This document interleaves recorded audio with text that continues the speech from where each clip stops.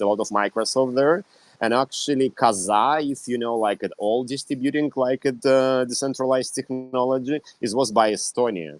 And I don't know. This is a land for startups as well, because they buy electronic residences. They invite you to be electronic resident and drive the business, and taxation very low. Actually, you pay taxation only on dividends. If you increase some monies, you pay for this, but you increase money, you can spending this money for the employers or rewarding or something, and it's like it really not taxable like after you have a zero. And my experience when we got by our own company first crypto tranche, yeah, and we're asking like, okay, dear tax office, how we can legalize our income? And it was mostly short conversation in my life. She like it, they like it. Okay, convert and just to put in the fiat and just to make something about the fiat that this was income. And I'm like, hold on, do you have a specific exchange where you trust? They like it, no, doing whatever you want, just to convert, put, and this is country provide a lot of ICOs in the past as well. And yeah, this is like a small population, nothing happened, it is an open mindset on building, and they truly believe in the decentralization from the beginning. And the voting of the president in this year is also happening on the blockchain. It was not the first day, not first time, sorry. Wow, super insightful information. Thank you so much. And as well, I think that well, me personally, that's part of a modus al vision. As first, we want to create a successful use case for mental health, and then we want to replicate it and escalate it to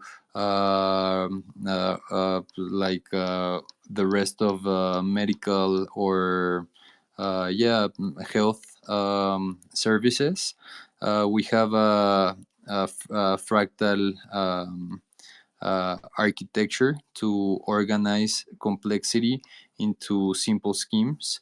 So yeah, definitely I consider it to be uh, a whole challenge, because me as a psychologist, I notice that we are working against current or against stream, because mental health is something that there's no movement behind it, like refi, for example. So like there's not like much projects doing much for mental health.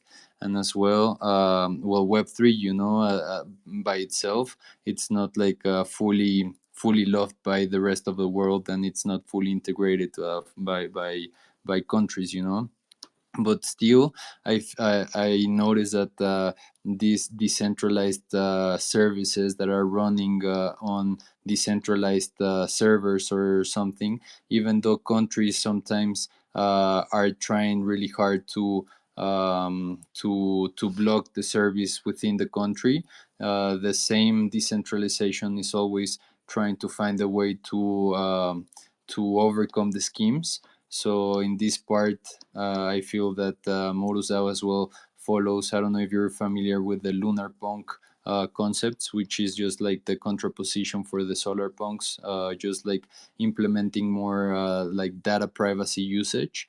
So yeah, that's part of my answer as well. But yeah, I agree that right now the current world situation is not fully built for these hyperstructure solutions. Hey, so sorry to interrupt the conversation, my friends. I'm so sorry. Okay, so I have some backend news for all of you. Jerry, I sent you a new link for you to join the video. I sent it from my personal account to your Jerry dot what WTF account. Because yeah, the other one failed and it was not showing up in any of the partner channels. So I just started a new one, and it's that one. So if you wanna join the video, it's that one. The next news I have for you is that I have to leave. I really have to leave. What do you think about this, Jerry? So I'm gonna just leave my phone connected. Like the only difficulty we have right now, like in the stewarding realm, is that we need to be connected to the same Let's Grow DAO account, and you haven't been able to connect. So I'm just gonna leave this account open The thing is that when the new steward comes and logs in this Let's Grow DAO account, um, yeah, he's probably gonna get like we cannot use the mic at the same time. So yeah, you're gonna have to help me tell the next steward that they have to close the mic from the Let's Grow DAO account and make sure that they talk through their personal account, because if not, it's gonna, I think it's gonna create like a big echo. um that makes sense, Jerry? Absolutely, that's no problem. I can do that. Yeah. If I'm really sorry about that. I don't know what else to say. Like, no, no worries, no normally worries. this is not an No issue, worries. but I'm just worried about it falling, like this if the space falls. But plan B, me the too. video stream is running, so I maybe you could, Jerry, just open up Let's Grow Live 24/7 from your personal account, and we keep it rolling from there just in case it falls. But yeah, I think the next steward is Pranav, so he's always pretty on time, so I don't think he's gonna take long. But just help me explain that to him, that this account is open, like I have to leave, so he needs to talk like from his personal account so we don't create echo. But apart from that, I think we're set. Okay. Woohoo! Okay, let's Good luck and have fun with whatever you're doing. Thank you for leaving your phone behind. No, it's okay. I need some. I think I haven't left my house since this started. Like I literally just go to walk my dog a little. So I need to You offline. need to. You I really need to like it disconnect from here a lot. the Go to laptop. touch So, grass. oh yeah, for sure. So for sure, I need to leave my phone. I won't miss it. And yeah, loved having you guys here. Loved the conversations. Tomatos now and Igli. I don't know if Igli still is here, but I know it's like very late. So yeah, cheers to you guys for sticking by, and I'll be back in a few hours. Bye everyone. But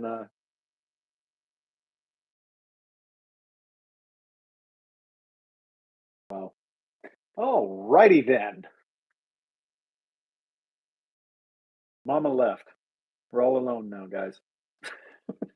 Yeah, but this was an What interesting conversation, like at mass adoption of the Web3 technology, secure and immersive, and it's how governments will be like a positive reacted to not giving chance to adopt, and especially for medical products is very hard too. But Jerry, where you from Europe?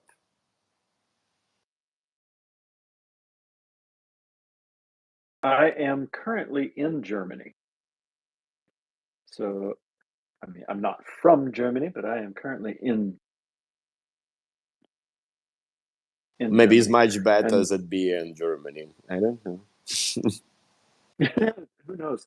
Who knows? It's not bad. I'm not going to complain about it. It's a fine place to live. Any place where it's got, clean air, clean water, clean soil, uh, not a bad place to be as far as I'm concerned. I guess that's what we're all trying to do here as well, with our climate ideas, is make sure that there are those places everywhere for everybody for as long as possible. Yeah, but maybe I miss out a bit because I see a growth DAO is starts to be a present, and maybe you can explain a bit for audience what is Let's Grow DAO, and how is the shaping when it starts, especially maybe for me who is missing a lot to understand who is a host like 24/7 Gitcoin community radio. Yeah, I mean, Let's Grow DAO is not just, for the Let's Grow Live Gitcoin stuff. It is a growing, working DAO put together with one person, one vote mechanisms. It's a Mullah DAO, so you can rage quit and leave, but it also has a couple of tokens in it, but they're non-value tokens, which is kind of an interesting concept. It's just a volunteer basis of working on things to grow and improve and make things better for the moment. There's lots of different things that are going on as far as how we can do that. The first of them, obviously, is this right here. So we started only about, what was it, a week or so ago, the DAO got released. So it's not been around for that long. 2 weeks ago, I suppose. 19. Yeah, 2 weeks ago, the DAO got actually integrated and started because we wanted to make sure that it was live for this and ready to go for Gitcoin to support the Gitcoin community and the Gitcoin grantees and, funding what matters. I think that is the fundamental mission that we have of Let's Grow DAO in general. It's also going to be working to help sponsor the Regenaissance event going on next year and Fangang. So, yeah, there's lots of things going on with it. You can get involved with it if you would like. All of the information is there in the Let's Grow DAO Twitter bio. X bio, I suppose.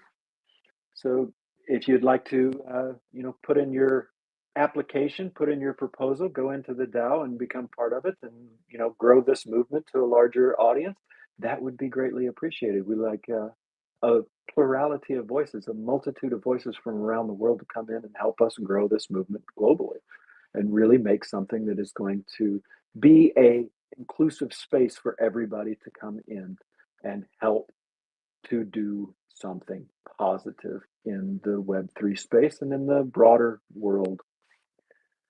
So that is my shill or my put out there for Let's Grow DAO.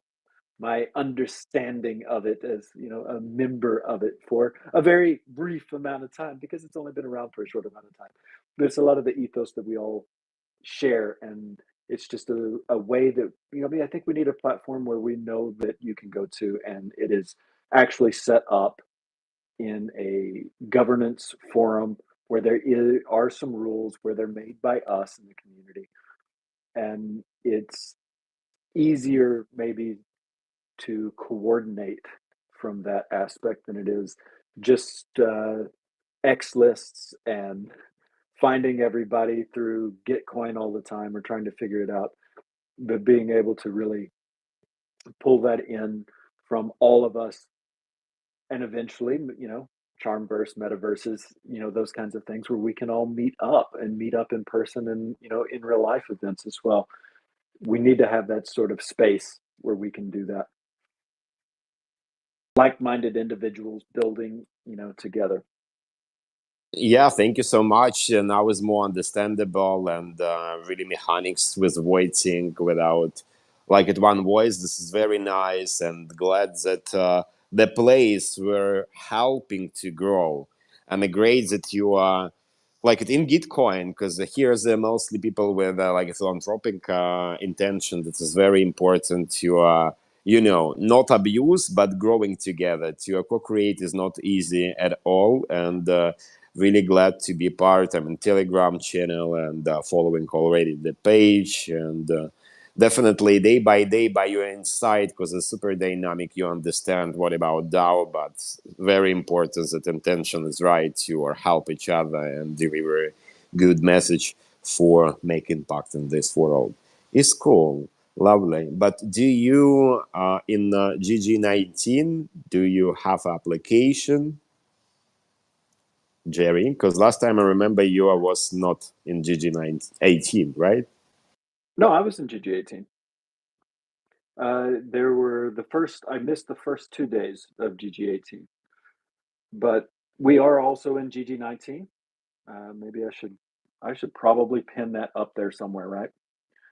That's what you're supposed to do when you come in. I'm just failing on all fronts. I'm trying to work on all of the other things for the Let's Go Live thing, and then back in, you forget all of the basics. You join the space, you retweet the space, you pin your thing.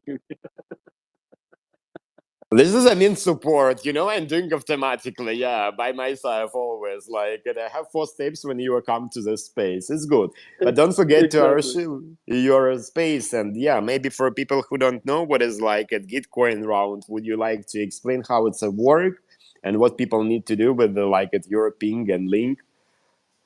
How is the system working? Yeah, and which round Yeah, you I are. actually have somebody down in the audience I'm trying to bring up. I don't know if they're obviously not able to speak there. In Kenya, they have an amazing project, and I'm going to pin their grant up there first because I want to talk about it a little bit. This is their first time inside the Gitcoin grants ecosystem. So they had to start it from the very beginning, filling out all of the forms. You go to, Gitcoin builder or builder.gitcoin.co, and that allows you to start your process of building your grant. And as you're building it, it is a little bit complicated because they've still not made it rich text. They've only got in syntax. You have to actually code in things if you want to have bold faced or you want to have spaces, emojis, pictures. Everything has to be done in a syntax markdown. So it's a little bit tricky. We didn't quite get that right on either on mine or on theirs, actually, format. But that is the typical way to do it. You build out your grant, you submit it, you make sure that you've got your wallet, for that, and it is set to the cryptocurrency that the round is going to be using for a payout. And that starts your process after you apply. You apply, it goes into a review process. The review process takes, 5 days, 2 weeks. They're pretty consistent. They're really good about it. This time they even had a feedback channel. So you knew exactly what it was and you got to see. And I learned from Pranav yesterday, without the reviewer's knowledge, they made public the feedback from all of the reviewers. So you really got to see exactly what it is that the reviewers thought about what you were doing. But I think it was absolutely genius because it allows us to know, unfiltered thoughts about how we could improve and how we could make things better. So I thought that was a pretty smart thing that they did at Gitcoin to allow us all to see it, and CCN especially because this is being run by CCN, the climate round, which is where Jerry is and where Elude is, with Adopt a Tree. And I've pinned that up to the top. You can find them in the climate round run by CCN, the climate network, which is, grown out of Gitcoin and has its own round now for the climate solutions. It used to be the climate solutions round. It's still called climate solutions, but it's run by the climate coordination network. So if you're not following them, please do so. We definitely need to grow that. And now to talk about the actual grant proposals. This one is from Kenya, as I said.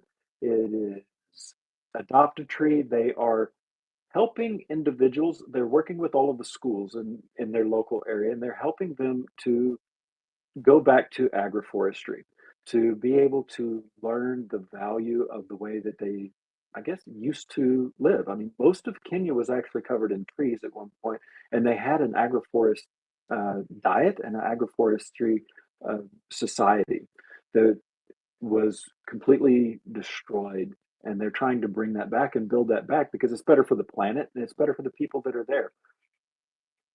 So they're teaching the children, and then the children take that knowledge back home to the parents. They plant one tree at school and one tree at home and learn how to foster it, care for it, and they adopt these trees. And once the parents see how this is working and how it's going, and then they're learning also, they do a lot of gardening and things like this, but they're learning better practices of how to grow the food and make it more beneficial and not just for trade, but for everyone in the local community to have. And the parents then come into the schools to learn more and to help as much as they can. So they have all of the seedlings growing, they have the whole nurseries growing, they have everything there. And as you participate, the more benefits you get in your community, the more you have at home for yourself. It's a really beautiful thing that they're doing. And you see the kids that are involved in this process and how proud they are and how happy they are to be learning these things and getting their hands dirty and doing something, because they're doing something not just for themselves, and they know that. And kids are the same. It doesn't matter where you are in the world, all kids want to be helpful. They love to be helpful for their parents and for the people. They want to know that what they're doing is important and it matters. And giving that agency to them and letting them really see that, hey, what you are doing is important. It is mattering. It is making a difference this way, is just like this beaming glow from them that they're like, yeah, this is something I'm doing, and I'm doing it with my friends, and they have fun with it. And it's an amazing thing. I'm really, really proud that they got into this GG19 round, and I would love it if everybody could go give them a die, give them $1 an E, give them something that you don't mind helping and sharing with, to help them grow and be able to have more trees planted and more schools integrated, and buy supplies. I mean, they need everything. I'm trying to get them involved with the Solar Foundation as well. If we can do that, that would be fantastic. I harp, on John all the time, and Colleen, like, hey, these guys really need it. One of the reasons that he has problems here is that they don't have stable electricity for him to be able to keep the devices going or to have stable internet. So if you're having those kinds of problems, then we are obviously going to have difficulties hearing about their grants from them personally. How are they supposed to be able to keep that going if you don't even have electricity, going? The amount of benefit that could be for them just to have stable electricity in their area would be unbelievable. For the schools, you see the kids, they're working by candlelight a lot of the times. Like, this is, I mean, it's fine. People have gone along this way, and we've lived this way for a long time, but we know that there's a better way, and there's also a sustainable way. The way that the Solar Foundation, by the way, who has a grant. So if you would like to donate to the Solar Foundation, please do that also. The Solar Foundation is fantastic, and they are doing exactly what I'm talking about. And they're bringing in free solar and giving it and sponsoring free solar electricity to small communities all throughout Africa. They've got the Ayahuasca Uganda, who they sponsored this last time, and they have made massive strides after receiving this benefit and this help from the Solar Foundation. They've been able to do, exponentially more good in their area in Ayahuasca and Uganda. And I'm hoping that we can do that for Ilud in Kenya as well, because this is something that I truly believe in, and I truly believe in this guy. I've known them for a long time. They've been working with We Try Better and supporting us, and we'll have a Jerry NFT collection for them as well to help support them and give them some funds. But it's starting right here, like so many things do, with the Gitcoin grant. And I am going to just pause for a minute in my rambling, ranting, shilling, and speak with my new steward to explain everything that Anna told me that I needed to explain. Morning, good afternoon. That you can't speak through the Let's Grow DAO because Anna had to leave, so it is open right now.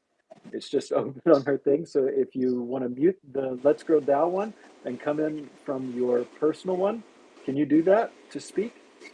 I can do that. Coming on in. Okay. Yeah, that's why it's just going to echo all the time because she had to go.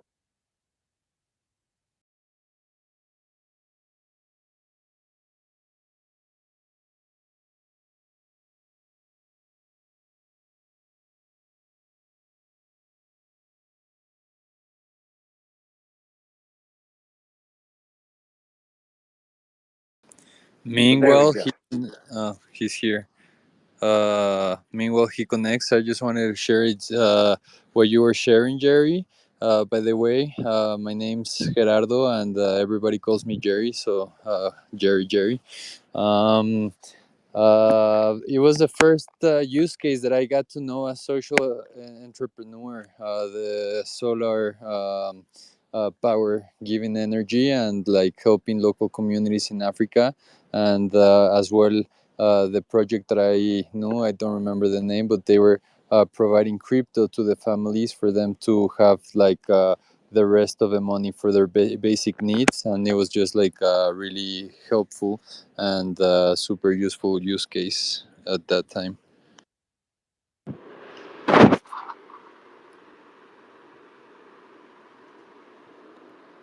Good afternoon from Mumbai, India. Can you hear me, folks? Good afternoon. Good afternoon. Maybe you can doing by Let's Grow account yourself co-host and remove me to be more sustainable in this case. Can you do it? I can do that. Hold on. Perfecto.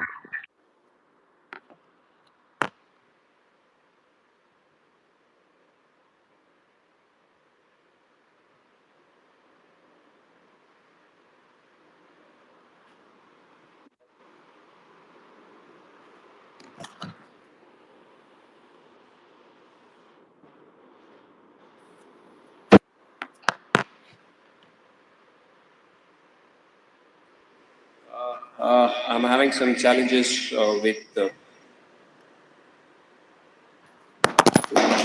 making myself co-host, so I am make Pregens also co-host. Pregens, is Jimmy around? Could they accept that? Jerry, any idea? He's not around. I'm actually trying to. Sorry, I didn't get that.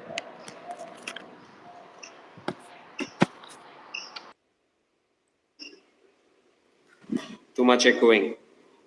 Yeah, you're gonna have to speak through your other account.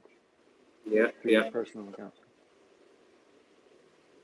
Transition times are always a funk. No question about it. Oh, we've had a lot of fun because I'm still locked out of the Let's Grow, because normally you would be taking it over from me, but I'm locked out of the Let's Grow X account. I don't know why. Maybe you can share with me the password that you use, in a private channel here, and maybe that helps.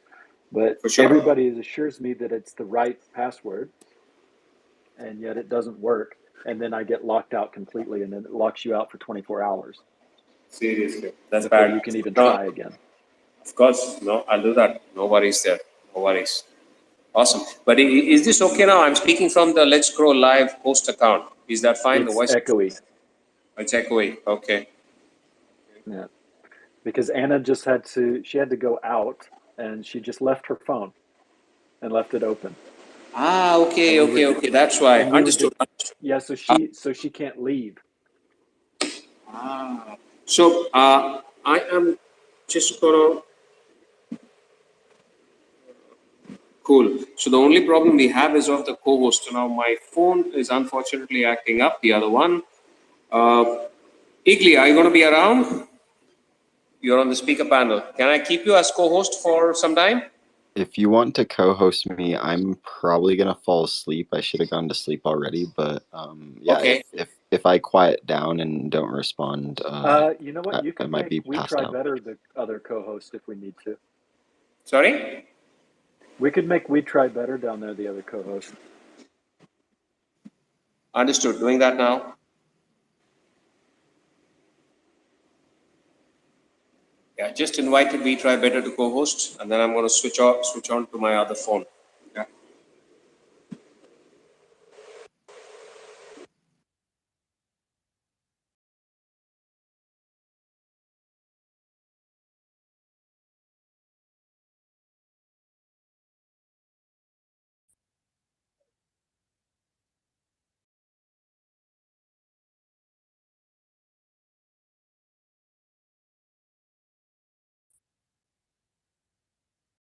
Okay. So now we at least have two co-hosts in case anything rugs out, and we wait for Pranav to come back to us. And yes, Igly, you should have already been asleep, buddy. You got to turn us off. You're just gonna have to leave. Apparently, we're too loud. We wake you up. We're keeping you up. Are you still trying to work? You're like actually still at the computer. You're supposed to be asleep Yeah, and you're still totally, working. totally. I'm gonna go lay down. I promise. I'm out of here now. I always feel bad. It's like, you mean the amount of stuff that you ship and everything that you're working on and everything that you're doing, I find monumental. So I can do nothing but, tip my hat to everything that you do. I could not keep up with the pace that you work at and the way that you do it, or, your entire team, everybody. But We certainly are you. burning the midnight oil, that's for sure. But yeah, I have some really cool developments and exciting news this round. So I'll share more as the round goes on. Though I'm gonna get some rest. Do that. Yeah. I'm looking forward to hearing about it, though. All right. We'll have a good space here and keep it rolling for the morning crew later. Absolutely. Later, buddy.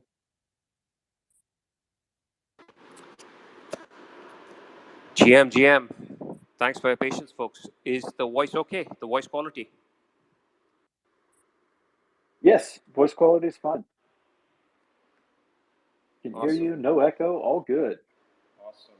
So this is my other phone. I'm kind of playing with phones right now. But yeah, very good afternoon to everybody on the space from a hot Mumbai.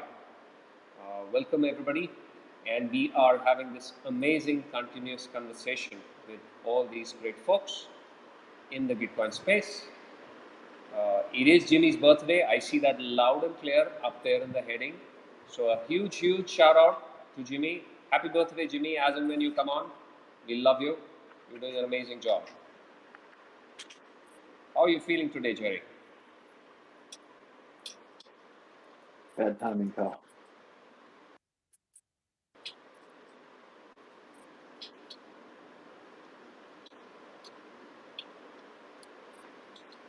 Are we losing you?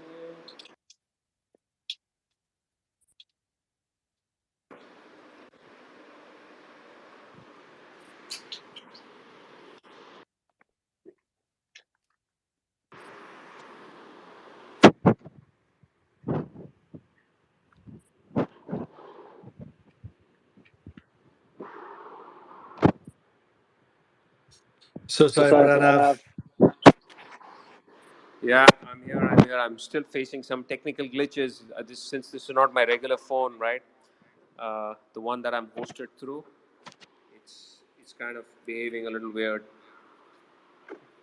Yeah.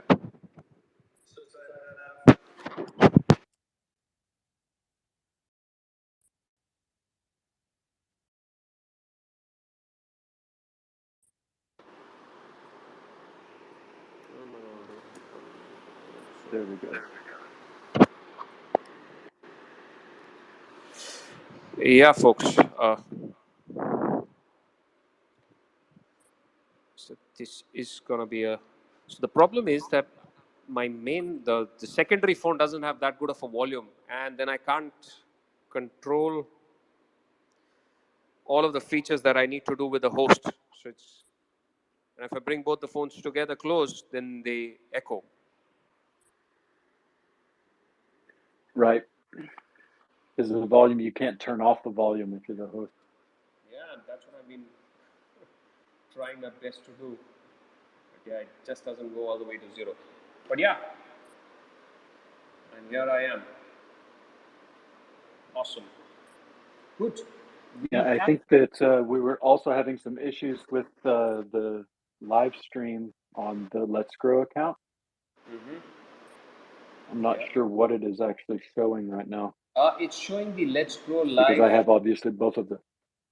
Yeah, no, it's showing Let's Grow Live, just the page. But yeah, this seems to be a setup that can work. So a quick reset of the space. It is exactly 13:00 UTC.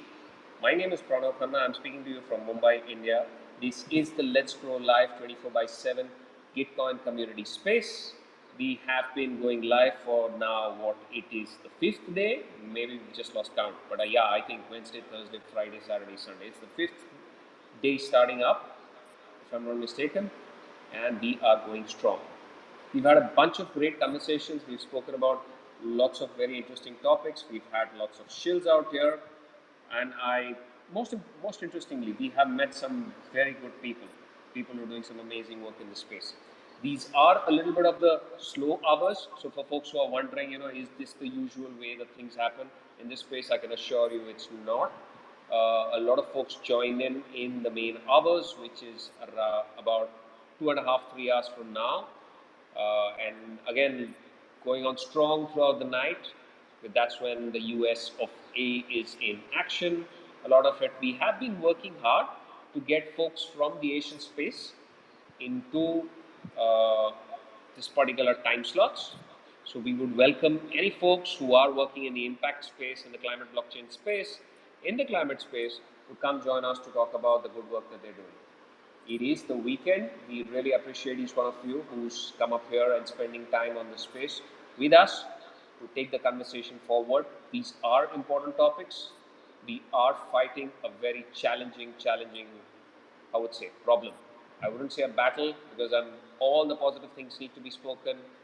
Like very well said by Jimmy 2 days back. We should stop killing two birds with one stone. We should instead be talking about feeding two birds with one plate. So absolutely, there's no battle.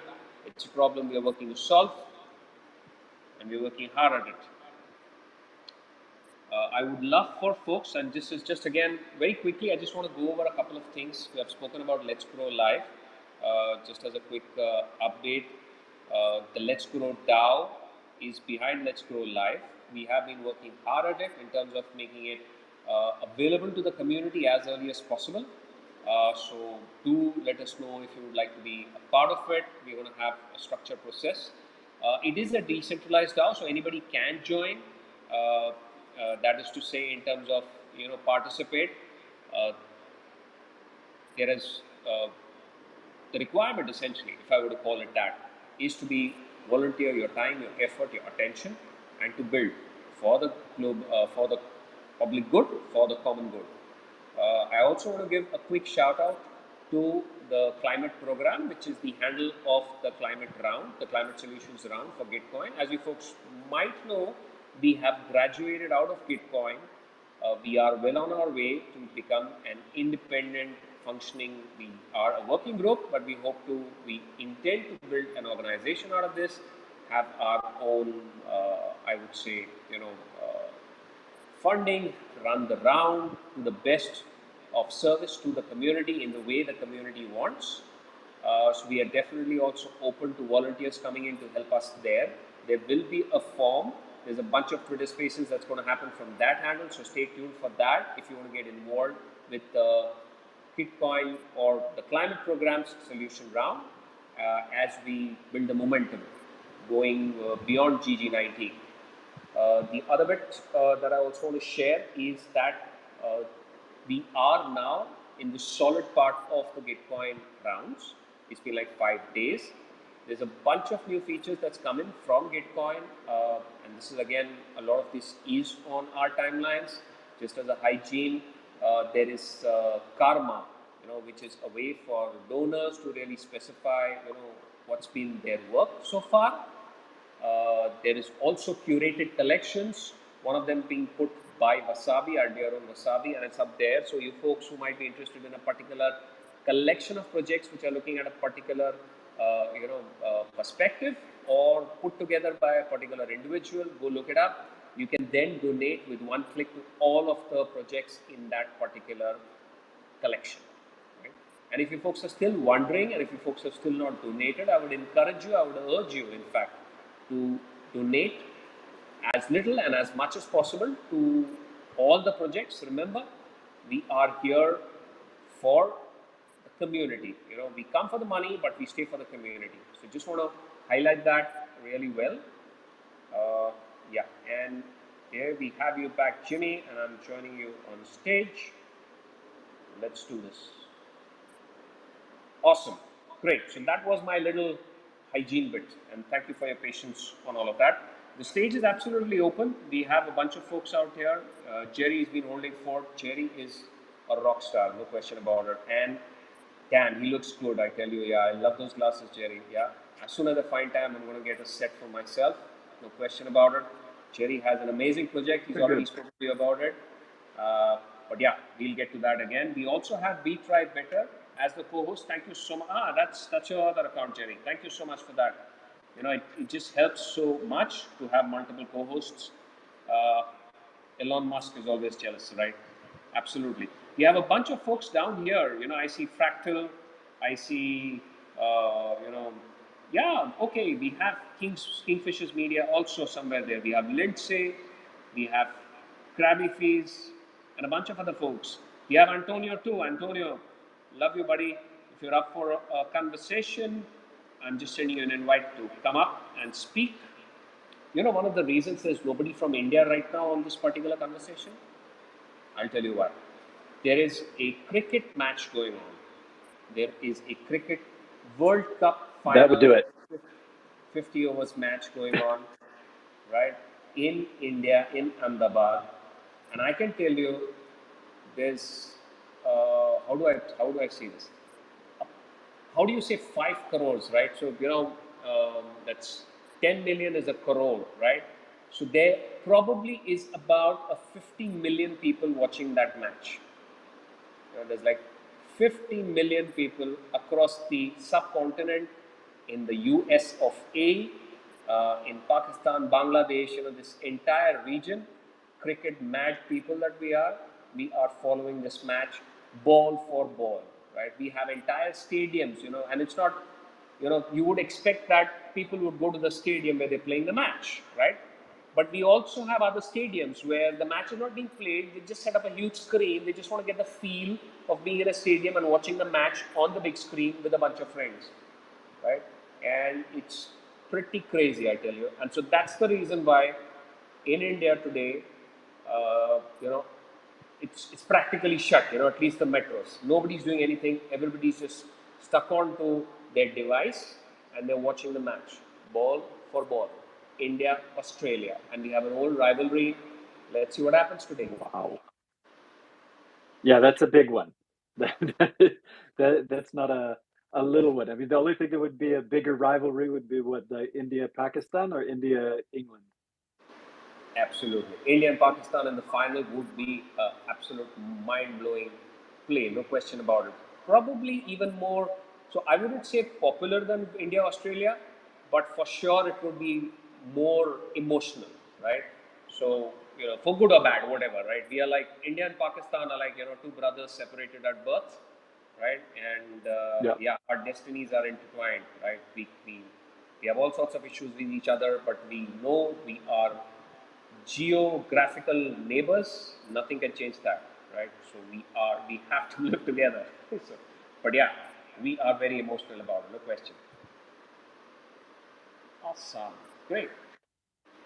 I love sports. They bring us together. I mean, yesterday for me is a big day. It's college football Saturday, so it's getting towards the end of our college football season in the States.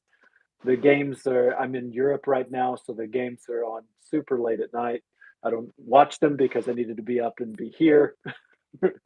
But yeah, the passion and the amount that gets shut down because there's a sporting event on that people are passionate about, it's real. It's a universal thing. It's all over the world. Whether it just the sport changes, but the feeling and the sentiment's the same, right?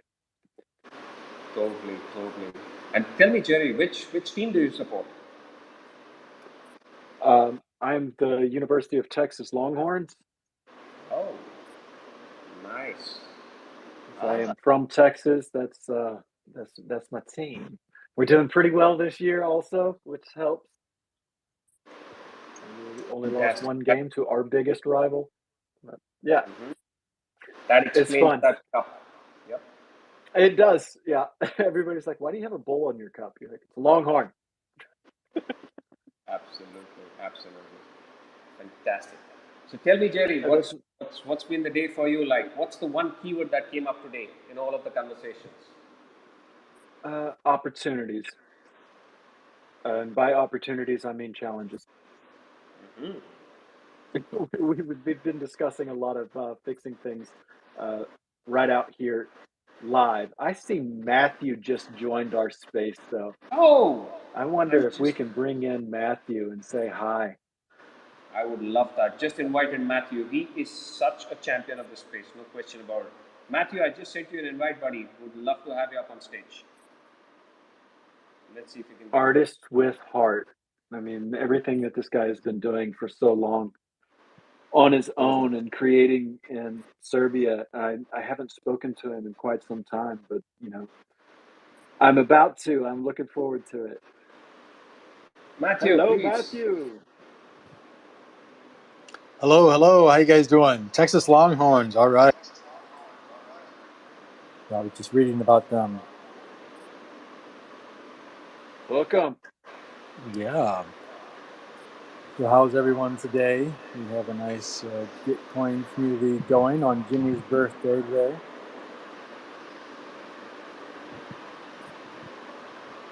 Jerry, can you hear Matthew? Is Jimmy there? Did you say Jerry or Jimmy? Jerry. Yeah, Jimmy. Can you hear Matthew? I can hear Matthew. Can you not hear him? No, not through this one phone. Damn, the space was glitchy. This is what I meant. Like one of our topics of today has been opportunities. Opportunities to learn, to grow, because there's plenty of these things that are, some people look at as challenges, but we're going to call them opportunities. So we can try to figure it out. I don't know what's been going on with the spaces. Matthew! Yes, can you I hear can me? hear you just fine. Please Okay, continue. Good. I don't know if Jimmy is back with us yet. He went out with some friends last night and took a little, well-earned R&R and celebratory thing, turning the big 3-0 and, doing all that he's done. I think he deserved a little bit of time off. Yes, Hopefully he's still asleep. Yeah, he deserves some sleep. He's been a little Energizer bunny rabbit. Absolutely, always is. Always call him the little prince of refi. That's what he makes me think of. Yeah, so I saw an article that Project Drawdown, one of the creators or one of the members did, and it said in the last decade, the cost of wind energy has declined by 70%, and solar has declined by 90%. Renewables now make up 80% of new electrical generation capacity. And I'm still hopeful for green hydrogen, still got a ways to go and stuff. But, really, Project Drawdown taught me, almost, I don't know, 6 or 7 years ago that we have to invest, trillions and trillions of dollars. We're talking 30, 40 trillion over the next 30 years or so. So that, to me, it means that there's lots of opportunities. So, we know that in our regenerative finance world here on X, there's a lot of great projects and stuff like that. We do have to scale it up. And, I'm really optimistic because I see so many great people and projects and stuff. But education is key, communication is key, marketing is key. Growing your network so that you can get funders, supporters, followers, and collaborators is important. So keep plugging away. And I'm still working on something that I feel will help the whole refi network. It's just taking a little bit longer because it's a big project. But yeah, I'm excited to be here and listen to everyone and see what's going on.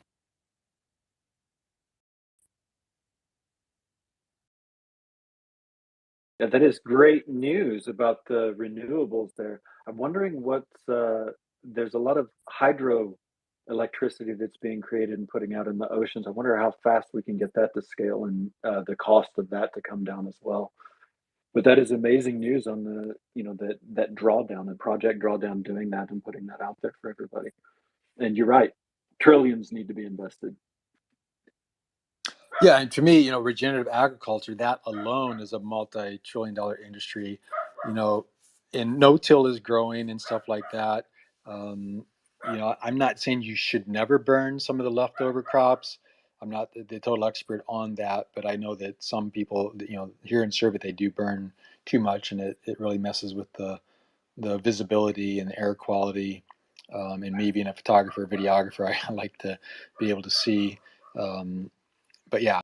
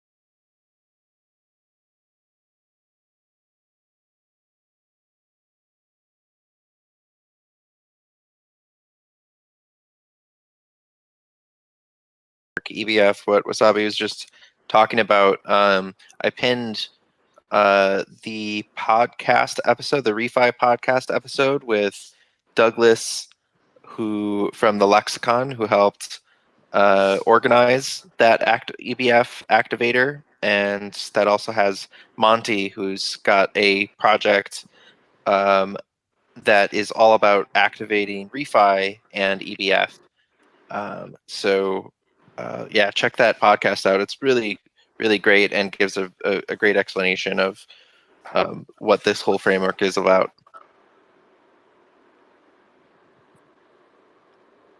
Absolutely. And remember, folks, do go and contribute to the Refi EBF grant. That's coming to be as an important and essential element of the work that's being built out here. Thank you so much for that. I've This Antonio had is his Antonio hand up, Avocado but reporting Cecilia. reporting for duty. You know, I was just listening to Wasabi mention, you know, a seat at the table. And one of the ways that we were able to communicate the benefits of the EBF to the local community at our event was with a food metaphor, which is what Douglas had first said to us at the greenhouse retreat last year was think of pesto, which traditionally has 3 ingredients, which are basil, pine nuts, and Parmesan cheese. So, but that's just a framework for creating any type of pesto. So you could create the green basilico with something else, use different type of nuts, use a different type of cheese, and you still have a pesto. So that was a real breakthrough for us. So I'm wondering if there's a way to communicate the ecological benefits of regenerative coconut agroforestry with coconut recipes. And so I, you know, thinking about growing the culture and you know, what can speak beyond just words, right? So we got to taste the regeneration. So just curious, what would be your one coconut dish you would use to communicate EBF? Wasabi, that's for you.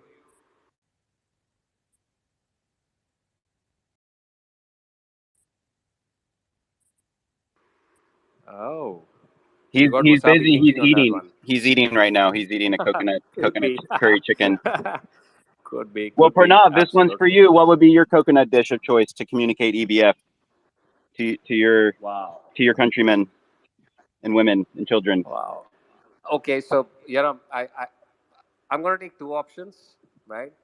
One, of course, is there's an entire cuisine down south which is cooked in coconut milk, right? And that's how EBF is also. It's the same sort of base, and then using that base, you can bring out a lot of different flavors depending upon what you add to it, right? And coconut milk is very widely used in the southern part of India and in Sri Lanka as the base element for for curries or any sort of food that we made, right? But then there's another point to it, right? I don't know if you guys know, but liquor is also made out of coconut, right? And there's the local arak, and I've stayed in Sri Lanka for some time, a long time ago, right? It's quite unique, it's quite distinct, right?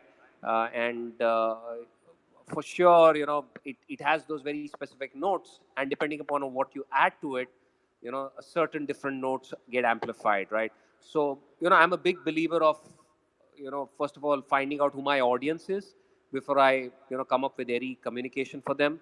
So depending upon who my audience is, right, it's if they are great with food, it's food for them. If they love liquor, it's liquor for them. I gotta jump in and add, this isn't a good way to explain adaptive frameworks, but coconut and scotch is a really great combo, actually.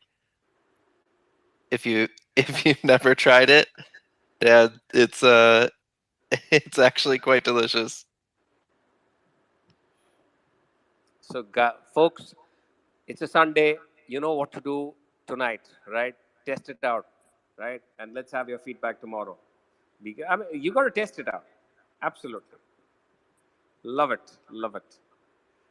Awesome. And it's amazing how a lot of our conversations, no matter where they start, do come up with food or end up with food. Food is so integral to all of us, right, including climate. And to be honest, this also happens, in other groups that I'm part of. I think there's a natural, flow to it that we all. It's like how you say breaking bread together, right? It's something that really binds us together. Food really binds us together. Absolutely. Love that, folks. I'm loving the direction this conversation is taking. We have had such an amazing set of inputs out here. I am blown away, right, in terms of now. Also, thanks to Sev just sharing the EBF framework podcast up there. Something that, is so valuable. I would encourage everybody to go have a look at it. Building a new language for the entire space, and again having applications across the board, including reaching out to the majors, the large corporations, the large institutions who need to understand everything in terms of numbers and metrics. Well, EBF is one way to actually do that. Awesome. James, please go for it, sir. I just wanted to share a fun fact about food. Sweet potatoes have the full spectrum of vitamins that you need, and if you had to make that choice of like if you could only eat one thing forever, that is the thing that you could actually eat forever. Love that, and I'm a big fan of sweet potatoes. Big fan.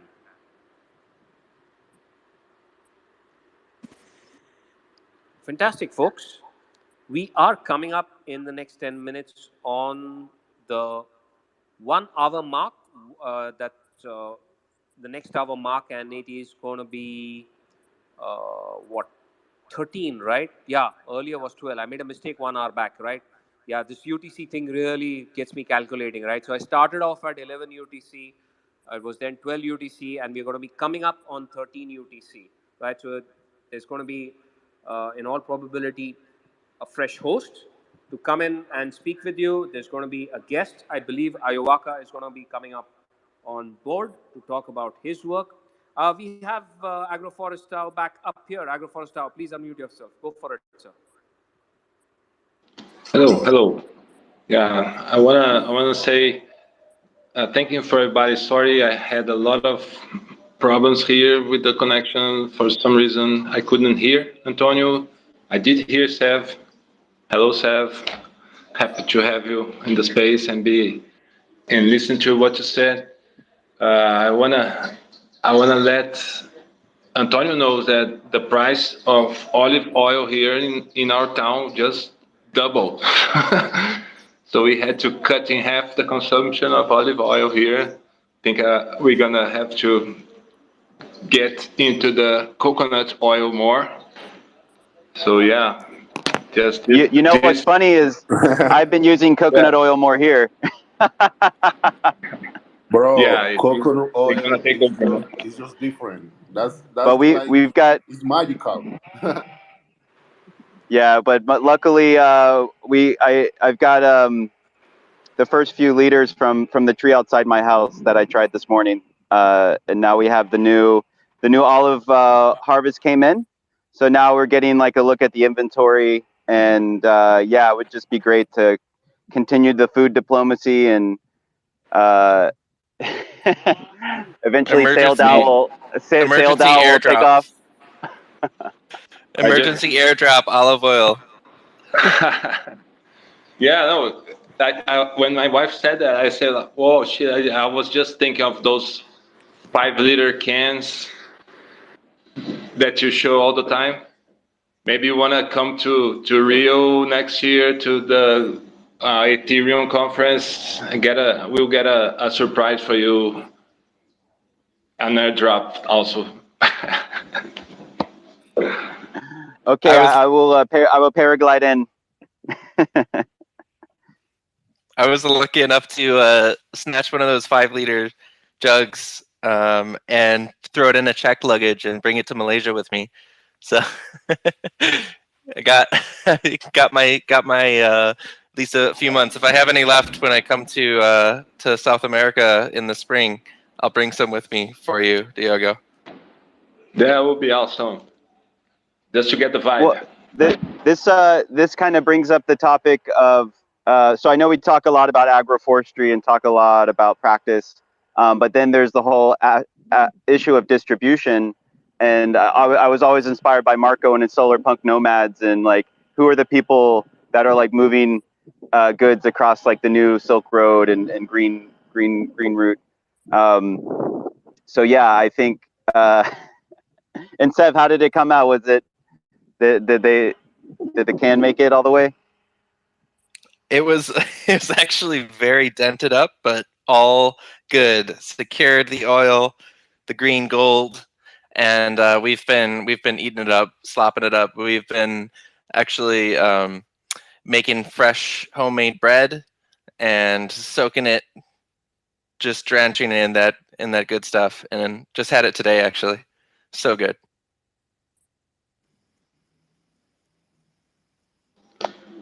Yeah, once you mention distribution, we are immersed in a model of market agriculture and distribution for markets.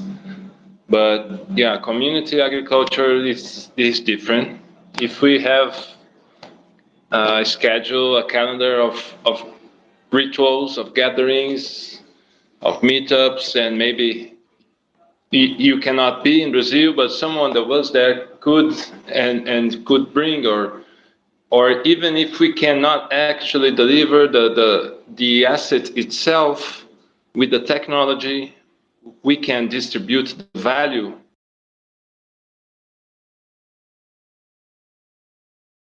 So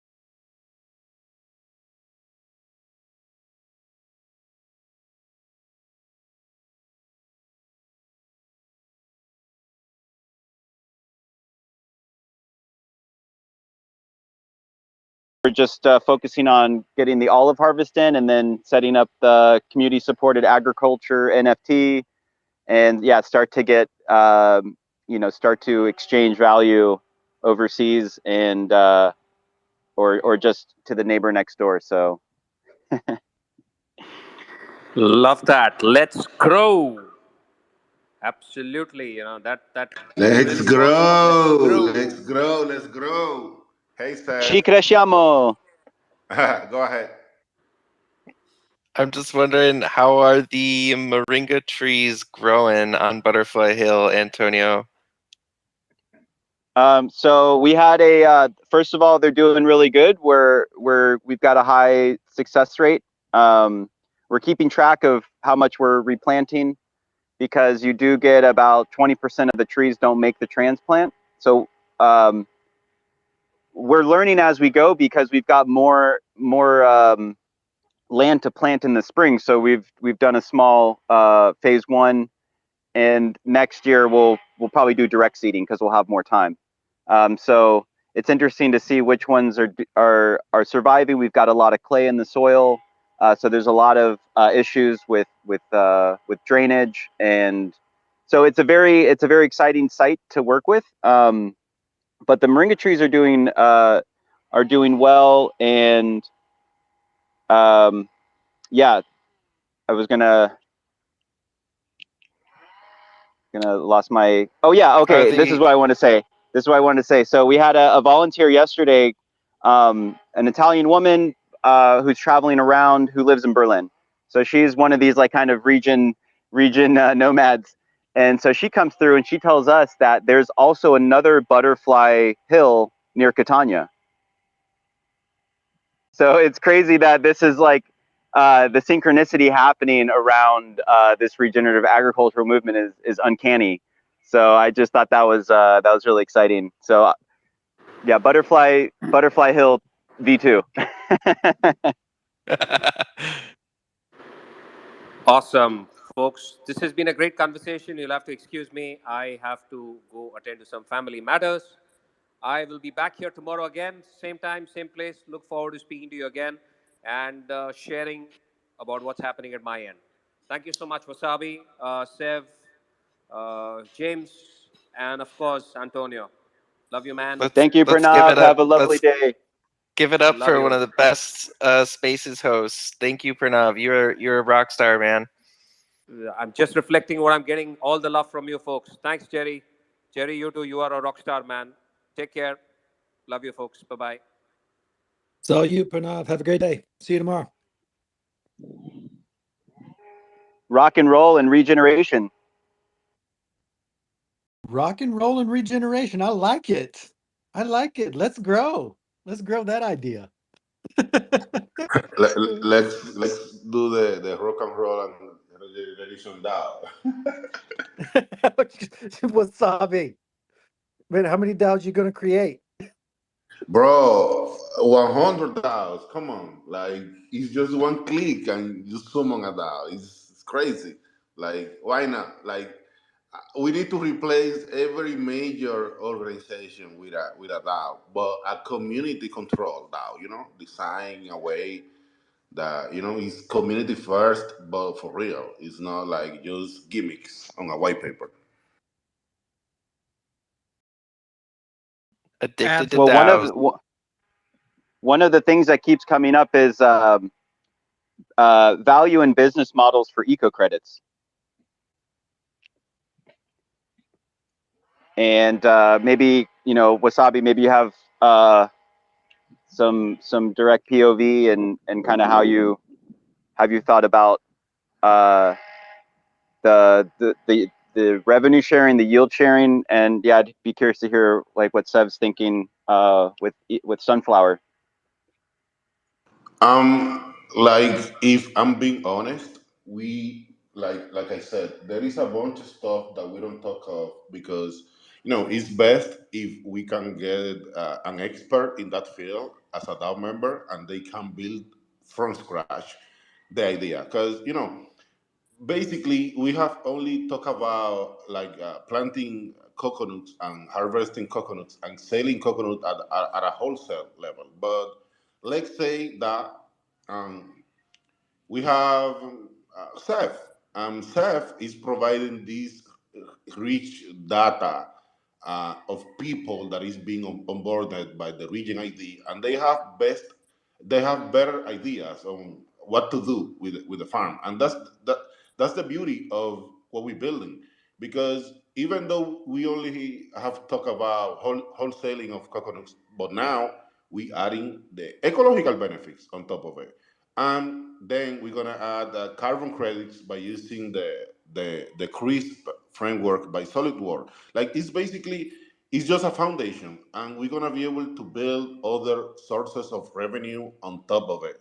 For example, you can use coconuts for biofuel, or you can use coconuts for construction, or you can use coconuts to make to replace fiber and use the coconut fiber to make pieces for the cars. Basically, it's endless the use cases, and all of those use cases are new source of revenue, let's say, in a way. But we don't talk about that. We just created a DAO and like, hey, you are in fully control over the DAO, and the DAO has X amount of ownership over this B1 plantation. And the way we have designed stuff is that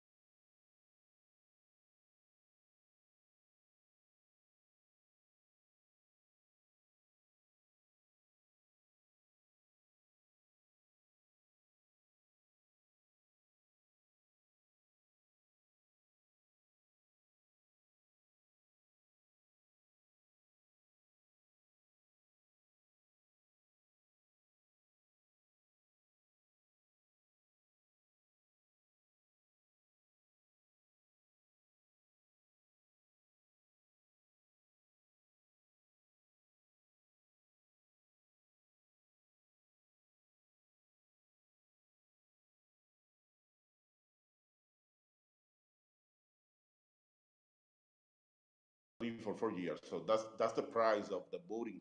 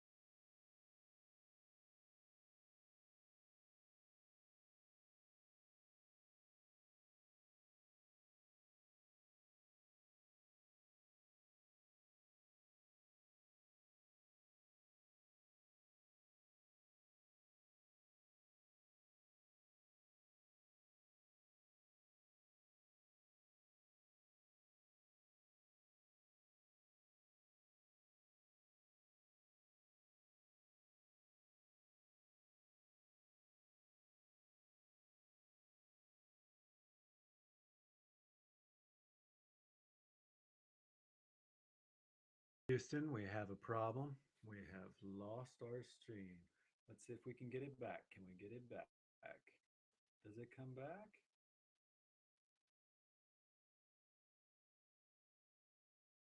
And we revive it. I don't know if it's revivable. Let's get on the old interwebs. See what we can find.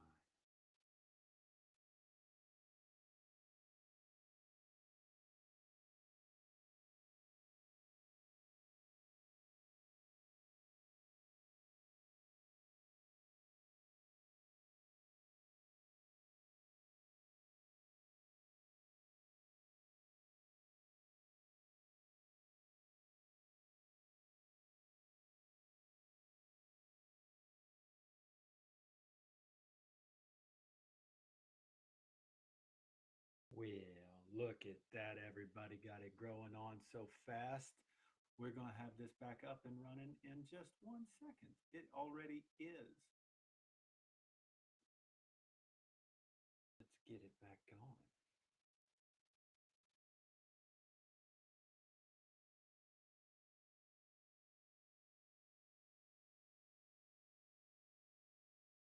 Let me see.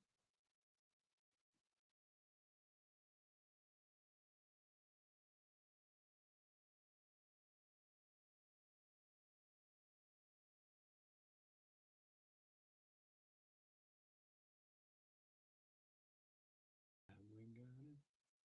Yes, we've got it. And we're here now.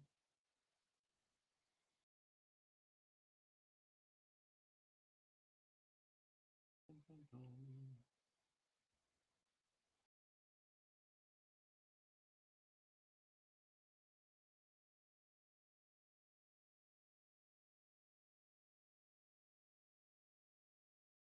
All of these things, we just got to work through it.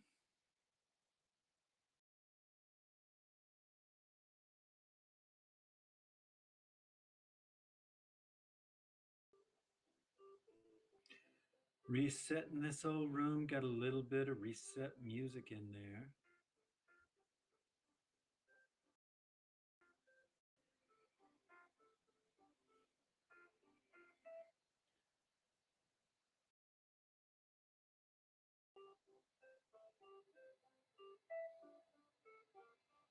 Go ahead and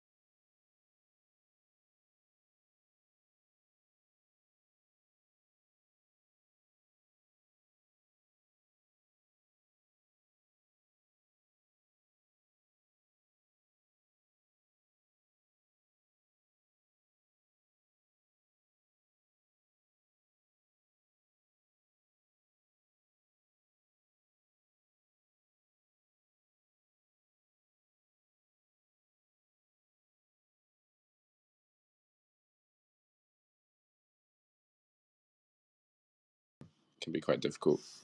But yeah, it's cool. Yeah, I would not be good at that. Keeping track of everyone is not my strong suit. I wish it was. I try. I've done all of those little tricks. You know, you see those things where they tell you, well, if you just do this, then you'll remember everybody's name. You know, give it acronym for you that it's easy to remember and everything else. You're like, no, that's not really going to work. I'm still one of those people. It's the impact that you make on me. That impression, how you made me feel, is the how I'm probably going to remember it. I still might forget your name, but I may love you and may give you a hug and be like, "What is your name? I love you." Yeah, I know what you mean. And like humans are only wired to only have 150 friends, because like if you look at our history, and now here we are online with like, you know, thousands of connections and lots of different groups that we're all part of. It's a stretch, right? Our minds are just like, okay, not used to this. This is not what I was evolved for. But Exactly. Especially when we've cheated. Now everybody's got a PFP that we're looking at as well. So they're behind 5 different accounts, and you've never actually seen their face. And so you're trying to figure it out. yeah, but I'll be meeting another group, the Pangan group. Is that Paul behind Green Pill, or is that Rod? No, hi Steve, that's Anastasia. Lumina. Nice to see you here. I didn't know it was you until Jerry told me. We met, right? On No, wait, no, I was no? here, but I was not in the crew that you met. But next Okay. time, hopefully. Yeah, well, I'm gonna be there for a while. I think this week we go, or is it this week? Next week. I'm lost with the days. Next week we go to Bangkok, see my granddad, and then after that we'll be in Penang for I'm not sure how long, months. So yeah, I'm sure we'll meet. It'll be great. So come for our region full moon if you are there by the end of the month. Yeah, I think we'll be arriving the end of the month, right? But we'll be there for Christmas and then Chinese New Year, it looks like. And I got a region book that all of you might be interested in. I picked it up at Greenfield Turkey. There'll be an online version as well, but I picked up the physical book. It's about like growing your own region community in your local area. So yeah, it'd be good to share that around and see what alpha or golden nuggets people get from it. Mm. Oh, I'm rugging a bit. Wow, sounds awesome. Yeah, I cannot wait to see the book. I actually am dreaming to hold in my hand also the Green Pill book, the real one, because I read only the electronic version, but I'm that person who really loves the paper books. Yeah, so maybe one day I'll do that. Yeah, 100%. When I stop traveling around, I will be collecting paper books again. I'll have a nice bookshelf and all that because it's so much better. It makes reading so much more enjoyable, and you can do it a lot better before going to sleep because you're not staring at a screen, right? So I found that I'm listening to audio books before bed rather than looking at the screen, because I find if I'm staring at a screen, yeah, I'm just not going to sleep, right? So it's kind of traveling around and reading is a weird problem that I didn't even think of before traveling.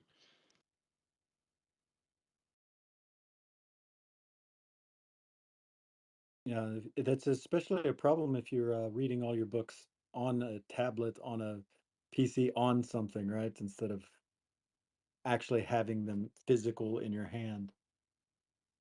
Though if you're trying to read to go to bed too, sometimes having that other light on, especially if you're in a hotel room and they've got really bad lighting. Oh yeah, like you got like a side light that's brighter than the room light or something. Yeah, What basically, is the like point? you turn on your reading lamp and you basically got the sun in your room. Yeah, no, I've had that too much lately. It's really frustrating, but not that I'm reading much.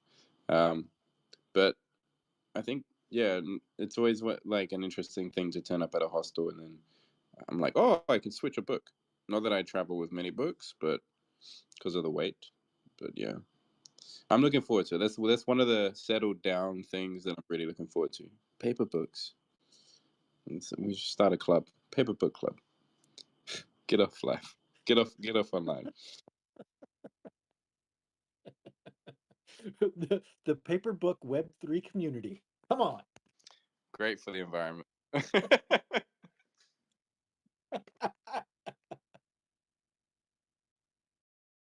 We just Oh, get Earth's Dow to make them out of hemp, and then we can say it's region.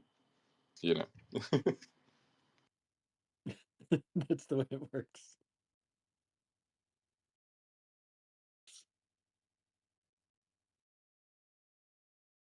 Yeah, go ahead, Anna. Yeah, since Steve is here, I wanted to ask if you know some interesting Chinese communities that are in Refi or have potential to be interested in listening, because we're making this space and well, actually on Monday we're going to talk about environment, but if there is an interesting guest that can visit, we can also switch the topics. Yeah, we want to bring more of communities from Southeast Asia in these hours because the space is very empty and we're trying to make it like, blasting really 24/7. If you have any idea, please let me know later. Thank you. Yeah, no, there is actually a Chinese, not in China, Chinese community I'm connected with. I've been trying to meet them this week. There's actually one group that I keep on going past. So like they were at an event, and then when I'm like, yeah, I'm at this event, they're not there, and then vice versa. Like, so there's so many events to go to, right? So yeah, in general, Chinese people are not understanding of this area of Web3. There's a cultural and reality reason of that, but there is a group, so maybe I can contact them, let them know to hop in, and there's a few pretty good English speakers, but they're not a big community. So, but everything starts small, and yeah, I think this area of Web3, the main vibe I got from Istanbul is it's growing. There's a lot of excitement about this area of Web3. I think the main talks is about DAOs as opposed to environment. There seems to be that the previous growth of DAOs obviously isn't working. So everyone's been discussing how do we make DAOs better. The structures are in need of an upgrade, basically. But in terms of the environment stuff, I've barely heard any conversation.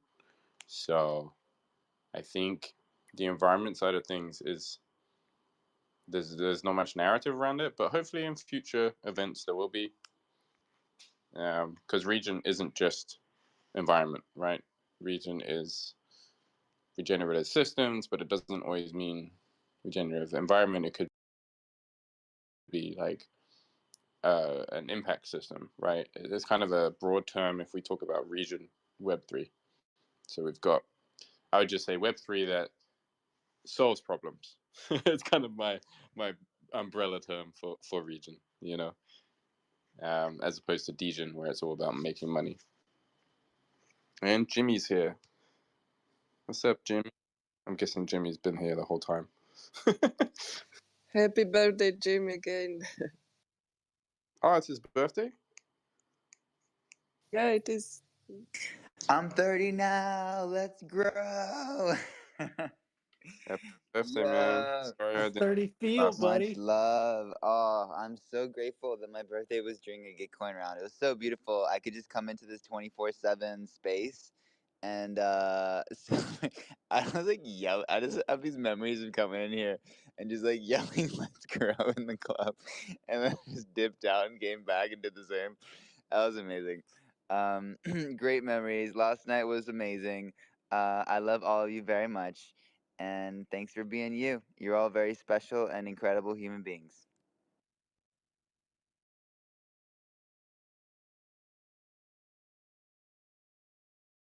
I swear the clap is the only sound I know. All the other ones don't make sense. I was trying to do like a birthday.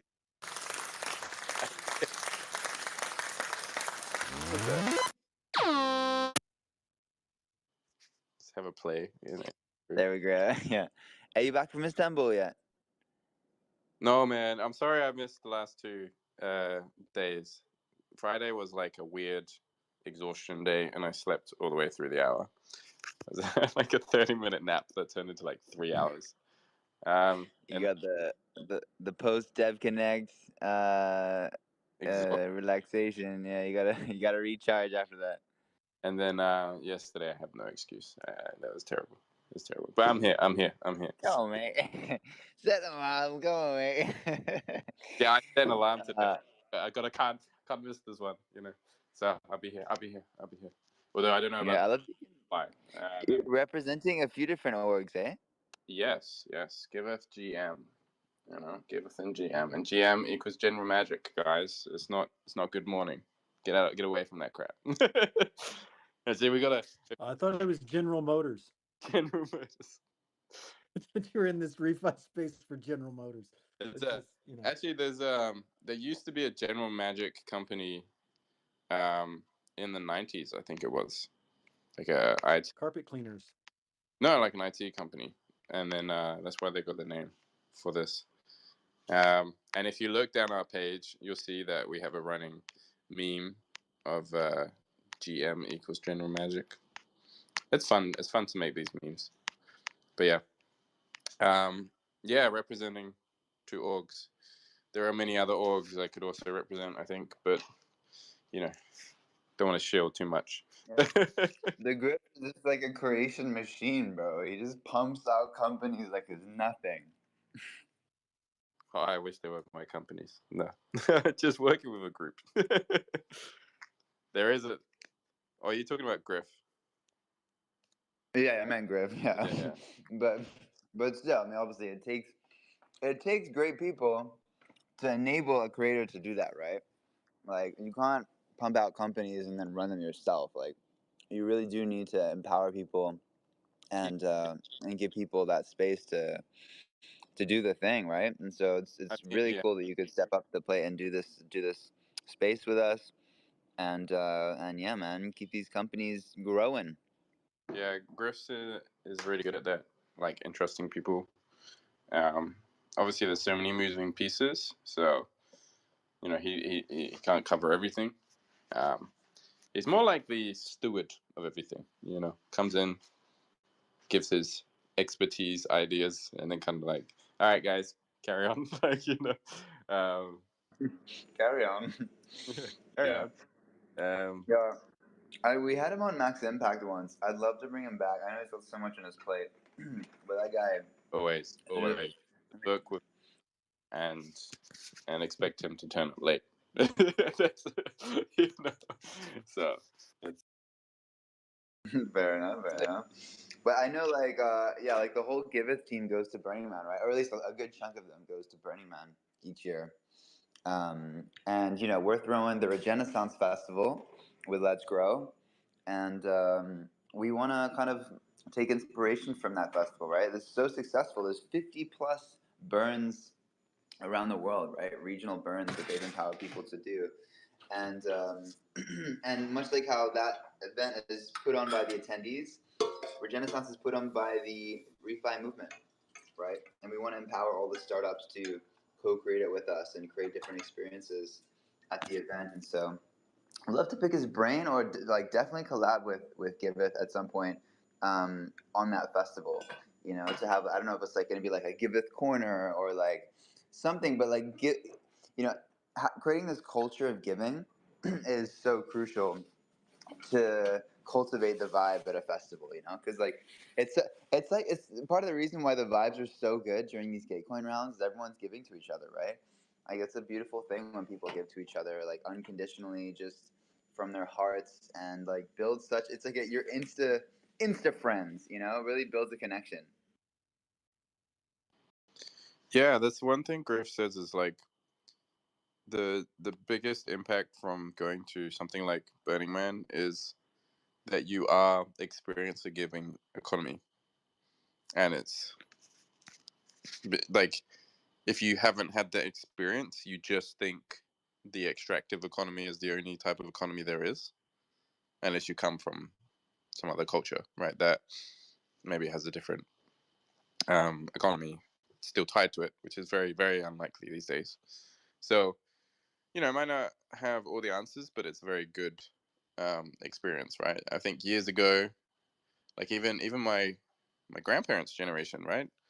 And probably for some people in the world, their parents' generation, people down the same street would share the different vegetables they grow and things like that. And as an example of a giving economy, right? It's just you're giving it because you're it's just the act of giving and it's kind. And I remember a good friend of mine said one of the best things about kindness is that it's passed on. So it's not that you give to expect something back, it's that you give because it's good, and then that person remembers that and then gives to somebody else. They might give back to you, but like they'll give to somebody else, especially in need and things like that. And I think that's the special part about it, right? It's the best thing about giving is that it's passed on, right? Most definitely. So how can we then cultivate this giving economy 365? I mean, obviously, is doing it, but how do we really instill that in more communities and grow that giving Well, economy? yeah, I think it exists on Twitter outside of Web3 as well. So I came into Twitter through Money Twitter, and I think it does exist on Money Twitter because there's a lot of I found when I first joined Twitter, especially on that side. So this is completely. Let's take out Web3 for a moment.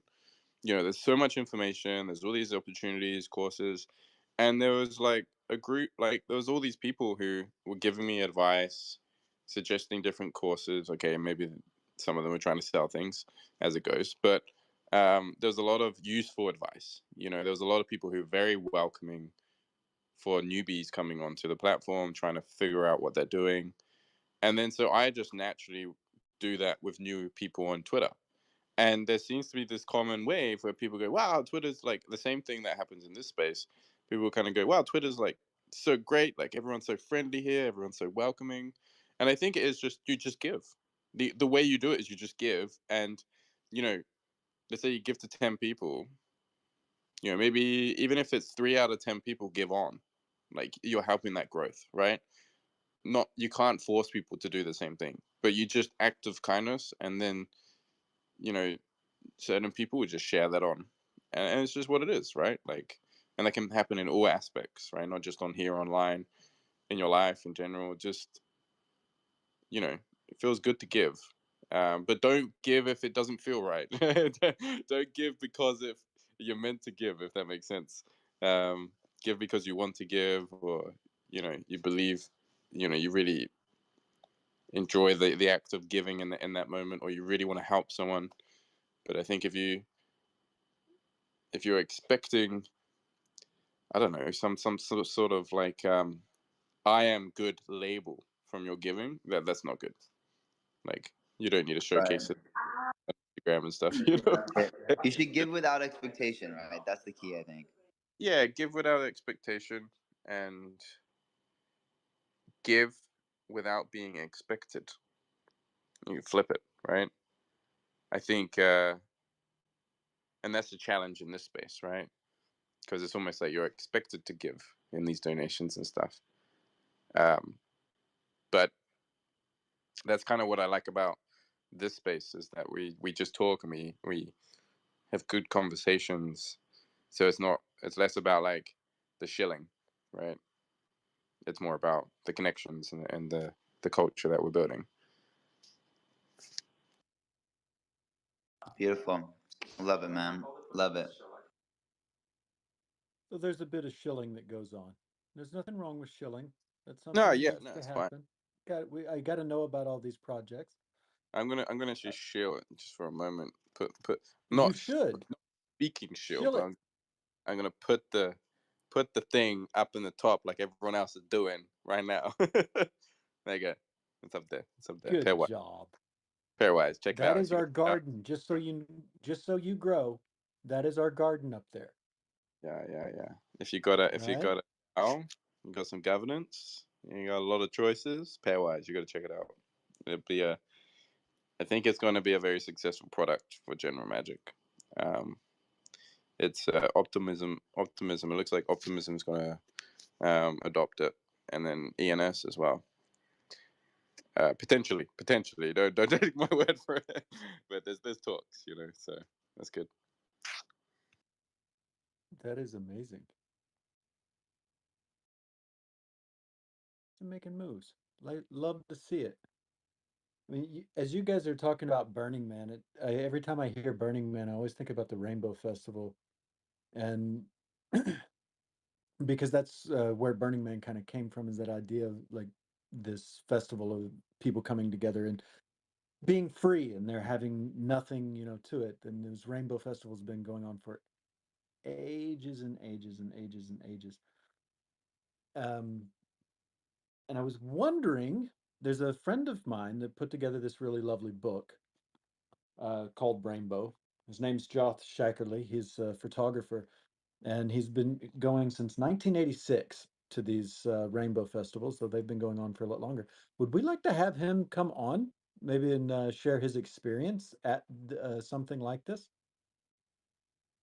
That'd be amazing, dude. Yeah, bring him on.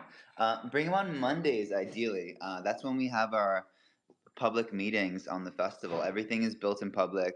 Every Monday, as you know, we've been meeting to discuss this festival, the Regenaissance.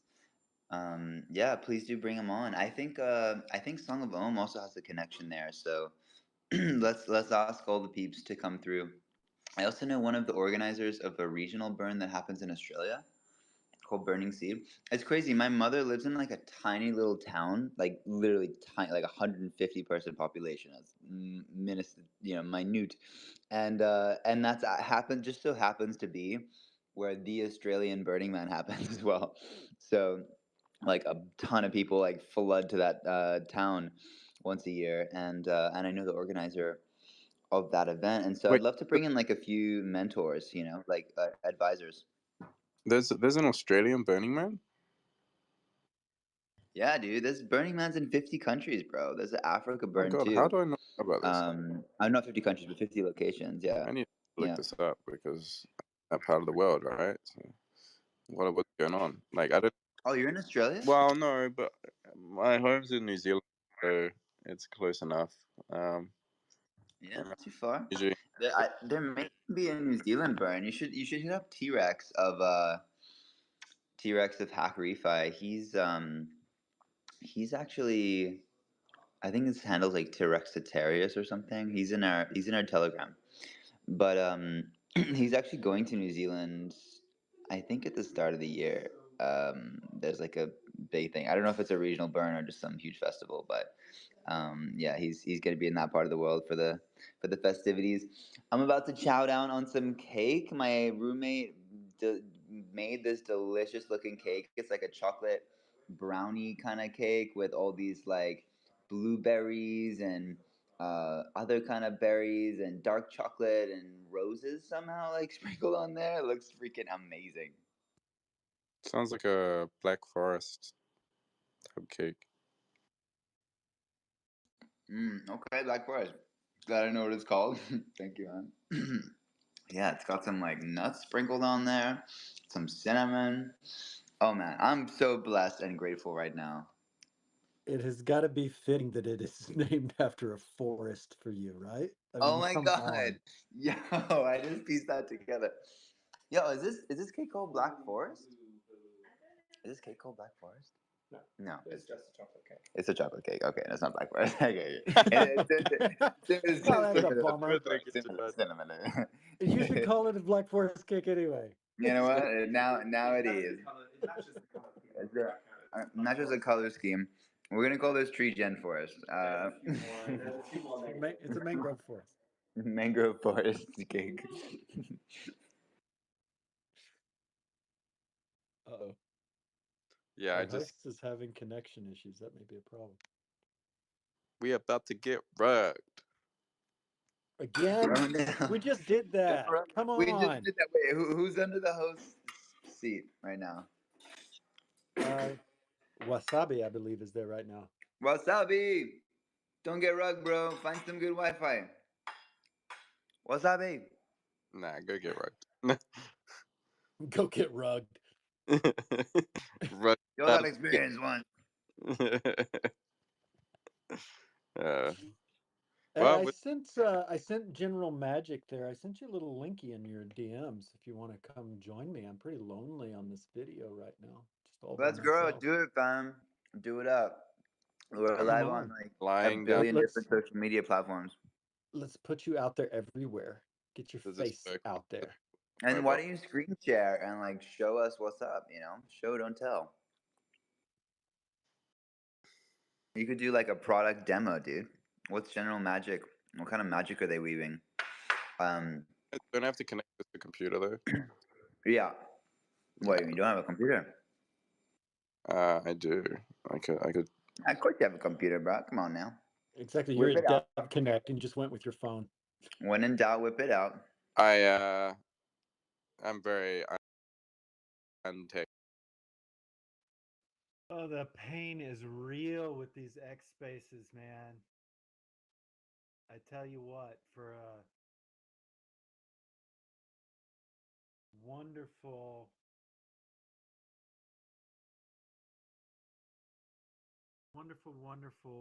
platform that has no flaws, flawless platform without any flaws like X, we sure rug a lot. I mean, I know it's not X's fault. I'm sure it's something to do with with us on our end. We've obviously using it too much.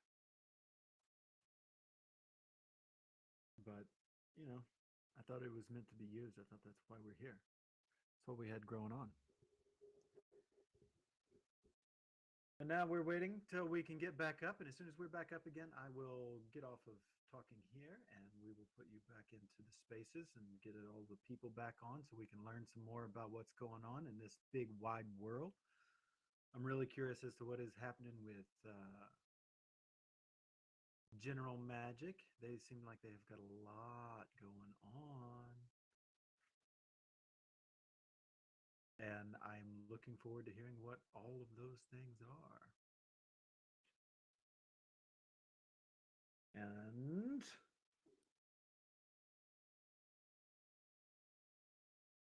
here we go.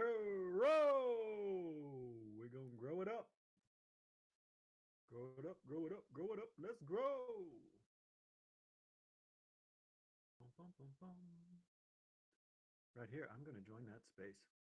I'm just going to join right in. Right here. Right now. We're growing. We're growing again.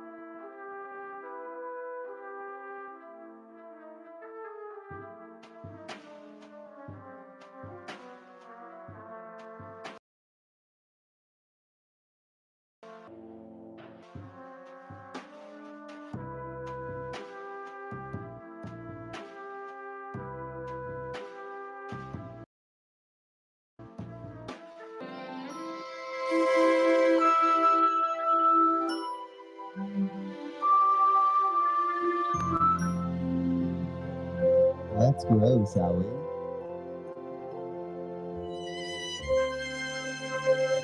Hey, Jerry, can you send me the link to the video? I think I'm on the wrong one.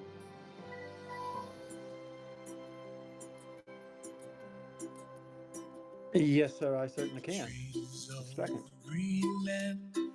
Red roses. Trees of green, baby. I watch them bloom. Let's go. Me and you, and I think to myself, what a wonderful world. Well, I see skies of blue, and I see clouds of white, and the brightness of day. I like the dark, and I think to myself, what a wonderful world. I like the colors of the rainbow, think to myself. Everybody retweet this room. We got rugged back to back, but have no fear. Jimmy is here. I'm kickstarting it again. You can retweet, you can comment, you can like. All these things are totally possible for you in the comment section, bottom right. Okay. Bonus points if you type "Let's Grow" in there, and then just retweet that baby. You can also DM. I don't know if you guys knew this. You can DM spaces to people in the top right. I mean, we are trying to grow a movement. I don't know if you guys knew this. We're trying to grow the regen movement through Let's Grow. So let's freaking grow. DM your friends. Tell your sister. Tell your neighbors. Tell your grandparents. It's about to grow down, baby.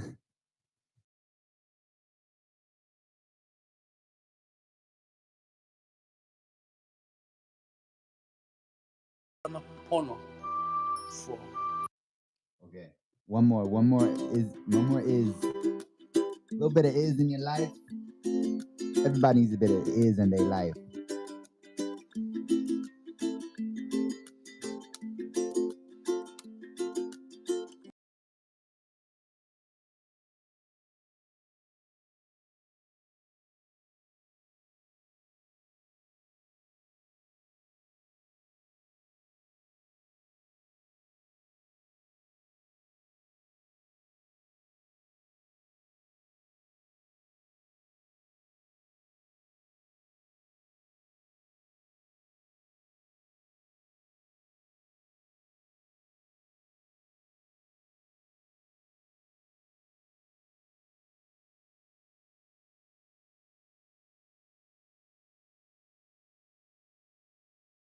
Blue fly,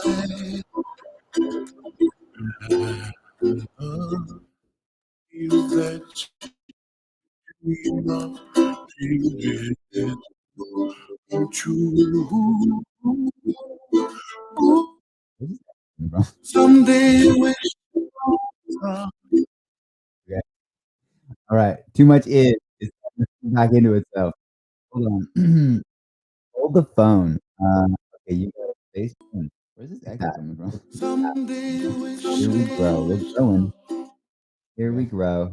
All right. Too much is starting to feed back into All right. itself. As Hold you on. were. Let's get General Hold the Magic up phone. here. GM. Okay, you GM got a is coming space. on up. Look at that. Look at Bing that. bom boom. Here we grow. We're growing. And look at that. Here we We're grow. alive again. Happy My days, phone has friends. stable All internet. right. Happy to be of As you service. were. I'm Let's going to get finish General reading my Magic up PA here. cake though, GM. so I'll GM's coming BRB. on up. Let me send some co-host invites out. Bing bom boom. General Magic, who else needs co-host invite? Kingfisher? Look at that. We're Do you? alive You again. waving? All right. My phone has stable internet. Happy to be of service. I am going to You're finish the reading king of all the my fish. G-Day It's, cake oh, though, how did I so get a I'll Jerry BRB. back Let me color photo? send some Look at co-host this. invites out. Beautiful backdrop. General Magic, who else needs co-host Oh, invite? man. Kingfisher? Do you? You waving? All right. Sending it to Kingfish. Dude, I'm here. You are the king of all the fish, good sir. Where? Oh, how did I get a Jerry back How color many photo? Jerrys? We are all Jerry. Oh, Let's go. man. Let's rap. Love it. Nah. You want to rap? Yo, my friend is actually pretty good. He does like conscious rap, Dude, I'm and here. I'm there. yeah, that's I'm the thing, conscious rap, everywhere. consciousness. Like he's really dope. Rappers in the I space. survived. What, Let's go. last Let's night? rap. Nah. Oh yeah, I party well. I don't know if you guys knew that, but I literally ran. Jerry stuffing his face with cake. That's what's going on, Jerry. Oh, you guys couldn't hear me. I was muted. My bad. I Jimmy, you was muted. survived, huh? He's talking away, but he's got to unmute himself. So we can't No, hear him. he's stuffing his face with cake. That's what's going on, Oh, Jerry. you guys couldn't hear me. I was muted. No, I'm my bad. watching him live. He's No, I was muted. muted. Hold up. Okay, boom. Yeah, Jerry muted himself in the stream. He knows what's up. I foolishly forgot to do that. But yeah, so what was I saying? A bunch of gibberish. You Bunch of survived gibberish. the Oh night. yeah, I survived. I partied well. I don't know if you guys know this, but I actually used to run a nonprofit called Party Well, and we would fund water wells with our proceeds. And guess what? We partied well. I used to go to like all the best festivals and clubs for free, make money while there, and fund clean water projects selling high fidelity earplugs. That's what we do. Make sure people don't go deaf while they can still hear all the music. And we fund people to get clean water at the same time. That was a pretty sweet nonprofit. And then of course COVID happened. COVID had put a spunner in the mix. So I took a step back from events in 2019. I did do a digital charity festival in 2020, but then we took a step back and really reflected on what's important. And to me, that was always the impact. And so I got a one-way ticket to Uganda, started doing biosand water filters there, which is by far more cost effective. Instead of paying $40 to get someone actually clean water like charity water charges, although they're very transparent, $40 per person. We got an entire family of like 10 people access to clean water for $20 using biosand water filters. We use local materials, sand, gravel. You clean them, you add different layers into a container, and boom, $20. And then if things got crazy politically, we literally drove through flames bigger than our car and heard 40 tear gas bombs where we lived. The old African elections, a bit of fun in the mix. And so we went to Kenya. We were always planning to go to Kenya, but when that all popped off, we were like, it's time for Kenya. And then we got involved in Rotary clubs. I don't understand Rotary, but 1.4 million person network of philanthropists around the world. Bill Gates is Rotarian. I don't know, I guess I don't like him, but some pretty influential people are Rotarians. And then we got involved in other projects. One of which was planting mangrove trees. Wouldn't you know it? So we planted mangrove trees, and I learned that whoa, these things absorb 8 to 10 times more carbon from the atmosphere. Oh my goodness, they're more straightforward to plant. They desalinate ocean water, practically water themselves a lot of the time, and they help biodiversity and all these amazing things. Like, what is this magical tree? And around the same time, my friend from university hit me up and was like, "Hey, you got to get into this blockchain thing. People are raising funds through NFTs, and it's improving transparency." I was like, "Oh, this sounds like my jam," and then connected the dots. Accidentally went to the Sustainability Blockchain Summit after ECC. I'm like, "What's this?"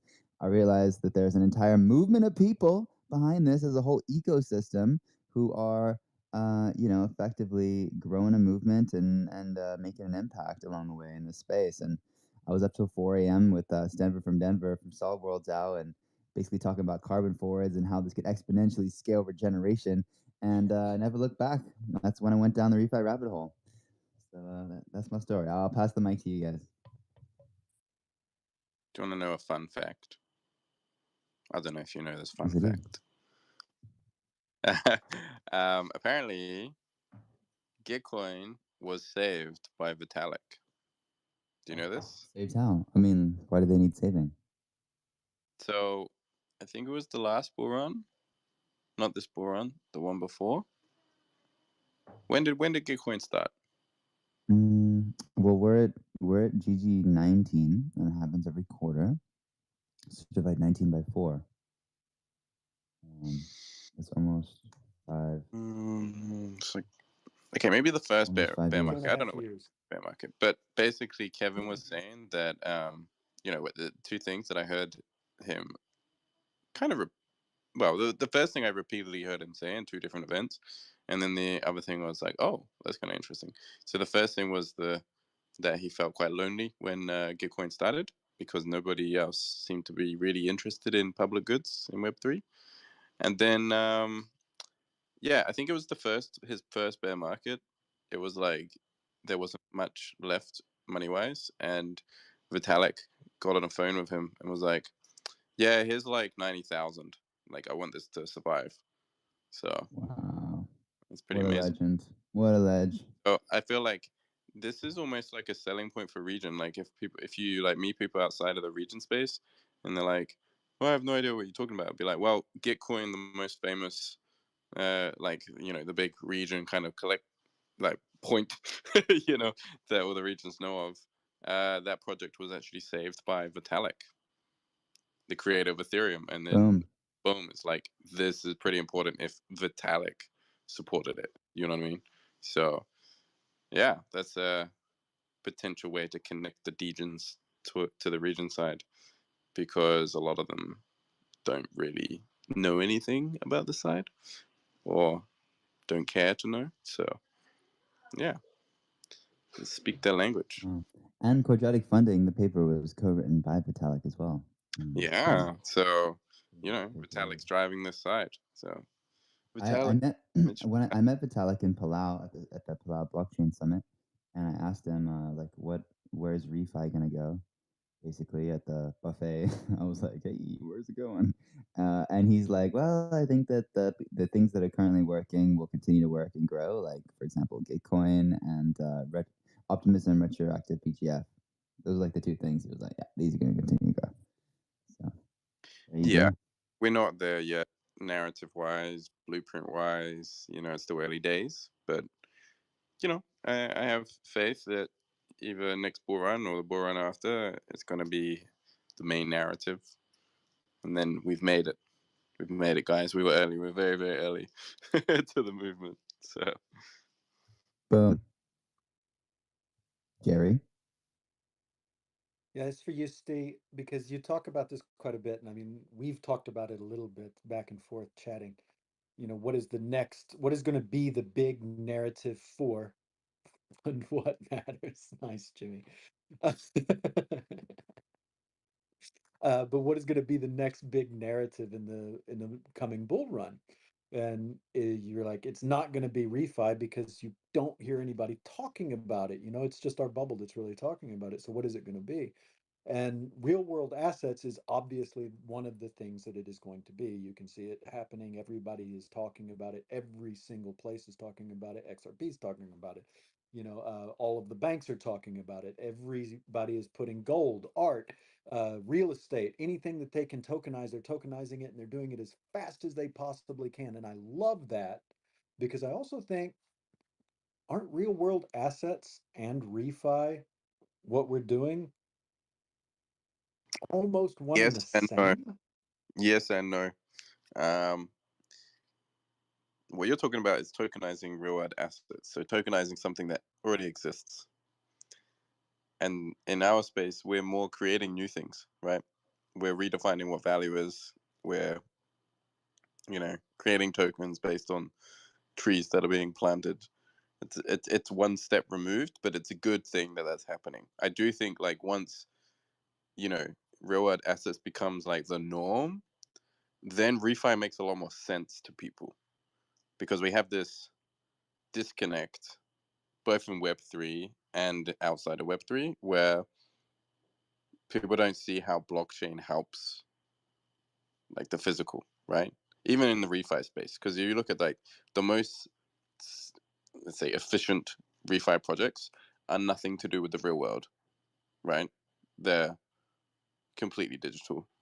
So it's an amazing step, but I would say refi includes RWAs, but it's not the same thing. But it's needed for that, for the movement to come. Yeah, we definitely piggyback on it, right?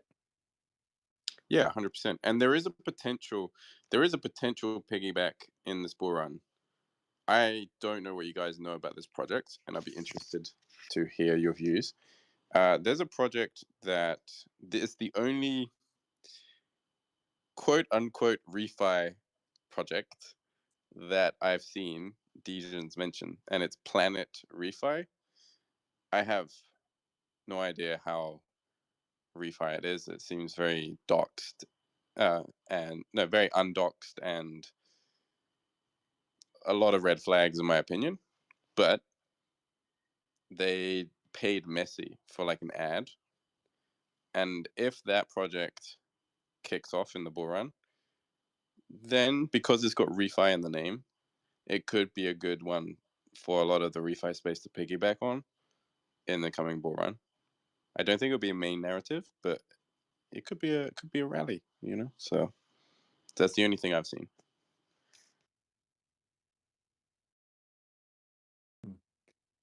What was this? Planet Refi. Planet Refi. All right, I'm looking into it. If you look, I think it's just called. Let me find the. Is it just called Planet? No, you type in Planet. Yeah, type in Planet Refi. It's not Planet. It's Planet Refi, and the token's called Planet.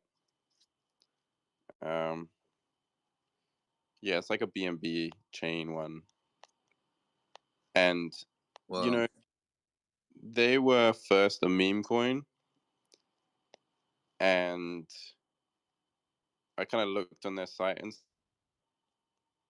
and their account and stuff. It looks like a lot of botted engagement, but is it cheeky buggers? Well, yeah, you're like, man, when you said there's a lot of red flags on it, you weren't kidding, really, were you? They're undoxed. It's on BNB. It was a meme coin, but it's maybe yeah, right. It's like all the red flags you could imagine. Exactly. Which I hope doesn't fall on us. You know what I mean? Like people will be like, "Oh, this is refi," and then it just completely destroys the narrative. You know, like exactly.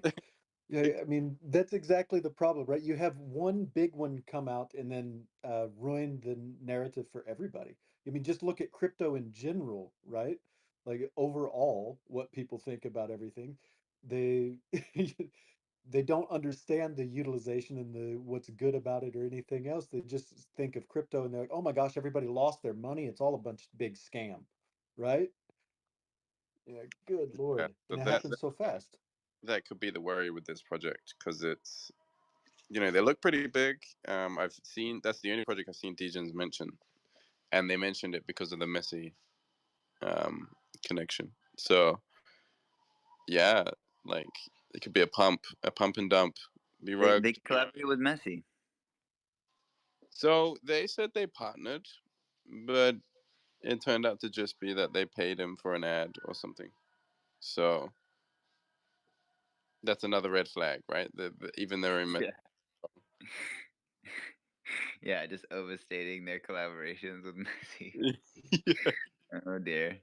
Yeah, so it's a project to watch just to see what the narrative happens around that. Like if it's positive, we could, the region movement can kind of spin off of that. If it's negative, we have to do damage control. Which unfortunately I think it's more likely going to be negative than positive. Just looking at that project altogether, go on their website, try and go in their group chat. It's just like, yeah, I don't know about this. Like, it's just got refi in the name. It doesn't seem like true refi. Although there is one interesting concept I see on their project, which is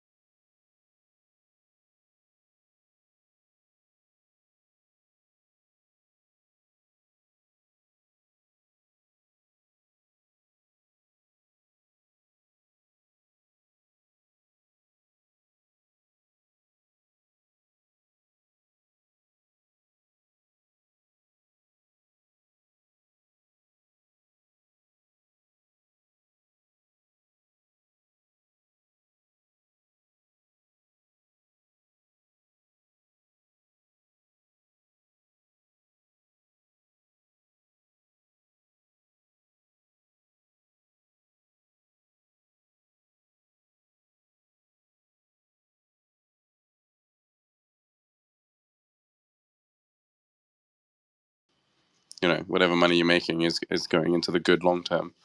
Um, we get back to the shell conversation, which maybe Jimmy's like, no, let's not do this. But Smell. You can talk about it, but call it Smell. They're getting way too much free promotion from all the drama. All right, call them Smell, and then you can discuss. I think me and Adgush were of the same mind with this. It's like, if you're um, we're getting money from fiat, we're getting money from Degens, you're getting money from wherever. But if it's used for something good, it's like, well, we need the money, right, to fund our ventures. So you got to play the game, right? You got to play the red pill to build the green pill. That's it's being somewhat pragmatic, I think, on this. But yeah, maybe use this bull run to get ahead. I think is important. Let's not ignore the bull run, but let's not get too red pillish on it either. There's a funny tweet I saw the other day, which was like, last bull run, a lot of people bought houses and cars and girlfriends that they now can't afford. So let's not do that. Bought girlfriends. Yeah. Yeah, bought girlfriends. Go on expensive dates, Yeah. Do you think it's really a bull run? Like we're stepping into a real one, or it's like fool's bull or whatever they call it. Like it's just gonna go up a little bit, back down again. I mean, every 4 years, right? That's the history. You have so one of the people I've been following is if I say his name correctly, Raoul Pal. So is that how I pronounce his name? Yeah, you're kind of muffled. Can you hear me now? Yeah, Is way that better? Mm-hmm. Okay, I think it was my finger. Yeah, if you look at, I think it's Raoul Pal. I think that's how Raoul Pal. Anyway, he's a macro guy, right? And he was saying that the 4-year bull cycle, 4-year bull run aligns with the liquidity, like global liquidity. In 2008, they realized they can't ever repay the debts, so every 4 years it's refinanced, and then liquidity gets opened up, and also like you have the presidency happens every 4 years, and then there's something else as well. So it kind of all lines up apparently. So if you're looking at history, it could happen again, but nothing's for certain. So my goal, my plan B here is stop losses, which is the biggest thing I learned. So buy and just set your stop loss in case everything goes down, and then you won't lose too much. So. Is that our stop losses just for when you're leveraging, or even No, when you can. So I think when you do a buy spot, you can set it as or on Binance it's called stop limit. I guess it might be like stop sell on some other things, but it's pretty much the same thing. It's like when it hits a certain price, you're going to trigger this order, and then you're going to sell like whatever order. Um, so it's not open until it hits that price. So it doesn't. So it's like just in case, right? And hopefully you do it in place with more liquidity, because I've had situations where I was in a low liquidity exchange and then it didn't sell. It just went straight through. So hopefully that doesn't happen. Kingfisher? Yeah, I just wanted to weigh in on this subject real quick, and I wanted to alert you if you see Mycelia come in here, Matilda's going to be bringing in one of the indigenous women. So, but they don't want to be on camera. Snap. Yeah, That's they don't cool want to. though. Super cool. Anyways, so as the way that economists and traders define markets, bulls and bears, right? I don't share the same terminology. I look at it from a psychology perspective, because understanding that markets are driven by human behavior, you kind of have to take a look at the emotion involved in it, right, Steve? And so the 4-year measuring stick for the Bitcoin halving is true to a certain extent, but it's not consistently like right on the dot every 4 years, same date, right? Because it's based on the amount of blocks more so that are being cleared on the Bitcoin network. And so that's an approximation, right? But I do definitely think, Steve, to your point, you can tie a correlation between the liquidity release and the U.S. presidential elections, right? You can definitely draw a correlation there. So, with that being said, I don't know where we're at now. Last I checked, we were like 75,000 blocks away, but that's been a couple months, so it's probably closer to 50. That is typically the catalyst for the next run up. I'll call it a run up instead of a bull, but that's generally when we get a lot of euphoric emotion poured in the space. It's also generally a good time when we get more participants coming in the space as well, because they see the excitement going on over here, and then of course natural FOMO kicks in, and they think, oh, hey, there's something to this maybe. So when we look at it from that perspective, I would say right now what we're seeing, it would be more qualified as what they call a bull trap, meaning that we're going to get a little bit of run up, but then we're going to get some stability. Everybody thinks it's a bull, but it's not a true bull. And I feel like probably next summer, July, August timeframe, that's when we'll see the true bull energy kick in. Go ahead, Jerry. It was a pretty good assessment, like of exactly what's going on there, and having the liquidity that comes in from refinancing all of the debt every 4 years is spot on. Also, it looks like the halving, I guess they're now expecting to happen sometime in April, right? So, Could be last time it was May, and it all depends on the hash rate and the right, difficulty for the miners, right? So the more right. difficult it is, the more it's going to delay that process. Go ahead. If the spot ETF actually gets approved much before then, it's going to create a lot more movement on that chain very quickly, I think. So it could happen even sooner than that. I don't think it really matters. I think you're exactly right. I think we're looking right now where we are is in sort of a bull trap. It's everything shows it. We're probably not going to have really a lot of energy go back into it until we have uh, gotten into the summer, like you said, having that come in. And my idea that I've seen, I think what's brought about this bull trap that we're in is not necessarily the ETF news. It's not necessarily the um, looking for the next bull run. I have a feeling that it has a lot to do with the Ripple case and having some understanding of what is and isn't a security.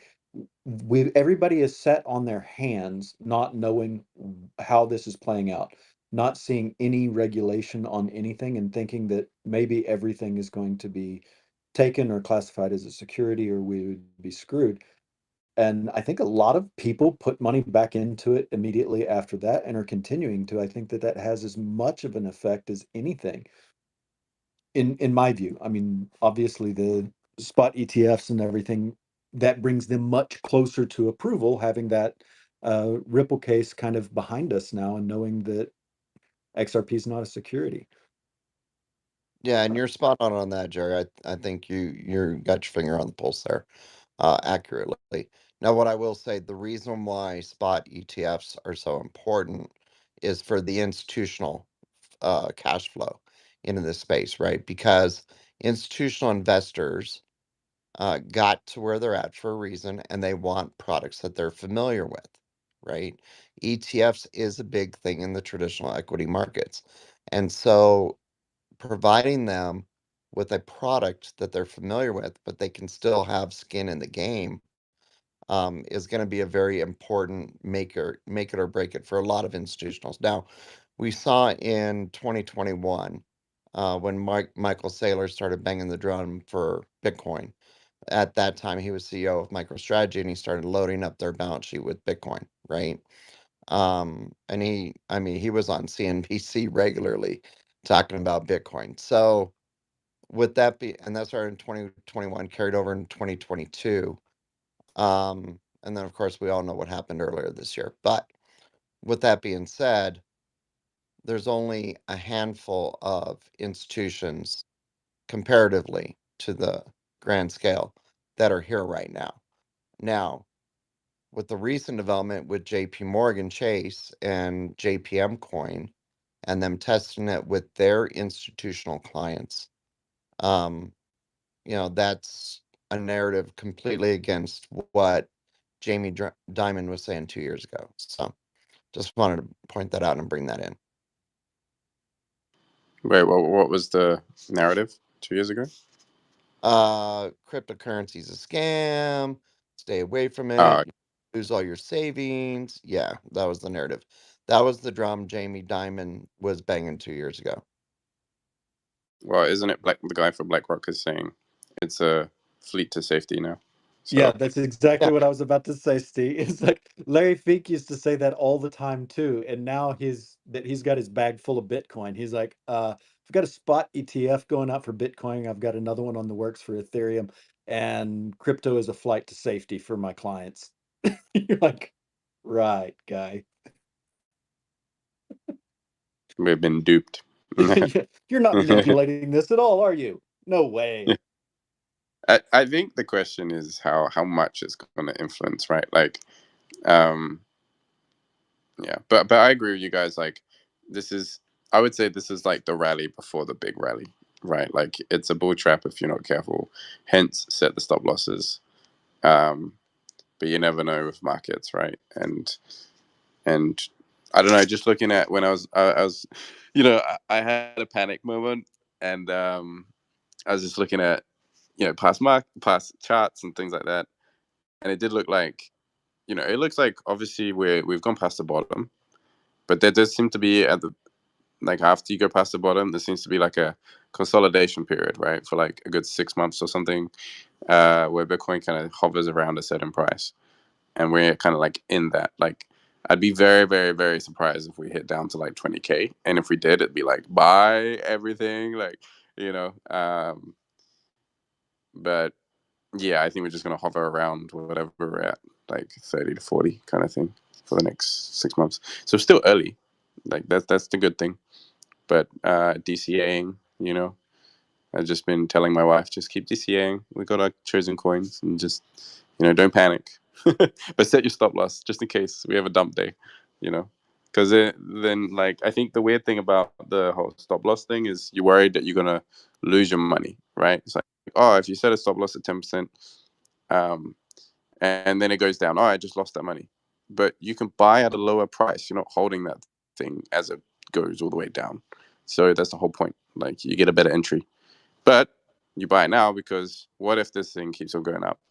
And I don't know if you've been watching the markets over the last month or whatever, but like, there's a few coins you're looking at and you're like, wait, this thing just keeps on pumping. So, play both sides, right? You gotta take your risk. And I would say asymmetrically, there's a bigger risk going up, right?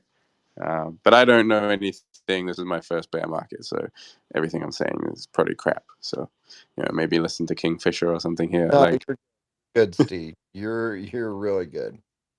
So, to give you some background about me, before I came into this space, I was training on options trading, right? And so, Jimmy, yeah, stop losses are a thing in the traditional equity markets that they use to protect, right, their holdings so that they don't get wrecked too bad. And I really, really would encourage anybody in here to go check out Investopedia and learn about all the different mechanics if you're into that, um, especially stop losses because they're a great protection. 100%. And for me, I'm like learning from a guy who, or like, regularly having calls with a guy who it's his third cycle. So first cycle he got wrecked, second cycle he made his life-changing money, and now like he's aiming for the millions, right? So it's good to have somebody to talk with who's maybe focused on just that. He doesn't really know anything about the region side, and I think that's important. Like, no matter what you're doing, right, you find somebody who's very focused on that, very expert in that thing, and make friendships and build with those people or collaborate with those people. You're on the network site. That's the whole reason why we're here. So don't be afraid of exploring outside this region bubble. We should all have a green pill and red pill side, because when we can help ourselves, we can help others more, I think, so let's not be broke builders. Let's be rich builders who help the world.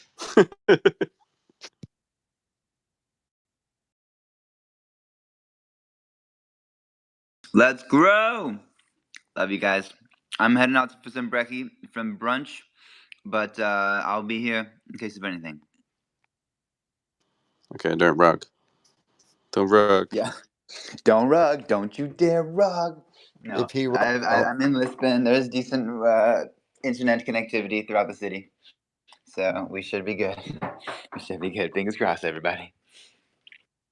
Until Don't you go go for down into those basement bathrooms in Lisbon, dude. Don't take your phone down there. You need to go to the bathroom. Just gonna have to leave it up on the table. Let somebody watch it. Duly noted. next you hear is like some random guy just like talking into the space like 3 later.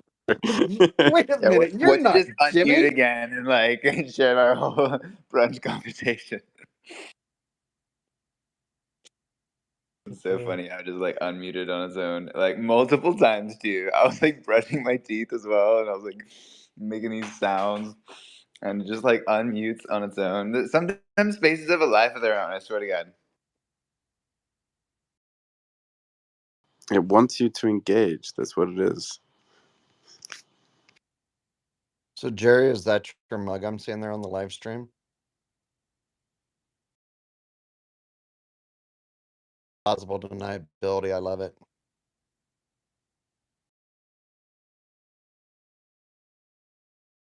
Did I rug? Am I rugged? No. No, we're just useless at responding. I'm like sitting here silent. like talking into the thing. I'm showing you my mug and the video thing, and I'm like, oh yeah, I have to unmute over here though to be able to speak to you. So is it just me, or do you have those Matthew McConaughey vibes going on? Do I? I don't know. I think so. He's way older than me. He's way older than us. Like, is he? Yeah, like way older, like 4 years or something. 4 years is way older. It is now. Come on. I Oh would say my- he's way older. Makes oh me my feel God. better. You're such a character. I love you though. So General Magic, Steve, you were going to talk about it right before we got rugged last time. Why don't you go ahead and explain to everybody what General Magic is building?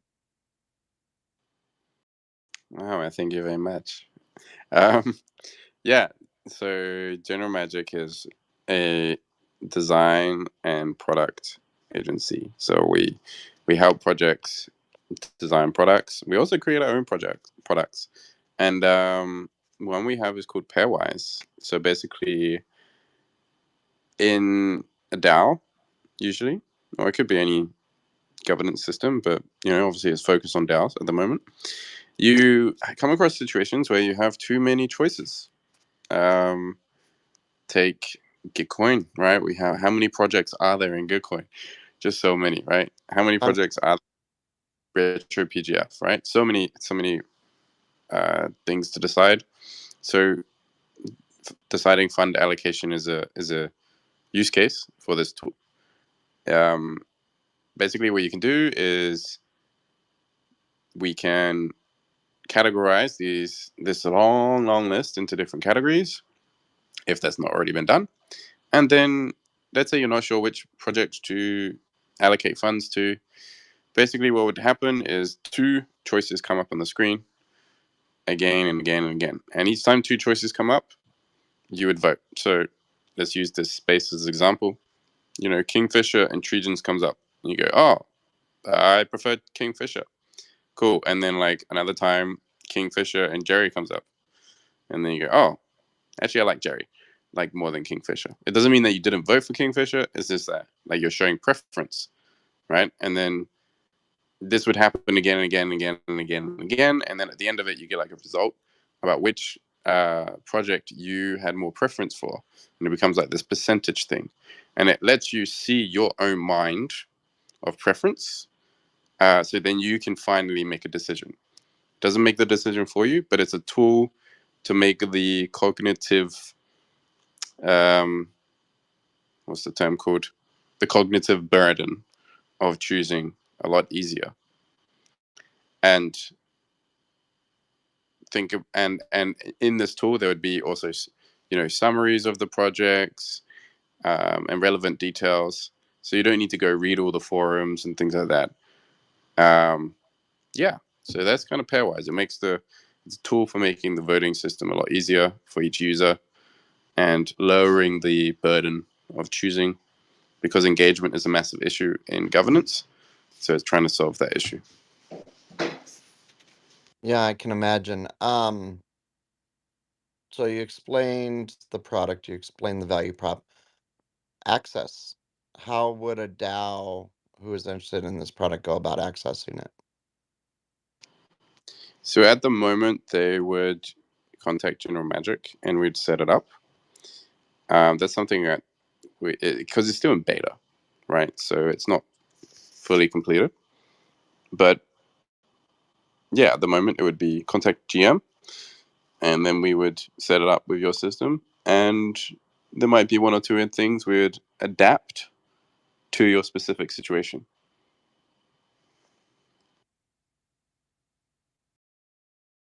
Very cool. Very cool. I like it. I like the concept for sure. Go ahead. Let's grow. I was gonna say, yeah, Kingfisher. Do you think Let's Grow DAO could use this? Maybe, but I'm thinking of more like, you know, we're just getting our feet underneath us, right? And I don't think the proposal flow would warrant a product like that at this point in time. Now, maybe as we grow, it might be something that the DAO considers, right? It'd probably be when you guys, when Let's Grow is a lot bigger, right? Or when there's something that requires, you know, just a massive list of choice, and it's a way of just making that a lot easier. You know, if you got like 10, 20 choices or something, it's like, I don't think you need it, you know. But when you start talking hundreds or over 1,000, like, yeah, you might start needing a tool like this just to make everything easier for everyone. Yeah, and I think it's relevant depending on the growth, right? To your point. So, I was thinking, Jimmy, more along the lines of a lot of DAOs that are out there right now that are very substantial, that could benefit from this, right? So, I don't know. None are really coming to mind right now, but I'm just saying there's some pretty large DAOs out there. Oh, maybe Cult DAO, right? Maybe this would be a use case for Cult DAO because they're pretty big. So that would be an example of a DAO out there that could benefit from this product. Yeah, so for example, like Retro PGF it's like over I think it's like 1,600, I think. A lot of projects, right? And Pairwise is a tool that can be used for the badge holders. They have other tools as well, but it's one of the tools that can be used for that process. I think ENS are also looking at it as well. So they're already established big DAOs, right? So I think it works better with the, you know, if you've got a map. No, let me ask you this, to go outside the DAO scope, because I know like Uniswap, right, with their DEX, they have a governance mechanism, but I don't know they've ever officially declared as a DAO. Would it work for something like that too? If there's something that requires choosing amongst a massive list, I think some examples we've got on our thread. So grant proposals is kind of what we've been talking about. Creating like lists, and then user research. So, for example, let's say your DAO, I don't know, project is going for an upgrade, and you want to signal from the community what they prefer. It could be things like that. So it really depends on the situation, but usually, I'd say if there's a long list of choice, and it's like would be an intense thing to go through every single thing, then yes, it would be a tool to look at and use. And is this product interoperable with multiple chains, or is it just specifically being beta tested on one chain right now? That's a good question. I don't have the exact answer, but what I can tell you, because I'm not the developer, what I can tell you is that it's being used on Optimism. So, it's EVM, right? So I think it's possible to put it on other chains, right? So, okay, so it's yeah. leveraging the Optimism, potentially the super chain model then. Again, I'm not the actual developer. I need to find Okay. that question. That's a good Sorry to, question. You just sorry hit to my interrupt. limit on. Oh, my bad. It's my birthday, as you know, and we got like 50 NFTs to give out, guys. We gotta give these things out. I wanna hear no less than 10 NFTs being given out today. All right, random number. It's super simple. You don't have to enter to win. Of course, you should retweet just because we're trying to grow a movement. But to win, you just gotta be here. All right. So show up with 2 profiles if you got 2. It doubles your chances. But just take a random number generator and count down from the top, depending on the random number generator. All And right. let's grow. We got DSpace NFT or Lunco NFTs, 20 of those to give out. We got like 8 more Solarpunk DAO NFTs to give out. We got I think 20, or like now it's like 19 Kopangan or Refi Pangan membership NFTs for their community. What else we got? We got one big one. I don't know how we're gonna give this one out, but I'm putting 50. Was it $50? Yeah, okay. I guess it's not that big, but I'm putting $50 into a liquidity pool for Evergreen Coin on PancakeSwap. Shout out to Carbon Counting Club who's doing this, and basically when you do that, it gives you an NFT, and it sends you like the rewards for providing liquidity through that NFT. So this is going to be an NFT with Trial value, guys. Trial value for Prosperity. So that's another one we got to give out.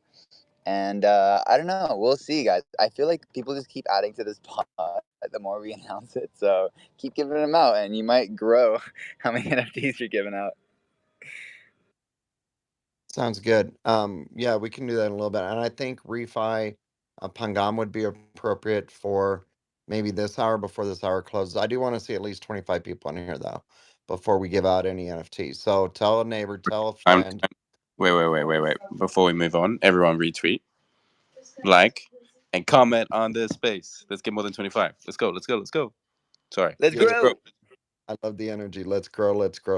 But what I was gonna say, before that, Jimmy, but the reason why is because contextually, the last, I don't know if you know, but a large part of the conversation in the last 10 hours or so has been around the Regenaissance Festival being planned in Pangam for next year. So I think that would be appropriate. But I did say that Rod was trying to interrupt my interview with General Magic. So go ahead, Rod. Welcome to the space. Guys, I'm really upset that I'm the only guy from this space and that this space is me. It's not actually the case.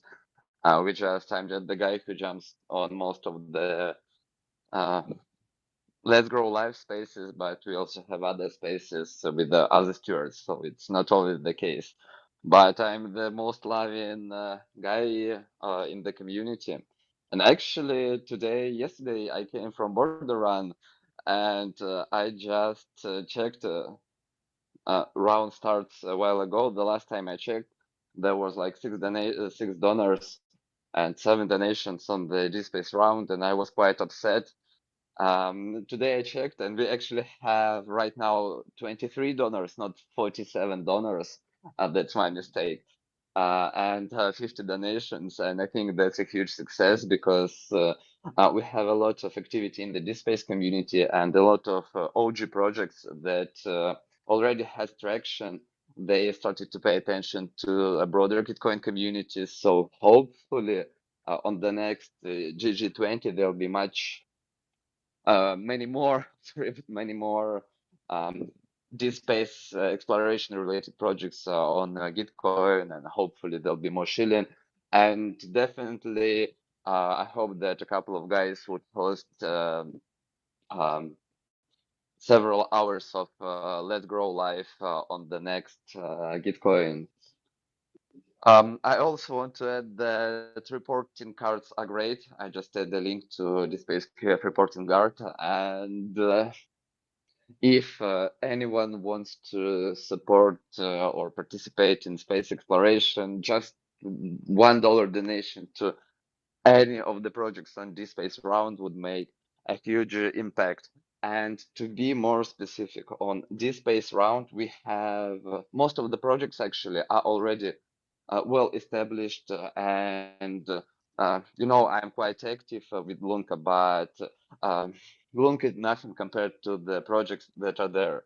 So by supporting the project right now and the projects right now, you'll actually make a huge impact, because it's not like you will bring money from Gitcoin's ecosystem. It's different. It's the project that already has value, that already has traction in this space, they will come to Gitcoin. So your support would bring more resources to Gitcoin.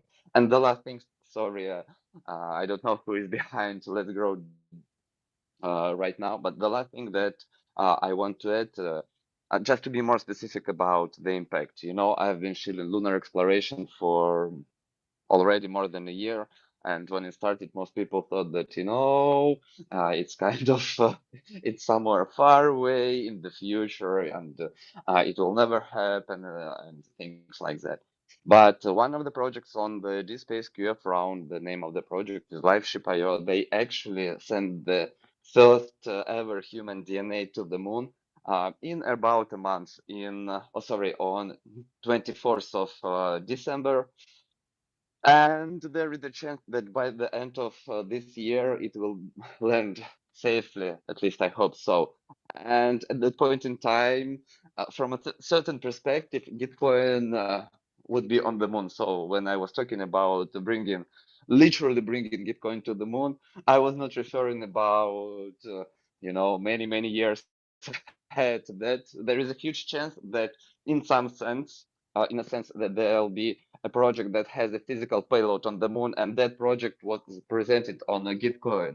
It will be on the moon. So that's all I wanted to say. I'm really excited. I'm really grateful for all the support that Gitcoin community, that especially Gitcoin citizens, guys. Gitcoin citizens are the best of the best. I really love that community. And one thing about Givers, we have a report card. It's pinned on the Jumbotron, and you can see the donations in real time. But soon, or maybe it's already happened, soon we will add a link to DSpace QF Givers and Gitcoin page. So and all the donations, they will go to Much and Fun. So back to you. Sorry guys for taking so much time. To the moon! Hey, you never have to be apologetic for that, brother. You know you welcome here anytime. Sorry, Jim. I was so excited. Yeah. I forgot that it's you, but I know that it's your Yeah, birthday. you're So all good, hopefully, bro. You're all good. I just wanted to ask you if you could DM the Jimmy page all of the DSpace guys who came up here on. I made the commitment to gronate to everyone who comes on here. The last step I was at was bridging to Arbitrum. I don't know if that actually went through, but yeah, let me know. Just send me the links to the people who came up here to speak, and I'll make sure I gronate to them when I get back. amazing. Definitely will do that shortly. Thank you, brother. Thank you for all that you do for the space. See what I did there? You're you're a value add to the space, the Web3 space, the refi space, the Twitter space, and the actual freaking space, baby. To the moon. Let's grow.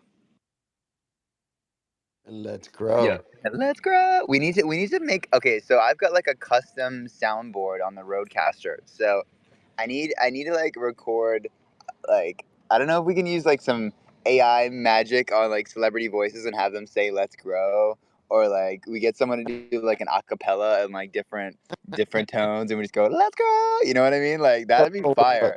We should load those up, guys. Send me sounds. Send me like any sound things you want me to add to the soundboard, and I'll load it up. It'll be fire.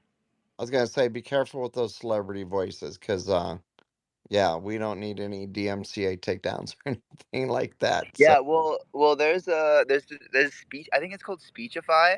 They like legit partnered with Snoop Dogg, so like Snoop is actually involved in that. They're like a big company on the App Store, so I could get Snoop to say it. I paid for that, so I think we're allowed to use it. I don't know what the legalities are on that. you have to check their terms and conditions on commercial broadcasting. Got you. Okay, thank you. I appreciate. We got some. Yeah. We got some wise I'm humans up here covering our backs. I appreciate no, them. I'm just saying from experience, because Mr. G was going to do that in his financial literacy course, and he sought some advice from some of his lawyer friends, and they're like, yeah, if you run with that in a public setting, you're going to get sued. So Got you. yeah. Thank you. Wait, even if it's AI? Even if it's AI. Because I've seen like tons of like AI content that's like celebrity stuff. There's still name, image, likeness agreements that apply to AI.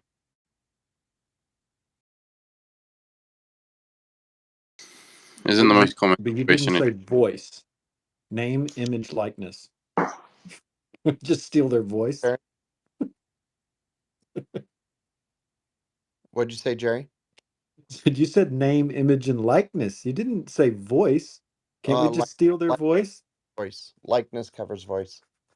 Oh. Yep. But what I want to hear you say is all right on the video stream, Jerry. How about that? No, all right. There we go. So Eternal Magic. And sued. Yeah, right. What else do you want to tell us about Pairwise? I don't know. I thought I was done. I can share my Giveth. Like that's the other project. We covered everything, so we're good. Yeah, pretty much for now. Like I said, it's in beta, so there's not too much else to show. But Rod mentioned Giveth. Giveth is going to have its own QF round. I think the next one is in January. So yeah, we got this Gitcoin QF, and then we got Christmas, and then we got, I think it's Polygon. I think it's going to be a Polygon QF on Giveth. So yeah, more QF rounds on Giveth coming up. So donations help the QF round on Giveth, and Giveth gives to the regions. Yeah, I think to that point, right? So Rod, I don't know if you're tuned into everything that's going on here at Let's Grow Live DAO, but we plan to do more than just the Gitcoin grants coverage, right? So maybe that's a good opportunity to take the month of December. And now Jimmy's having connection issues. So if we rug everybody, just come back in under the Let's Grow Live account once we get a new space up there. I'm going to, just for safety precautions, because I can reboot it from my end, copy the title of the space so that we're consistent there. All right. Let me see here. Oh, so what I was saying is maybe we take December as the opportunity to do some Giveth preparation so that as many people as possible in this ecosystem, if they don't already, can at least have an opportunity to participate in the Giveth QF. So go ahead, Ron. I love it. We I definitely highly support the initiative, and from my side, I'm happy to promote among the space grantee as well as participate in this Grow DAO. I like with all the time that I have available right now. you know, running the round takes really a lot of time. So I'm really sorry that I'm not able to actively support the initiative this time. But guys, I really love what's going on, what's growing on, and I'm just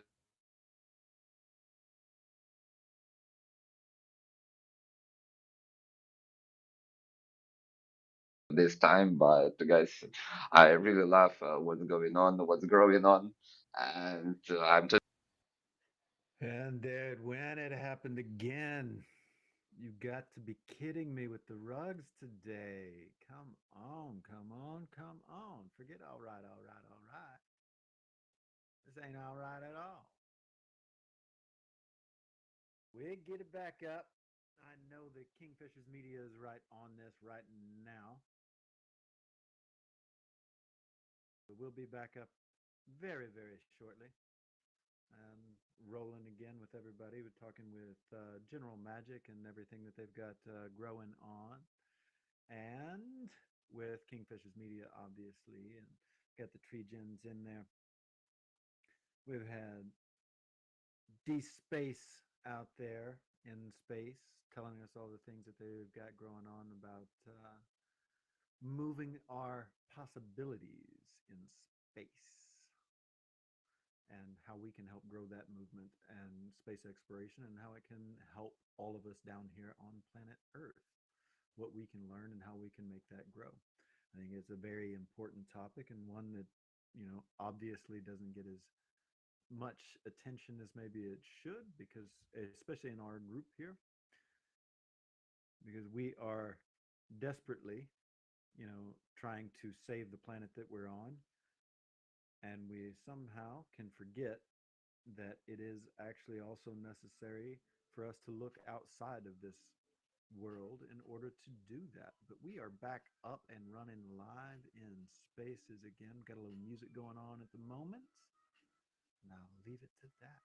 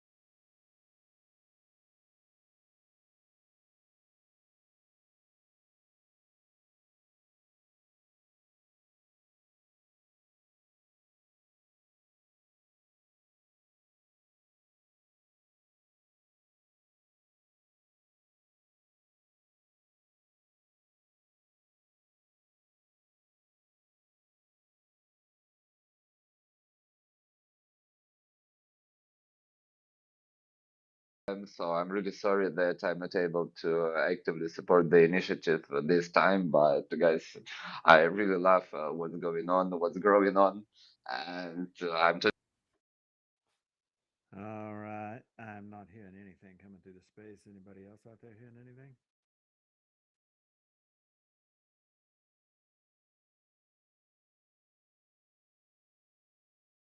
Say something. Talk to me, Kingfisher. Talk to me.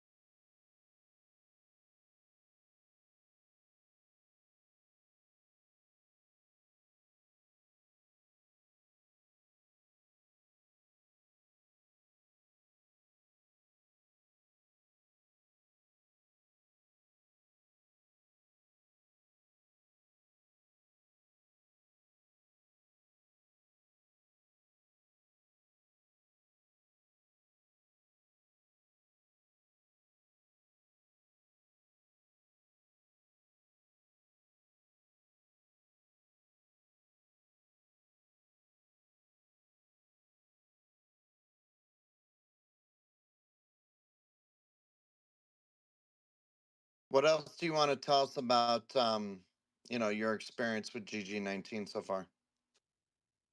It will come up again. Do you want to talk about your experience with GG19 so far? But I don't have much idea to talk about. What I can say just to encourage the leadership of the Let's Grow and the Gitcoin community to continue teaching us, because this. I'm still learning about Gitcoin, so I'm not well being prepared for it. So I just want to be a listener to learn from the leadership and how the thing is going. So I know by next next round I will be able to speak well and and build the Gitcoin community and the Let's Grow movement, which was started with the Mr. Jimmy. So as per now, I just want to be a listener and listen for the great teachers and great speakers to continue with us. No, very good. Yeah, no, very good stuff. I know John, who's part of the official Gitcoin team. He speaks very highly of your project all the time. So, and we do here too at Let's Grow Live. We're very fond of the work you're doing. It's very admirable and commendable work, and we encourage you to keep growing. I don't know if you noticed or not, but Kingfishers Media did make an official contribution to Kawagamba Village Project, among others. That was just the first wave. We did 45 in our first cart of projects that we researched and spoke to us. And we're going to be adding more. Don't worry. We've already done some more. We just haven't publicized it yet. So let's keep growing.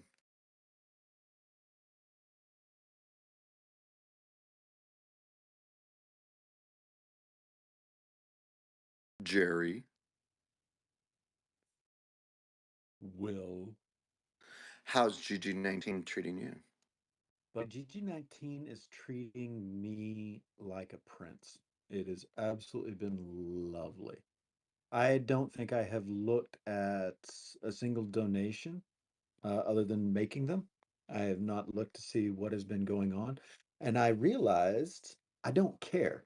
I'm really excited for everybody to everybody to get donations and grow and do everything, but the number of donations, grow nations that's are coming my way, I don't really care. It's not an important thing to me. I like to talk about it. I like to put it out there, and I want it to be a surprise at the end. I know that they have that cool new feature that gives you your matching estimates right there in your cart. I love seeing that. I think that that's really cool. I've enjoyed, that's my favorite metric right now, is just seeing how much matching that you're giving away, or your projects will be receiving, or other people will be receiving when you make your donation. I love that. You're like, wow, you feel empowered from this.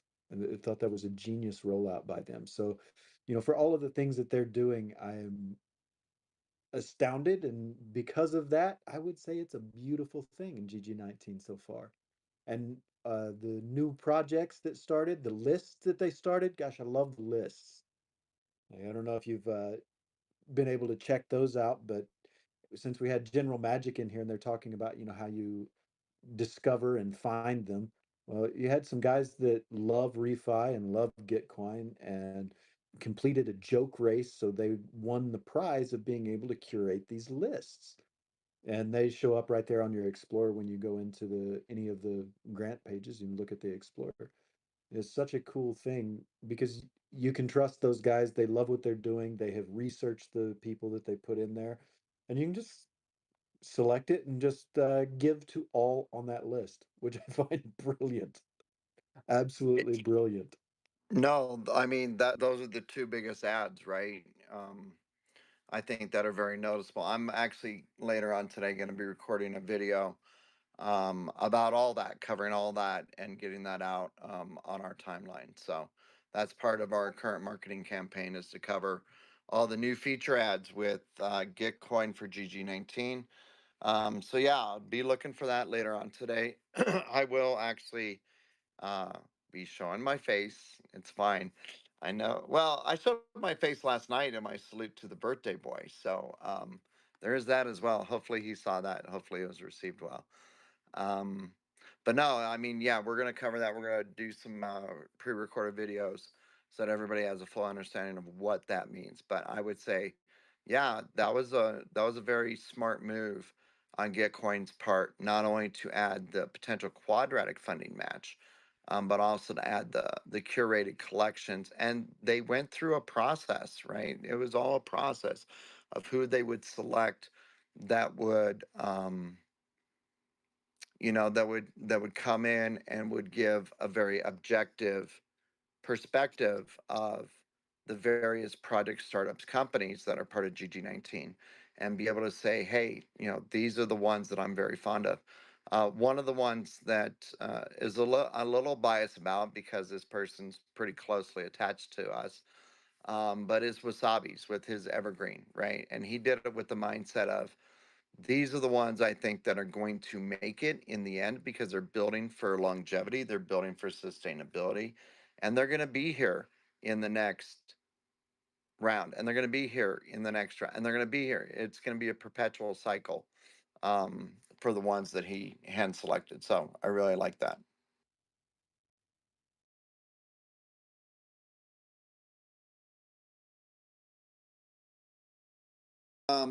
Do my eyes deceive me, Rod, or am I looking at this right? That we just won a profile NFT from Loonco? Yeah, exactly. Yeah, that's why I was not talking. I was sending the NFT. Sorry for the delay in that. No, you're great. You're great. And that's pretty cool because I can put that in our community wallet. Our community wallet is a safe wallet. It is on Polygon and is multi-sig, but I can drop that in there, and our community wallets are public knowledge on our website, so there's no secret to that.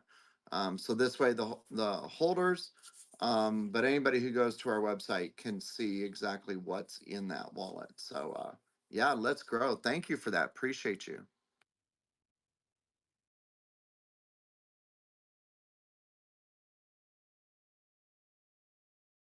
I saw you posted the Etherscan link. Do we just need to DM you to claim that, or? No. That's just a proof of transaction. So that should be on their wallet. Oh, it should already be in the wallet. Yeah. Okay. In our GG19 wallet. Let me see. Did you drop that in the community wallet? I've dropped on the one that you've shared. So just copy pasted the wallet. Okay. Okay. I'll take a look at that later. See what that looks like. That's exciting. Thank you so much for that. Appreciate you.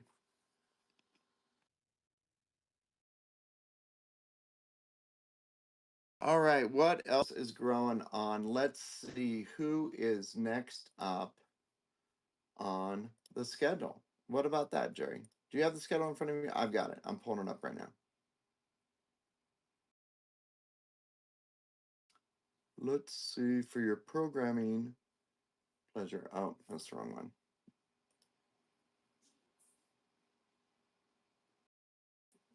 All right, so ladies and gentlemen, if you're just tuning back in, we have 16 people in this space. We want to grow it to 25. We're going to be giving away an NFT. We're going to be giving away a Refi Pangam membership NFT. So this is really cool that it's being provided by them.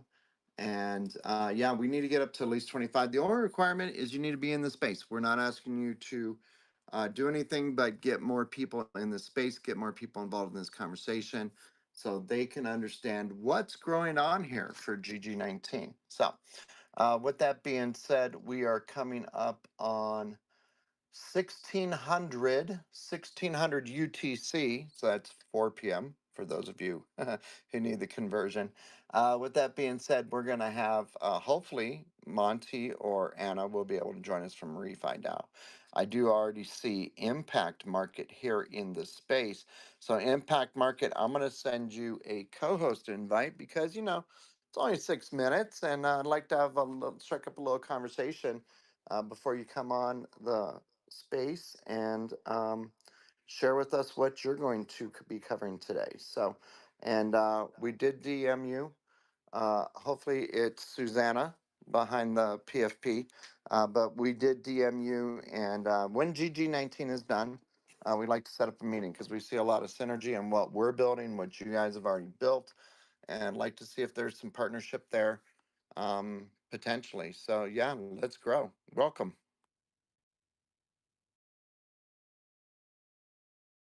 Over to you, Impact Market.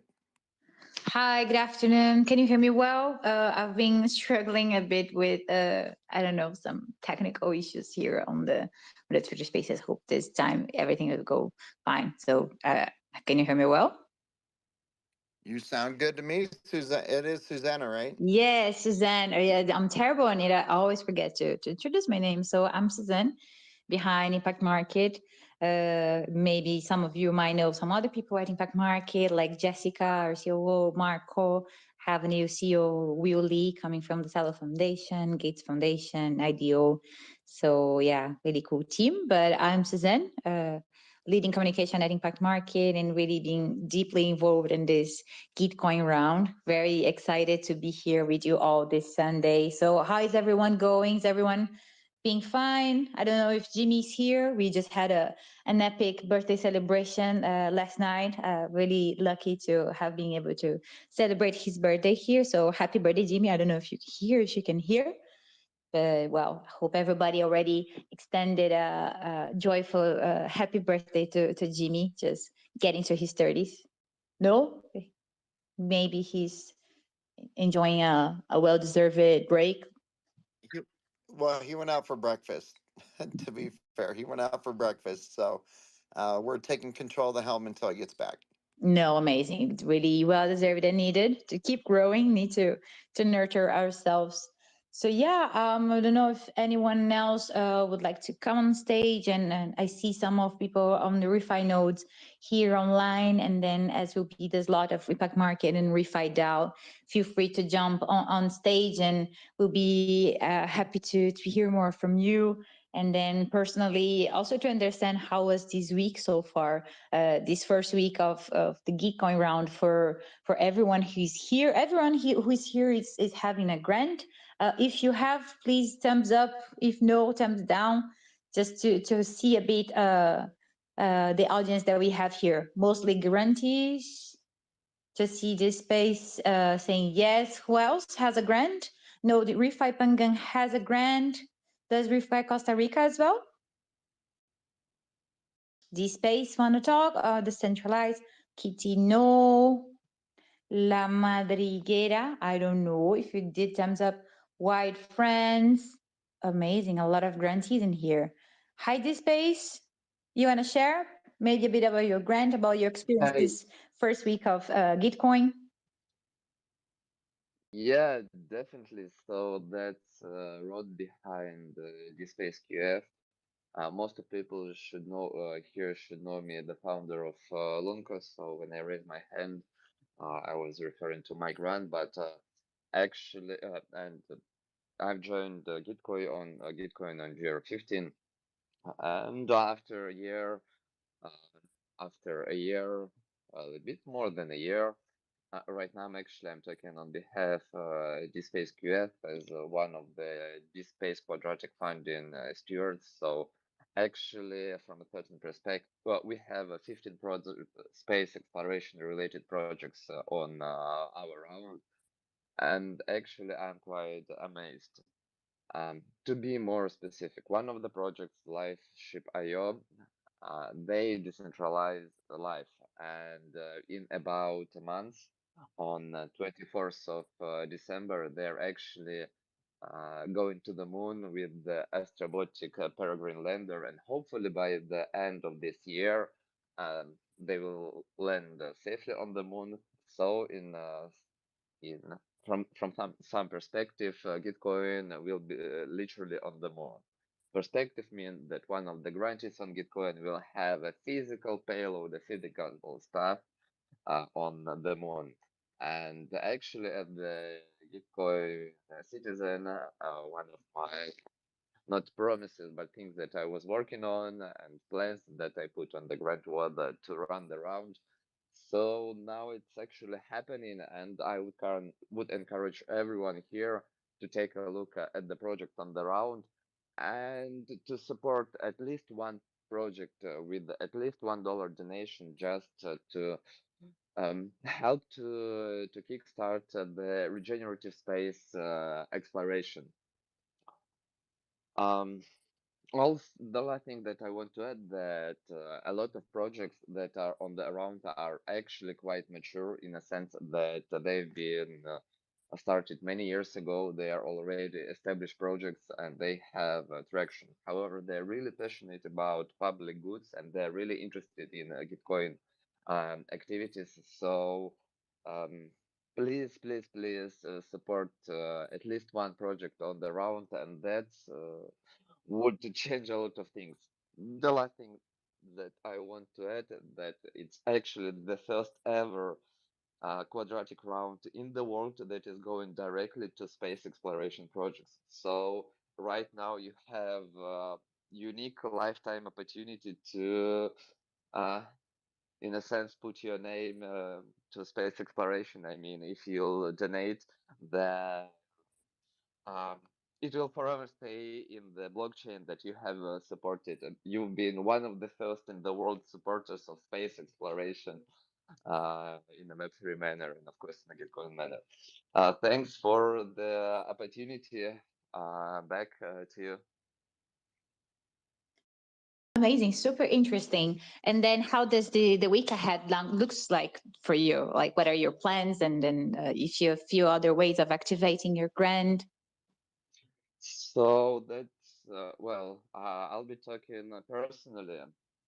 Uh, Personally, my main plan for this week is to spend like 90% of the time shilling DSpace QF and getting in touch with uh, different projects, finding the way how we could collaborate.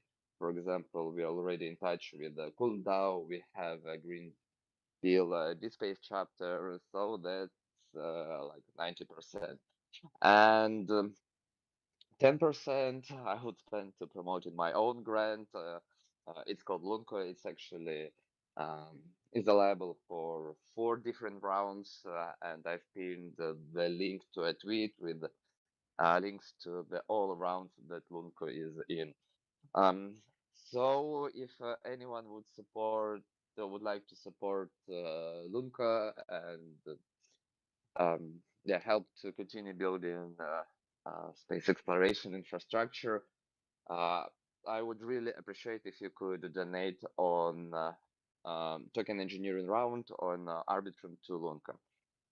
The last thing about Lunka to add is that I started it last May, and I've joined Gitcoin with the Lunka on GR15. So after the year of development, there is the first decent version of Lunka, and you can go to Lunka GitHub right now, download it, and test and experience what it looks like. It's a major leap in a sense that now the core is ready, and the next step is to it's more of about quantity of models and other things rather than quality. So when we'll meet in the next year, it will be much more advanced, and hopefully next year instead of Twitter Spaces, we will meet in London. But I'm not sure if it will be ready by the next year. But in 2 years, most of the time we will spend it longer because you will love it and you will want to do that. I can continue shilling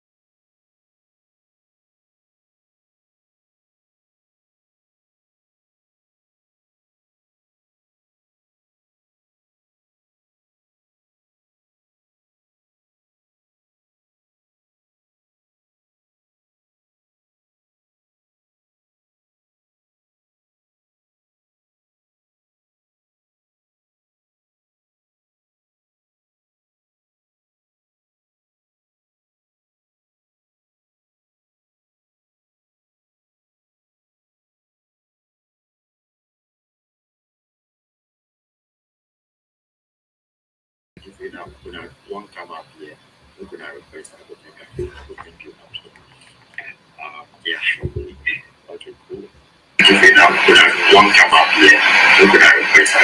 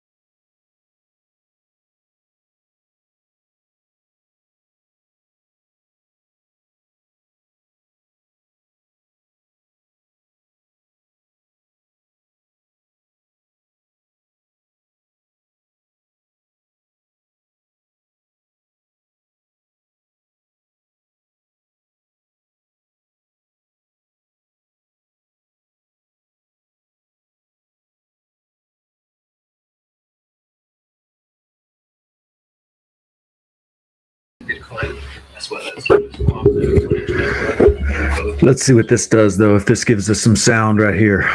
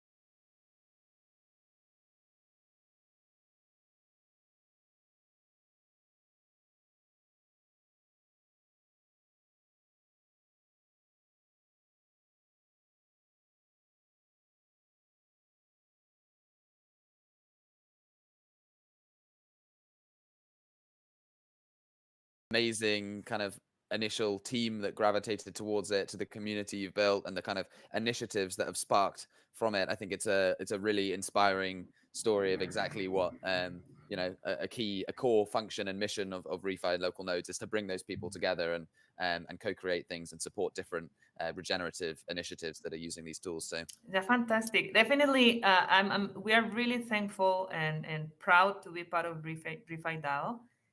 And that was what the catalyzing for this. I think it was already emerging, right? Like it was like growing at the same time in different parts of the country, which is also good. It's not only, I mean, the projects that are represented in ReFi Costa Rica are not only in the city of San Jose. Our country, for those of you that don't know Costa Rica, it's a small country, 5 million people, and around 2 or 3 of those 5 million lives in what we call the Central Valley, which includes San Jose, our capital city, and other main cities of the country. And then everything happens in the valley, right? All the events, all the universities, all the meetups are in San Jose. And nothing, and it's really hard to have those opportunities to learn if you live outside of the valley, if you live in the coast, in the north or the south part of the country. So with ReFi Costa Rica, we are in a mission to take this knowledge to the rural areas outside of the valley. And actually we were able to do our first event in the south of the country, I think back in September, if I'm not mistaken, or October. We went to the south of the country and we had a beautiful workshop with small entrepreneurs from the south, teaching them about ReFi, about Giveth, about Gitcoin, about all the collaborative businesses, about money. It was fantastic. And also people was able to create their first wallet, a crypto wallet, to learn how to use one with our friends of Nimic, which is a Costa Rican and German company. So that was fantastic. And also we have projects like Diamante Bridge Collective that are outside of San Jose, as Crypto Orosi, which is a crypto neighborhood, let's say, in a rural area where small businesses are using crypto, accepting payments in crypto. And we want to do more of that. So that's also why we are asking support from the Gitcoin community to be able to bring that knowledge out of the city to people that are actually doing more regenerative work. Most of the people that are doing regenerative work are not in the city, are outside of San Jose. So they need to learn more about Web3 to actually power their work and connect with this world. Love that. So beautiful. And yeah, so inspiring. Hopefully, is this bringing up any thoughts or ideas for anyone else in here as well? Any other comments? Otherwise, I'd also love to hear about any kind of visions or next steps for the future that you see with ReFi Costa Rica and some of the next steps that you're excited to embark on. But first, just curious if there's any thoughts or comments that's being sparked. Questions, yeah, from anyone. And feel free if you want to come up on stage, put your hand up, and we'll invite you on up as well. Yeah, I can share a little bit about this incubator phase that we are in while we wait for questions. Go for it. Yes, let's do it. So what we did was, we saw that there was a lot of people creating projects.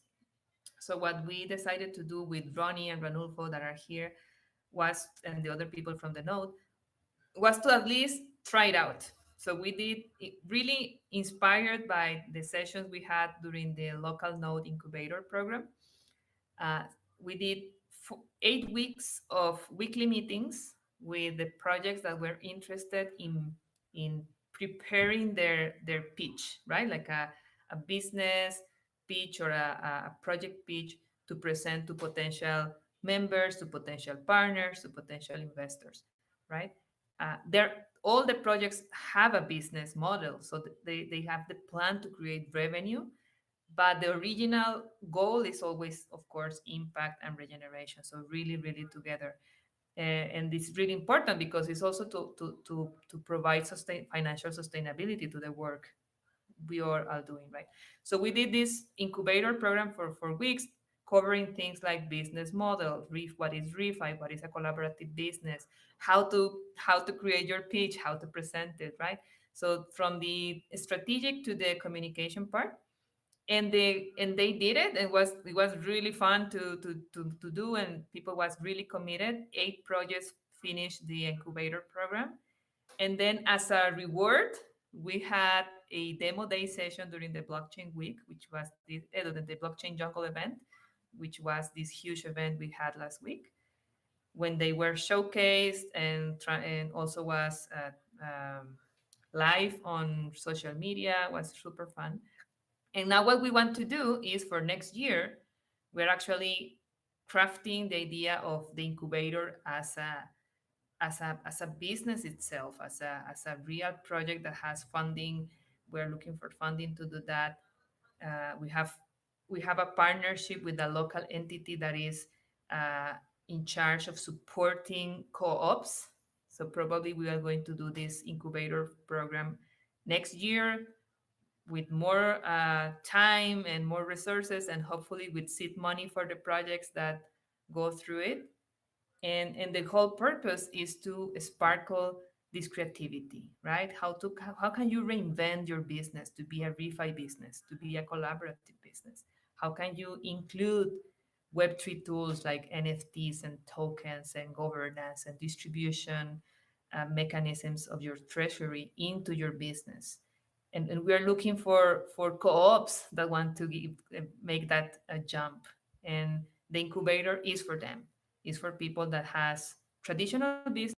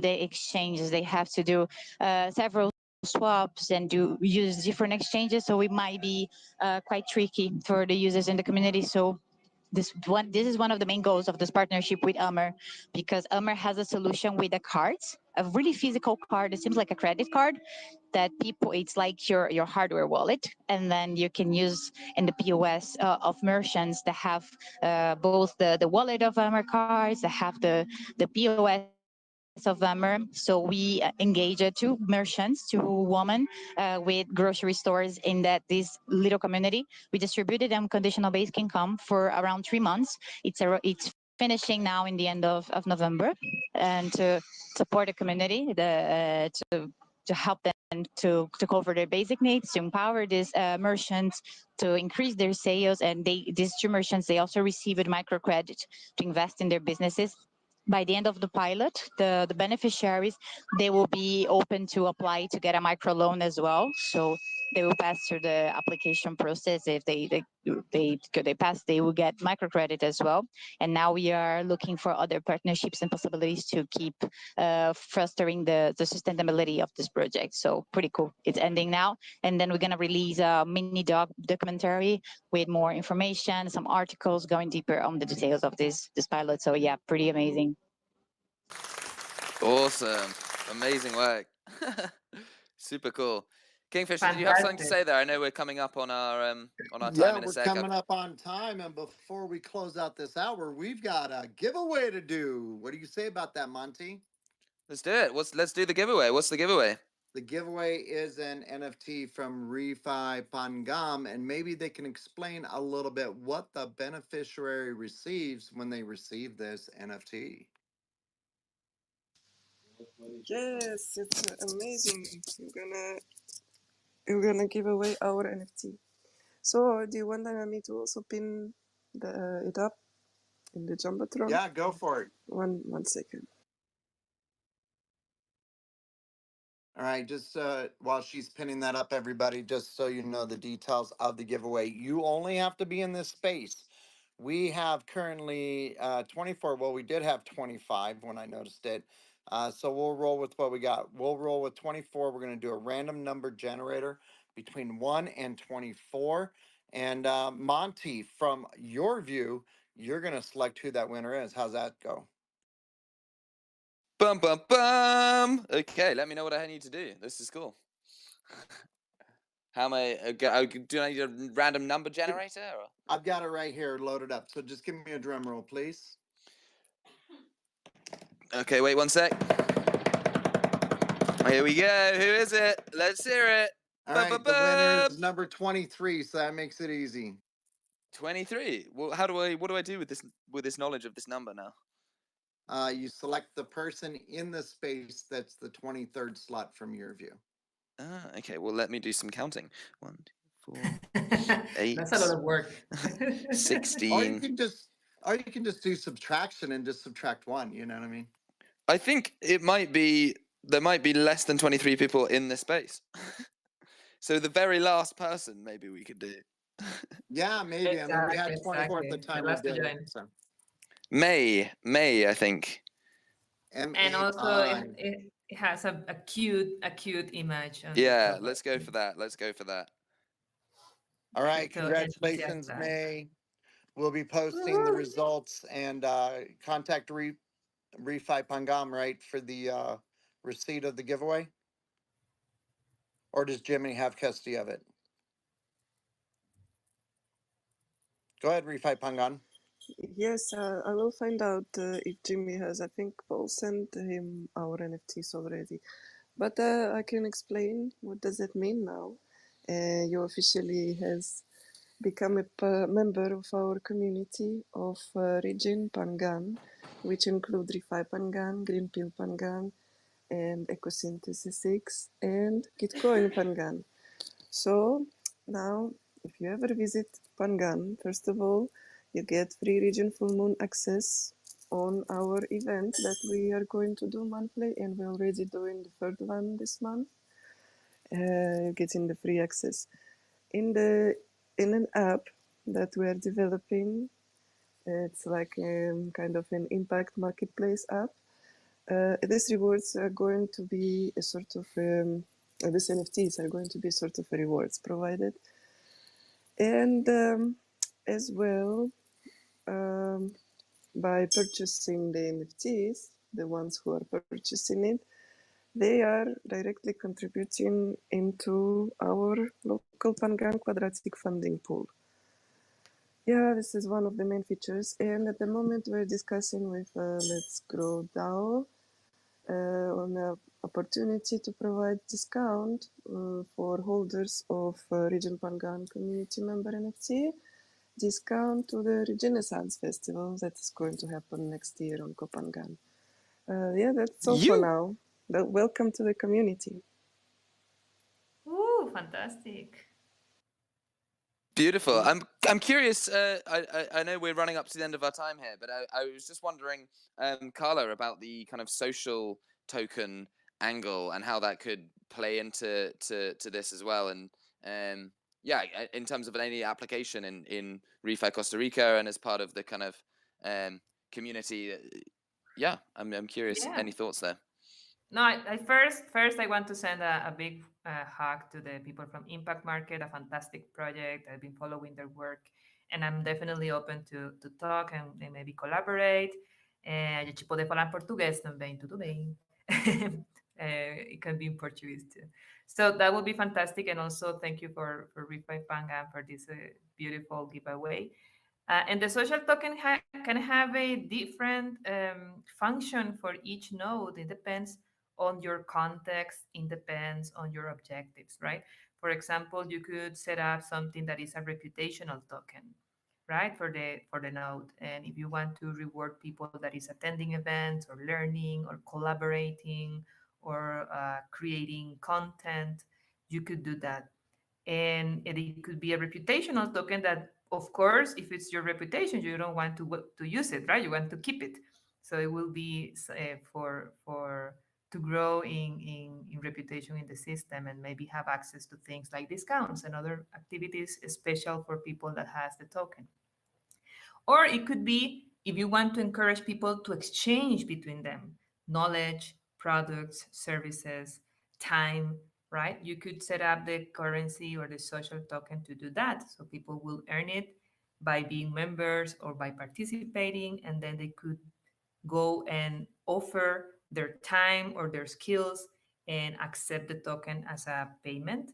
And it's really fun because you don't need to use, I mean, the tokens that are built on Cambiato, they are not exchangeable for fiat or for other crypto. So they only remain in the community and connect the people that are members. And it's a fantastic way to encourage people to offer what they have, being time, being knowledge, being products, real products, right? So those are two applications, really concrete, that people could start doing today. And we want to pilot something like that with ReFi Costa Rica next year. Beautiful. So it's an open canvas of exploration, Exactly. and it's exciting to hear ReFi Pangan implementing a kind of version of that with the NFTs that they've done, and really excited to see the experimentations on Costa Rica. And Definitely. yeah, super awesome as well to hear, Susanna, about the exciting experiments with Impact Market. It's been a lovely space sharing it with you all and hearing about these exciting projects and initiatives. And yeah, looking forward to following the updates and hearing more about it throughout the week and then in 2024. Let's go. Yay, Let's Monty, grow. and before going, I just want to quickly mention we have 4 campaigns on Gitcoin that are from Costa Rica, and if you want to support us, look for ReFi Costa Rica, look for Crypto Cantina by Aso Blockchain, which is our local meetups for the Web3 community. Look for Invest program, which is an educational program from Costa Rica to the world. And look for the Vagabond governance grant on the Arbitrum governance round, which is developing tools for DAOs for making decisions together in a better way. I share the links on the chat. Please share, retweet, give them some love, and send some donations to Costa Rica. Beautiful. Definitely will be. Likewise for ReFi DAO. And also, we didn't even get the chance to talk about EBF, Carla, and I'd love to jam with you on that at some point about how we're measuring Sure. You're the leading impact. that. You're leading a lot of great conversation that I've been missing. I want to talk about that with you. I Sure. know. I'm regretting not bringing it up, but I Yeah. think we need to provide space now. I think I'm not sure who's coming up next. Kingfisher, do you have an agenda of what's next? Oh, we got an agenda. We got an agenda. We got an agenda for you. Coming up next is going to be Gaia on these airwaves that we're broadcasting from here on X platform. So, very curious to hear from Gaia. And we'll do the transition here in just a moment. But also, who is it? I'm going to probably butcher the name. La Madagrera is also supposed to be co hosting. So, we'll see if we can get them up as well. La Madriguera. Muy bien. Gracias. You know, I was going to say, Carla, one of the most useful phrases in Spanish that's come in handy for me when traveling abroad to these Spanish speaking countries is To survive. And then you should learn Pura Vida and come to Costa Rica.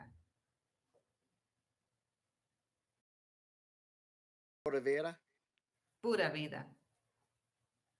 Exactly. Puta Vida. Okay, what does that mean? Pura Vida. It means pure life. Oh, It's the Pura way. Vida. Vida. Pura Okay, I got you. Vida. It's what Costa Rican says to you when to say hi, to say goodbye, to say how are you doing, to say I'm doing fine, I'm doing great. Everyone is going to say Pura Vida for everything, and it's kind of a lifestyle, kind of a vibe in the country to be always like a positive. I mean, it's a positive look on life. I love it. I love it. I love it. So, Gaia has been invited to come up here as co host. Monty, you've also been sent an invite to come back to the speaking stage if you're so inclined. So, Gaia, take it away. Yep.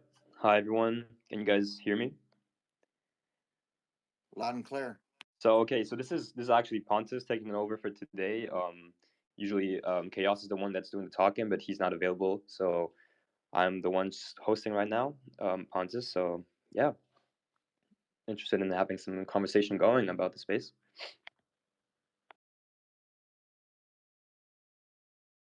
Why don't you go ahead and tell us a little bit? Go ahead and shill. Go ahead and shill Gaia for a moment. And what your GG19 experience has been like so far? Yeah, definitely. So, I mean, I think we already kind of presented the project the other days, but I can go ahead and give a brief like explanation of what Gaia is and what Gaia does. So yeah, essentially Gaia is, I mean, I listened into the spaces the other day, and it could be defined, now that I think about it, as some sort of a fund, like an on-chain fund that will help, I guess, allocate capital from users, like retail users, towards climate tech startups or innovation in the climate space or impact. And so that's our objective. Yeah, it's giving access for like retail to invest in these, I guess, climate impact ventures. And yeah, essentially that's it. Yeah, it's a pretty simple explanation. And for the second part of the question, so yeah, GG19 so far has been great. We received some donations, and so yeah, super excited to finally launch. Yeah, it's been a super complicated process, especially on the legal side, as we are. I mean, of course, we are like a Web3 project, but we're trying to connect to the real world, which is like through the real startups, ventures that are actually like building in the real life, like some new technology that we're super excited to be, I guess, helping finance. And so this is like such a complicated a process of getting like approval for like different jurisdictions, like bank accounts and all that. So it's definitely like the hardest part of the project right now. Moving forward is probably the legal aspect. I guess the code is all good, and yeah, it's only like the legal part now that is pretty complicated. So yeah, hopefully we'll get through the end of this and hopefully launch. Yeah, as expecting it to launch about 2024 quarter one, hopefully. But yeah. Okay, quick question for you because that's just amazing what you guys are doing, and you guys are right on the tip of the spear when it comes to adoption. Is part of the challenges you're facing is that on the legal side, and I don't know if you can answer this question or not, but this is based on my perspective, my experience. Is it having to submit for a money transmitter license, or does it go deeper than that? Are you referring to like the Europe? Because we're based in Europe, and we're like our focus is in European startups and funds. But you're talking about I think they refer to it as the EMI license or like the money transfer license that Yeah, we yeah, that yeah, could, yeah, yeah. yeah. Yeah, that's what I'm talking about. Yep. Yeah, so we've actually had lots of talks with like legal teams, and the main problem, as you know, was having a token being considered a security, which is like a huge problem in like the regulatory sense, where like an actual security must be like way more regulated, and like I mean, yeah, and so the problem is and when you explain Gaia and the token, essentially what the token is a share, like you own a Gaia token, so you own a share of the investment treasury slash fund. And so in the eyes of, I guess, the law and people that look into the project, and they're like, oh, Gaia tokens actually represent shares in real funds or real startups, which automatically makes it like a security. And so that is what we're trying to figure out is if it is considered security and we do incorporate in the European jurisdiction, we're going to have to get that license, which is a super complex process. And so now we're kind of deciding like different jurisdictions and how is that going to go about, and really figure out if we would actually be considered a security, if Gaia would be a security token. So yeah. Okay, so that sheds a little more light on it. So you have to deal with the EU directly in whatever stance they have on this space and like whatever regulatory framework they've already produced, right? Is there such a thing yet? I know that there's been a lot of activity from individual countries inside of the EU, but has the EU itself, the European Union, taken an official stance and provided some regulatory framework? Yeah, I think, yeah, for sure. The Europe is kind of advancing on this front. There's like the MiCA regulations in Europe. So I think it's going to be implemented end of December. So it's like a yeah, markets and crypto assets regulation. So it's kind of like covering the crypto assets that are not actually regulated by like the financial services legislation yet. And so yeah, this is it covers like all types of, I guess, crypto assets, like asset reference tokens and e-money tokens. And so yeah, it's going to go over like the transparency of everything, disclosure and authorization, and kind of like supervise like on-chain transactions kind of. So I think Europe, yeah, they're kind of pushing towards this these crypto regulations, which I mean, some people might see as bad, as like they're cracking down on different projects, and but I believe that that's actually good news. I think some like crypto being more regulated, becoming more of a common thing in, I guess, society, having this own like crypto markets. I think yeah, it's pretty bullish for the whole scene, and yeah. Okay, another question for you. Who has the jurisdiction over securities in the EU? Is that the IMF or is that someone different? Because like here in the United States, we have the SEC, right? The Securities Yeah. and Exchange Commission. And we know what a loose cannon the director can be at times with wanting to bring this entire space under fire. So is there a different governing body or is it the IMF?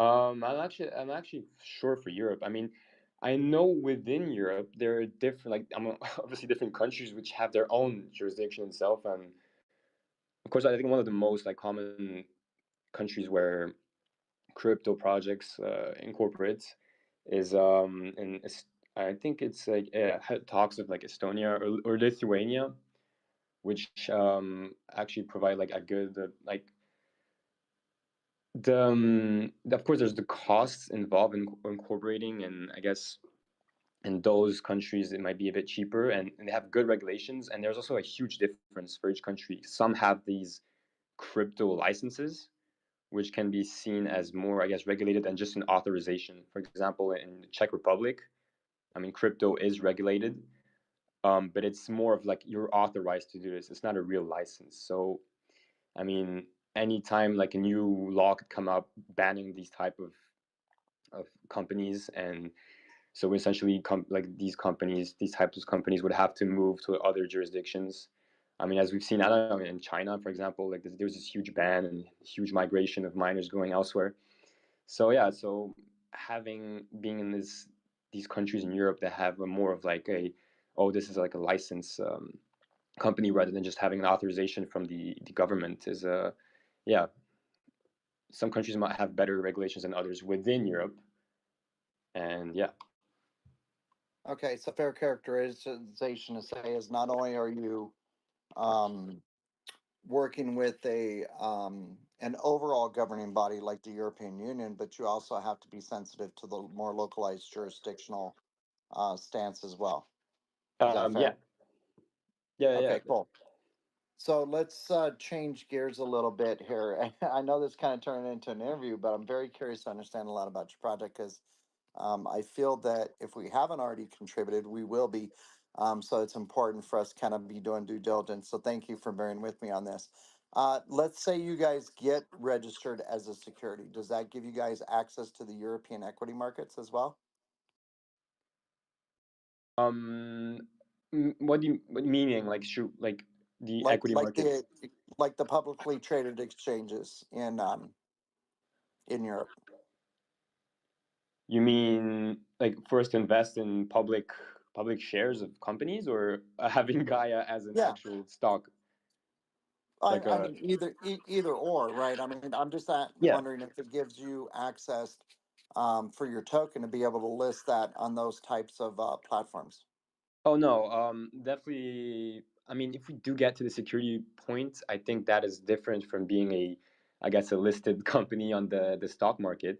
But no, our goal was not to invest in public companies. Our goal is to just stick to, like, I guess, private early stage seed investments or Series A investments, which we really, I mean, the whole goal, of Gaia is to really kickstart like new innovative projects that like will better the planet. For, like, I don't know, examples of these types of companies are working on these new technologies like climate tech, to bring like for carbon sequestration.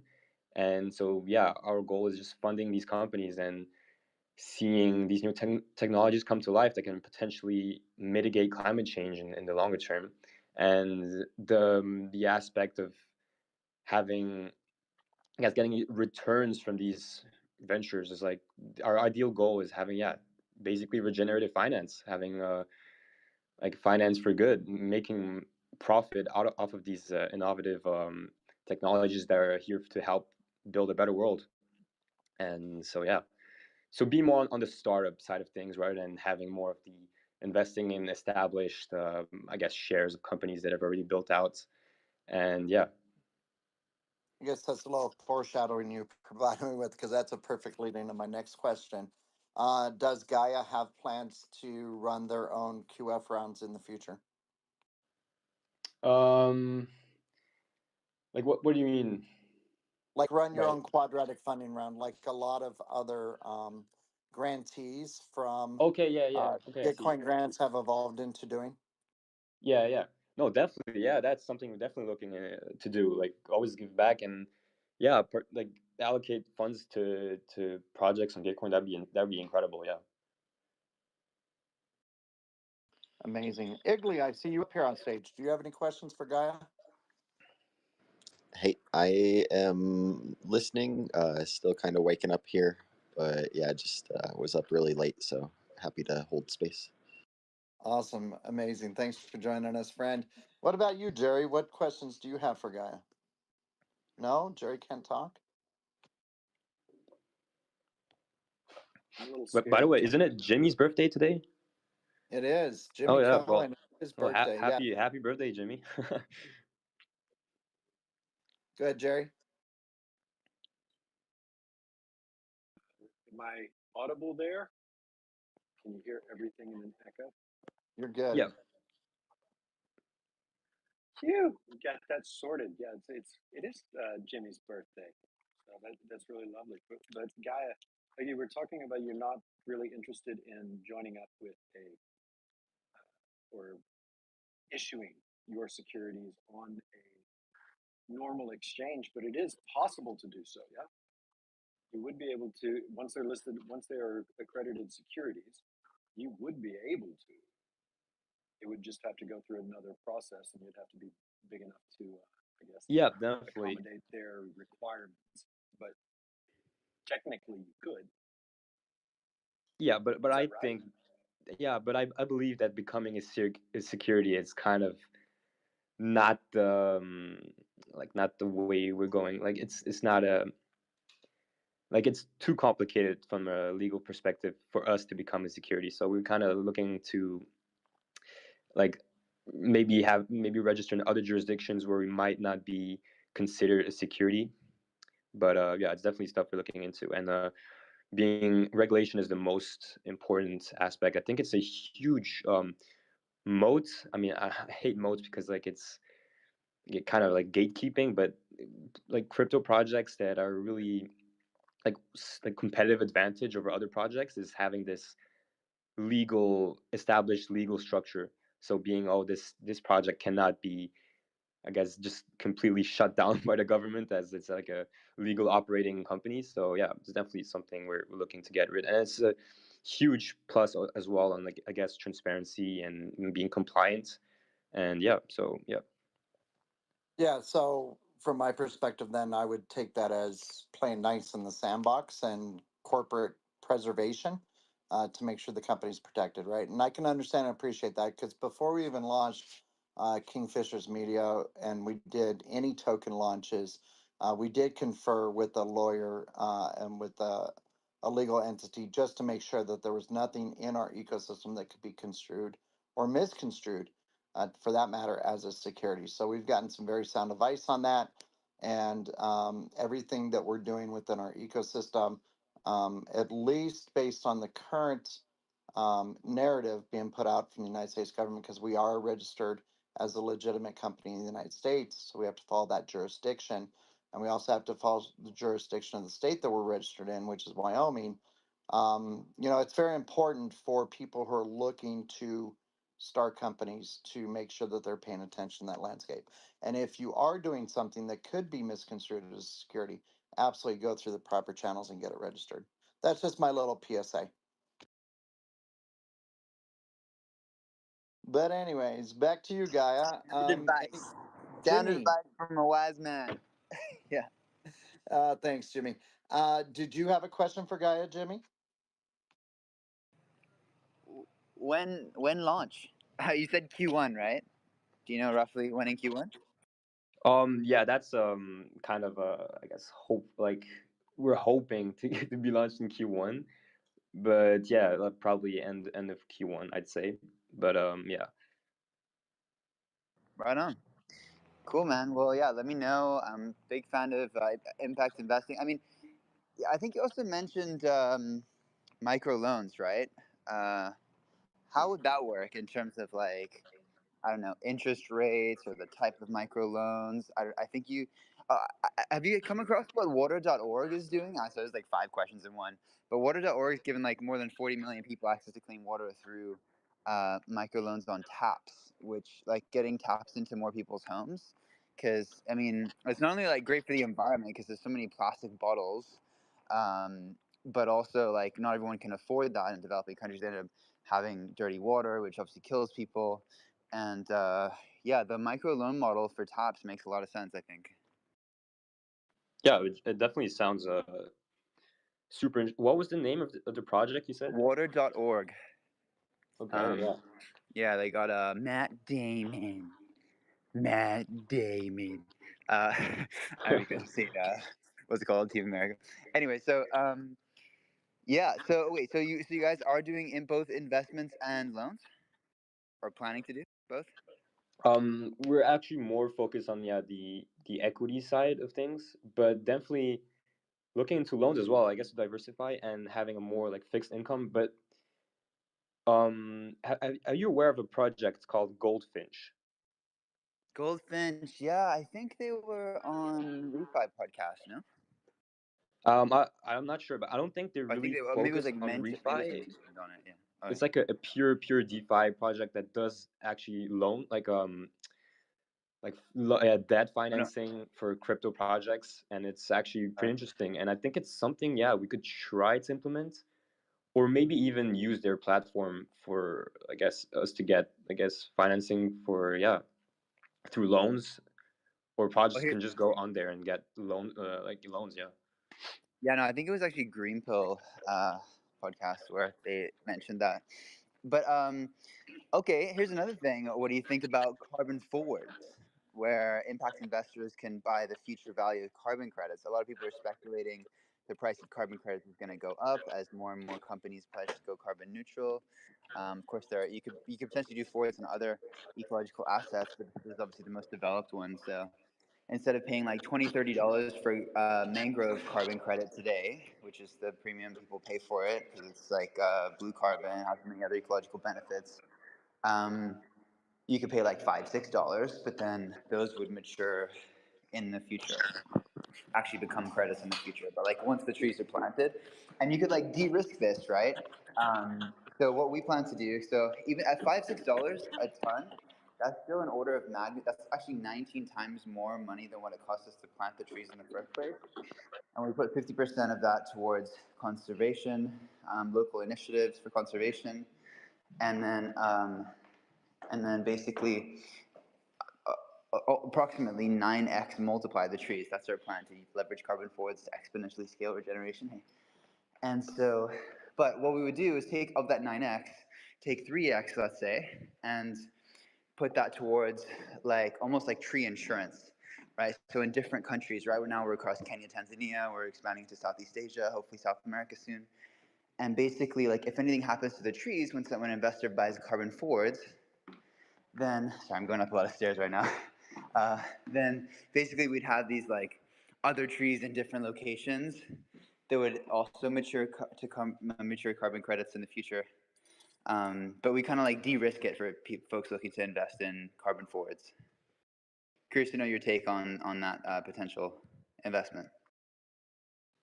Yeah, actually, surprisingly enough, one of the first ever, I guess, investments we looked into, or like trying to get partnerships going, was with this project that's called Sequester. I don't know if you're familiar with Sequester, but it's some sort of platform where you can come and like finance exactly what you're saying, like these types of projects that need like reforestation, for example.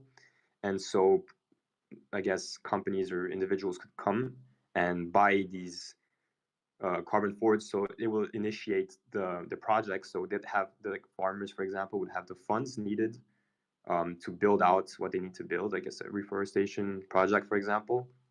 They also had this like cook stove initiative, and so once these were built out, then you would receive then in the next few years your carbon credits. So it's kind of like, yeah, carbon forwards.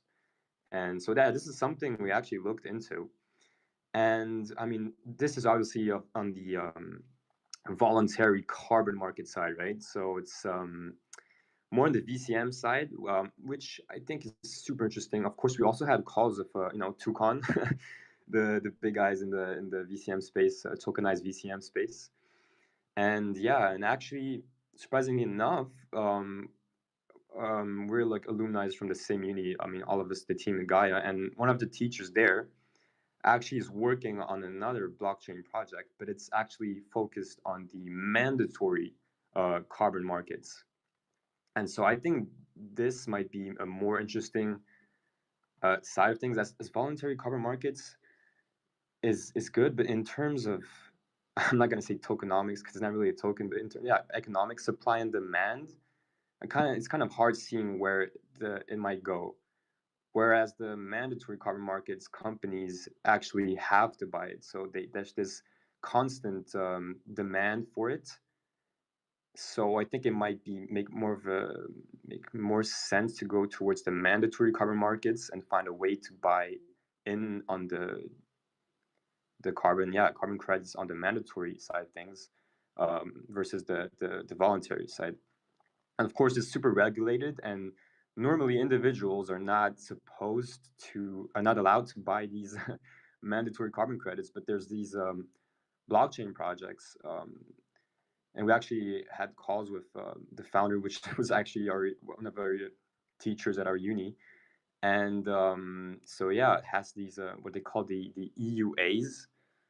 So it's like the mandatory like ETS, basically mandatory carbon credits. And so yeah, and it has been going up since. Whereas I think I have to check the charts, but I think the VCM carbon credits actually kind of crashed. Like I had to pull that up, but yeah, it's hard to see where like how the price could sustain, because of course, like funding all these carbon sequestering projects is good, but there needs to be financial incentive for everyone to be wanting to invest in these and these carbon credits, and we think that the mandatory carbon credit is a better option.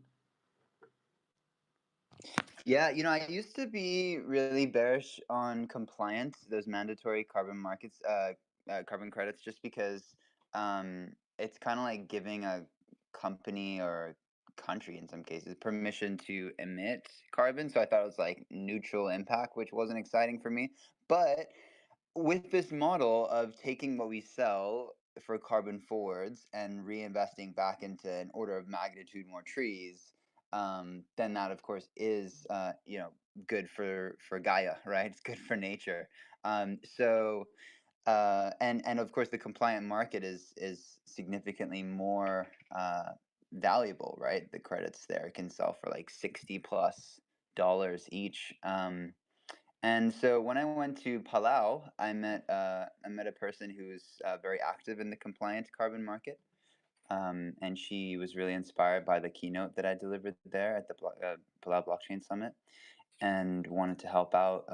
They're currently using like solar to get compliant carbon credits, but yeah, it would help us navigate that. Like there are like NGOs that are set up that basically have all the channels to distribute and sell those credits. So yeah, if it's more money, which means we can plant way more trees, then it's still good for Gaia. So yeah, I'm pretty bullish on it now. Kingfisher. Shifting gears a little bit. Can you talk about the type of investments you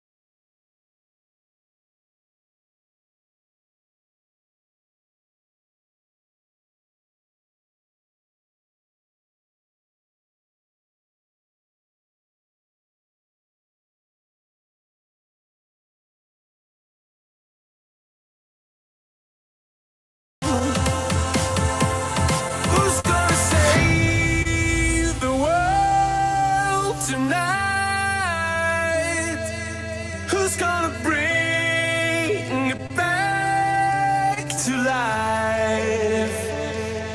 We're gonna make it, you and I. We're gonna save the world tonight.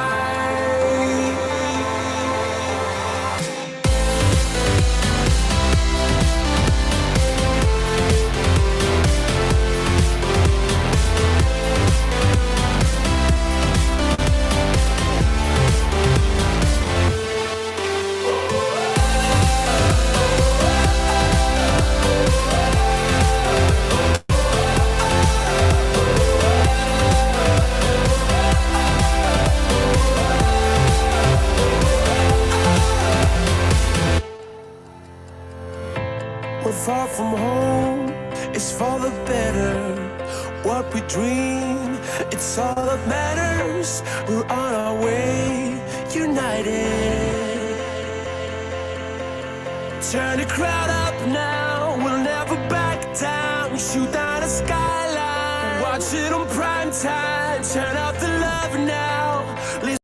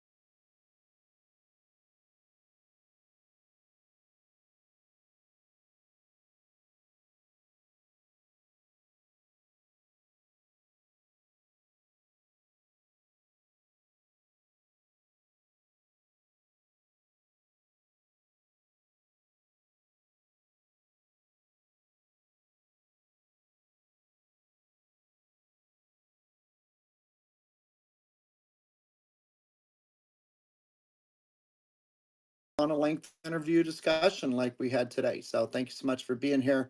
Gaia, as you transition out, we will transition Jimmy in. But Jimmy, since you've cut the video feed, we do have a little special something for you today. And once we get you up here in the co-host spot, then we'll turn the entire programming over to you. But before we do, here you go.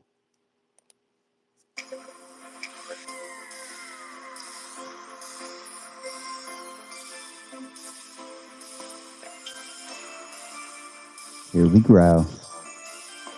Here we grow.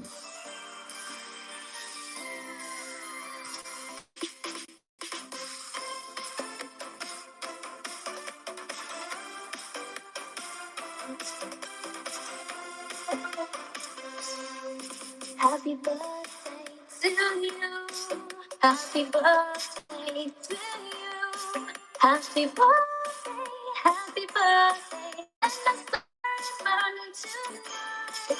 Happy birthday to you. Happy birthday to you. Happy birthday, happy birthday, happy birthday to you. Happy birthday to you. Happy Let's birthday grow. Let's get those emojis going. Let's Emoji go, dancing. baby. birthday, happy birthday to you. Happy birthday to you. Happy birthday, happy birthday, happy birthday.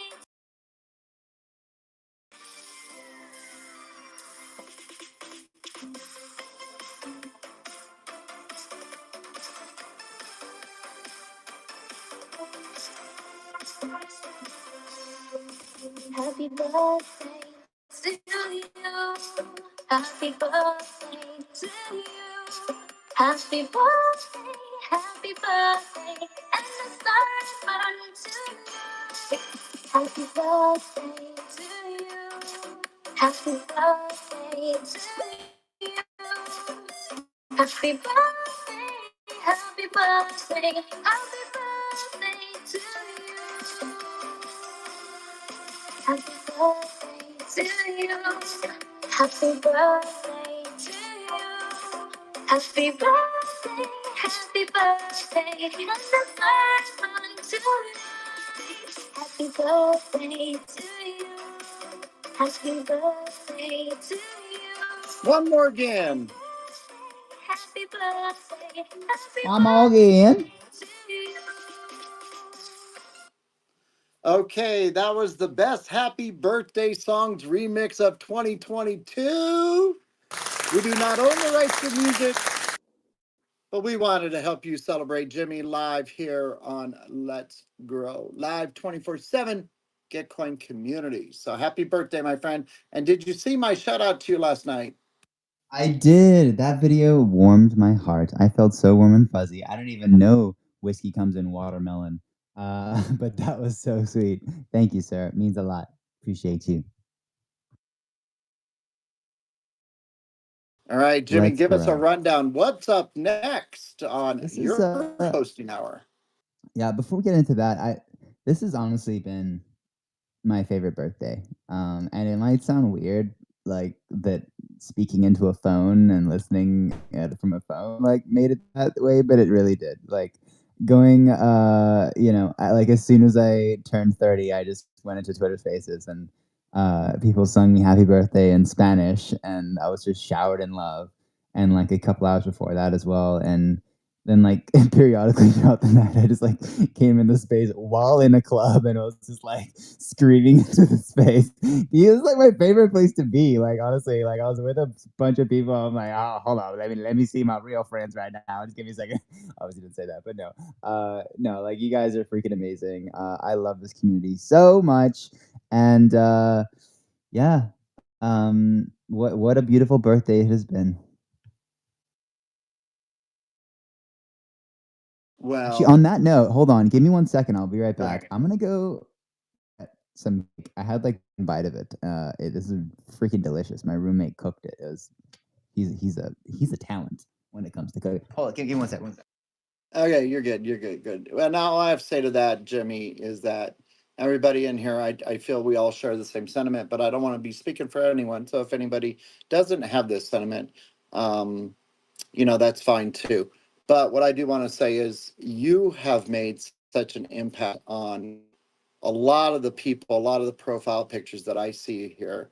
And so we as well are honored, blessed, and privileged not only to be connected to you, but to be able to assist you in having a very special celebration. So enjoy your cake. You can eat your cake on your birthday. It's your day. I can have it and eat it. You can have it and eat it too. It's it's funny. It's a big cake, and we only had a couple of slices, so I can have half of it, and we consume the other. We're literally having our cake and eating it too. Wow, magic! Miracles do happen, ladies and gentlemen. We have our cake and we eat our cake. All right, hold up. Look, I'm showing off my slice of cake. It's got blueberries. It's got chocolate. It's got nuts. It's got roses, literal roses. Little roses are in there, like decorative Mini rose. Oh, this is amazing, guys. Hold on. Oh my goodness. So good. So good. Wonderful. All right. So, Wasset is up next. Wasset. Whip out your wallet for Wasset. They're up. So, let's rotate co-hosts and bring them on up. Now. Oh, they Yep, are up. I'll be leaving now. So yeah, I guess thank you everyone for participating here. Love you all. Happy birthday again, Jimmy. Love you. And see Love you you back, guys. fam. Love you. Bye.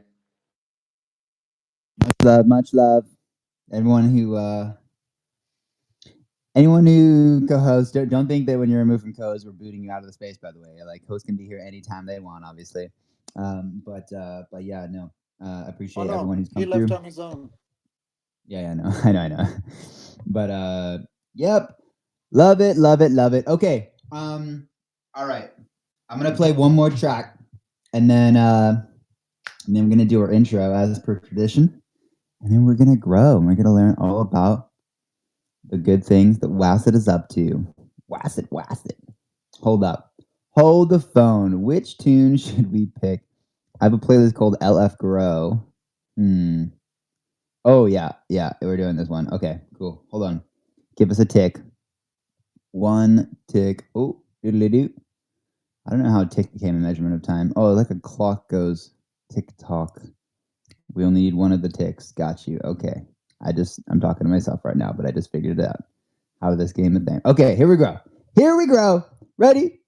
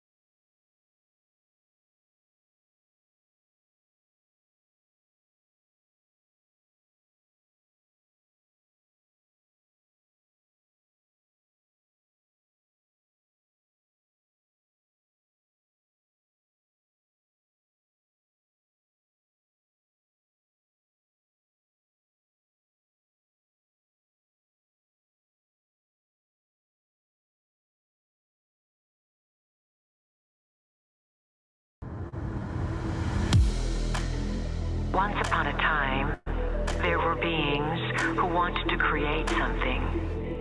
These beings carefully guarded an aspect of consciousness called light.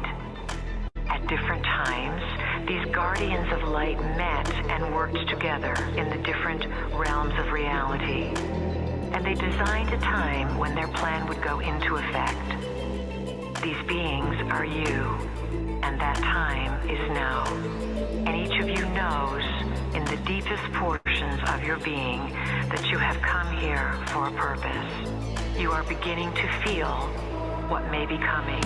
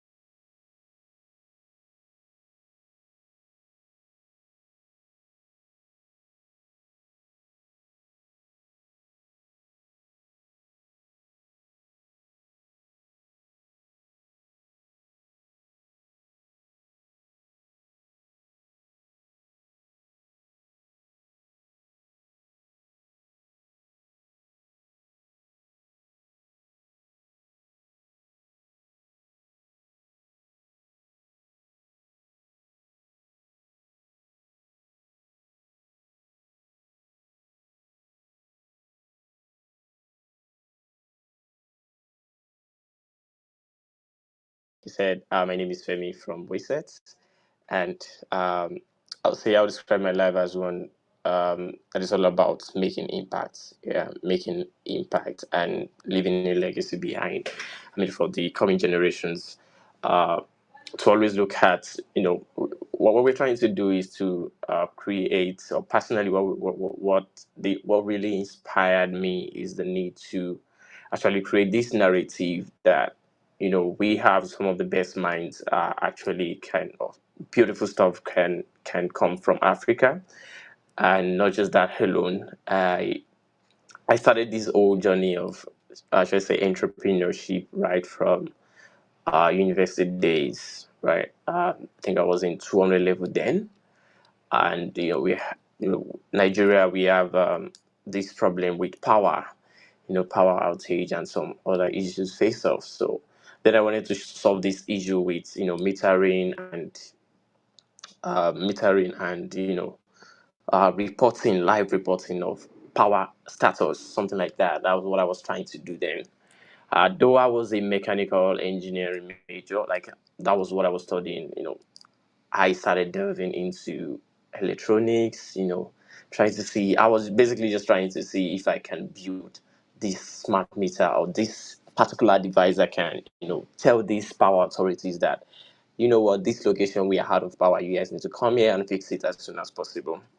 So that really drove the whole journey, like trying to build something, delve into hardware engineering, building stuff, and from there I started into freelancing, Fiverr, Upwork. Then from there, I met my co-founder, who also someone who loves. He's a more of a technical. He has this telecommunication science background, so not really engineering, but he loves coding. So we met during my IT days, and we connected, and ever since then we've been, you know, working towards building something that can actually solve the problem that we have here, local problems. using any of these emerging technologies, talk about AI, IoT, and even blockchain, and that's what really prompted us to work on Wayset. But Wayset didn't just start as just one, about blockchain. How can we use blockchain technology? I had this personal experience. I was in Lagos. At I think one of the most popular beach in Lagos. Then, even till now, Landmark Beach, and I was just, trying to touch some grass and just relax. And I noticed this, the waves. I kept getting this patch of nylons kept coming, like getting washed to the beach. I was like, what's really going on? This is a very big problem. Though I know waste is a very big problem. It's something that we see every day on the streets. When people improperly, when they just dump waste somewhere and they expect the government to pick it up or some people to come pick it up. But that really gave me uh, this, should I say, this pinch. This is a very, very, very big problem. Like, you can't just stop now. Because at some point I was like, okay, we're trying to do this, we're trying to build this. No one really believes in what we're trying to do. Though we're building, it's taking almost forever to even build a marketplace, right? But that really inspired me that day. Like, you need to continue doing this stuff. You need to keep building waysets. You need to go back to your team, tell them this is how we can achieve this. This is how we can. Let's see some ideas that we can, put together to address this particular problem holistically, without just solving it from just or looking at it from just one angle. Let's look at it from, go to your team and look for at the problem deeply. Do more research, because then we had data, some data. Now we have to like get into the system, become a waste processor ourselves, and to understand what these people are like struggling with. What exactly is the problem? Is it the money? Is it the people? Is it the psychology? Is it the probably it's the regulation?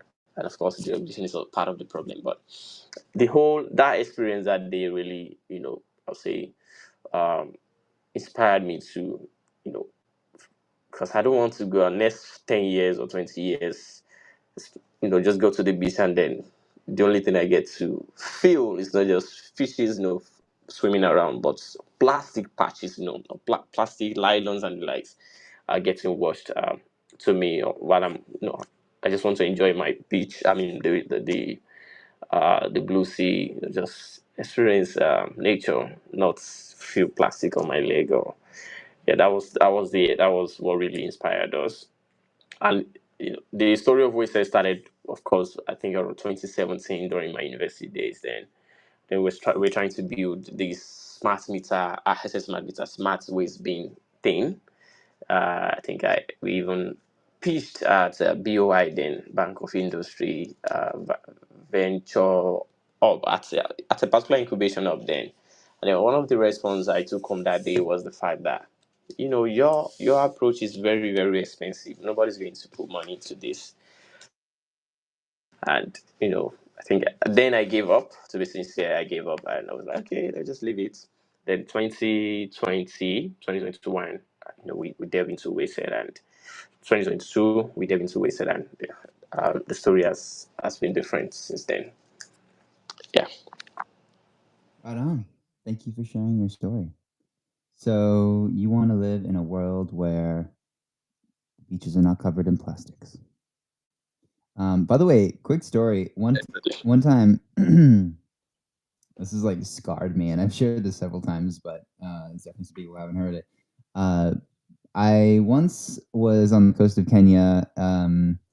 We ordered like a seafood platter, and someone was chewing on I think a piece of like lobster or something, and just kept chewing it and was like, this is really chewy, and just kept chewing it, and then eventually they like took it out of their mouth and realized that this lobster had eaten a chewing gum, and and then that person ate the lobster and vicariously consumed a piece of gum that had then been through at least 3 living beings.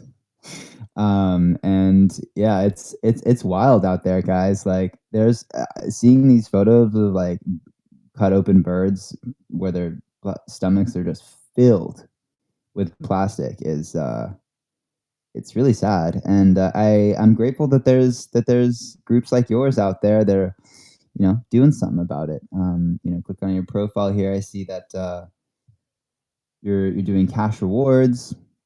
How do you fund the cash rewards? I mean, you mentioned that was a hackathon. You know, obviously you're in Gitcoin, but how do you how do you Yeah, typically fund those rewards? What's the funding that's a mechanism? very big one. That's a very big question. Yeah, How do we sustain the whole thing? So, yeah. one thing we noticed is that, and that's where the name Wasted actually came from. Um, waste as something, waste as assets, right? We understand fully well that nylons, plastics, and the likes, even canned bottles and the likes, can be made into, can be broken down. We can break it down, shred it, uh, and then reuse it either to make new product or make, the same product again. And that's what we felt like this thing, what people see as waste most of the time is not totally waste, but something that can be reused, like an asset, natural asset, like gold, the way gold is, and we can refine it into like jewelries and the likes, or even make stuff out of it. The same thing with waste, plastic waste, for example. We've seen company, and we're going to be onboarding some of them after we launch December. Um, you know, they make clothes, fibers from plastic waste. We even see a company, I think in India, where they convert.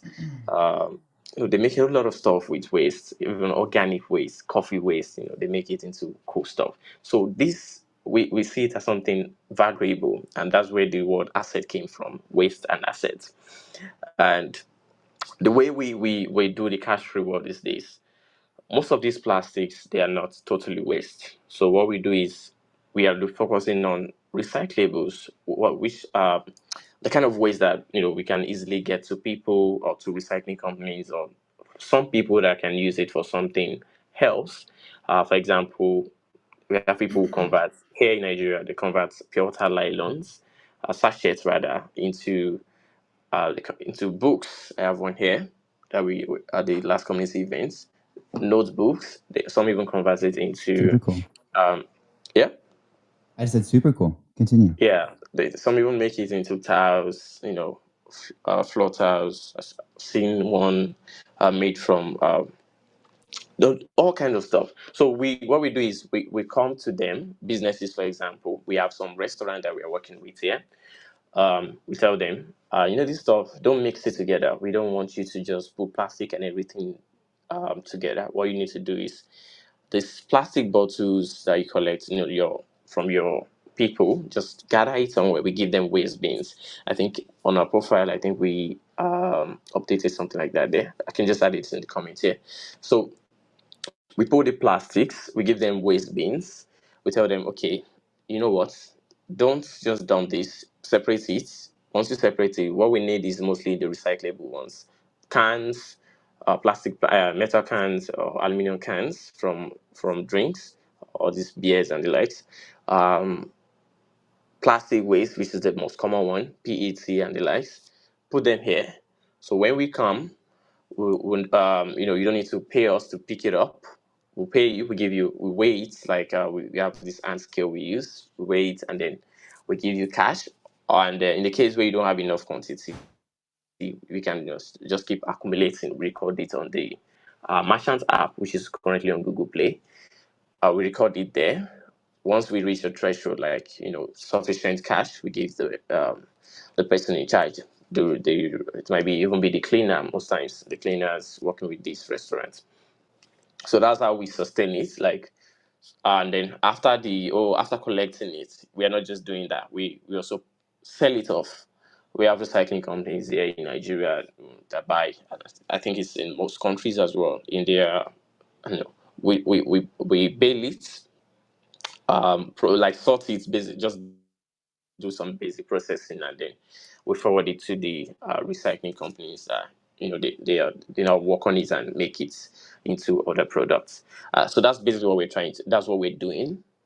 And yeah, in terms of, just to answer the question you asked about how we where we get the reward from, where is the cash coming from? So it's not like we are selling it. We buy at very low price, process it, and then we sell it to the recyclers.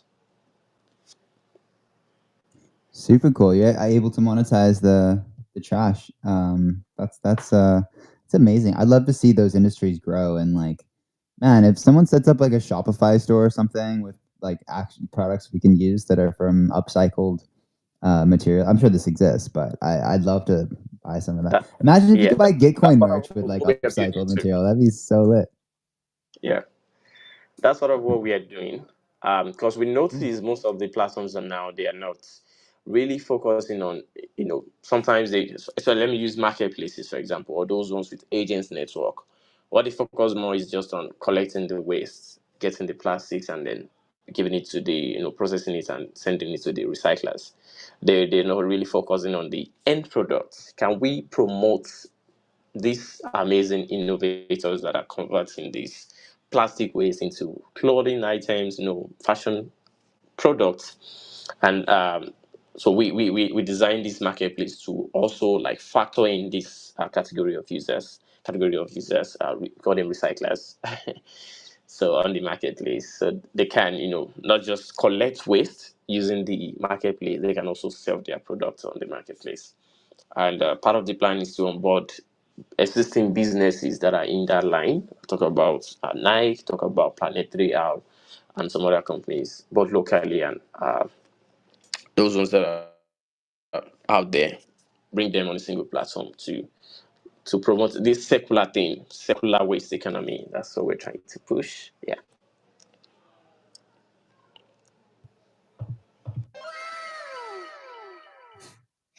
Wow, super cool. So that sound effect came through, right? Sometimes it doesn't. All right, so great. Well, by the way, do you want to come on the stream, the video? I sent you a link on your computer. You could actually show us, not just tell us what you're doing. That's a really cool part of video. We can onboard and we can demonstrate.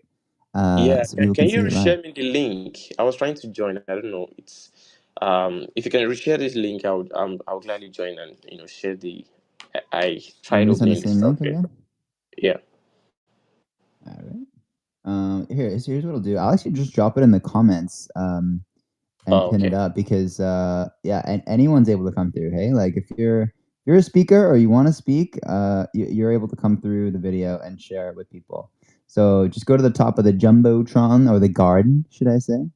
I've planted the link in the garden up at the top. So come on through there and let's freaking grow. So you speak about UBHI. I've heard of UBI. I've heard of Universal Basic Income and also Unconditional Basic Income. What is UBHI?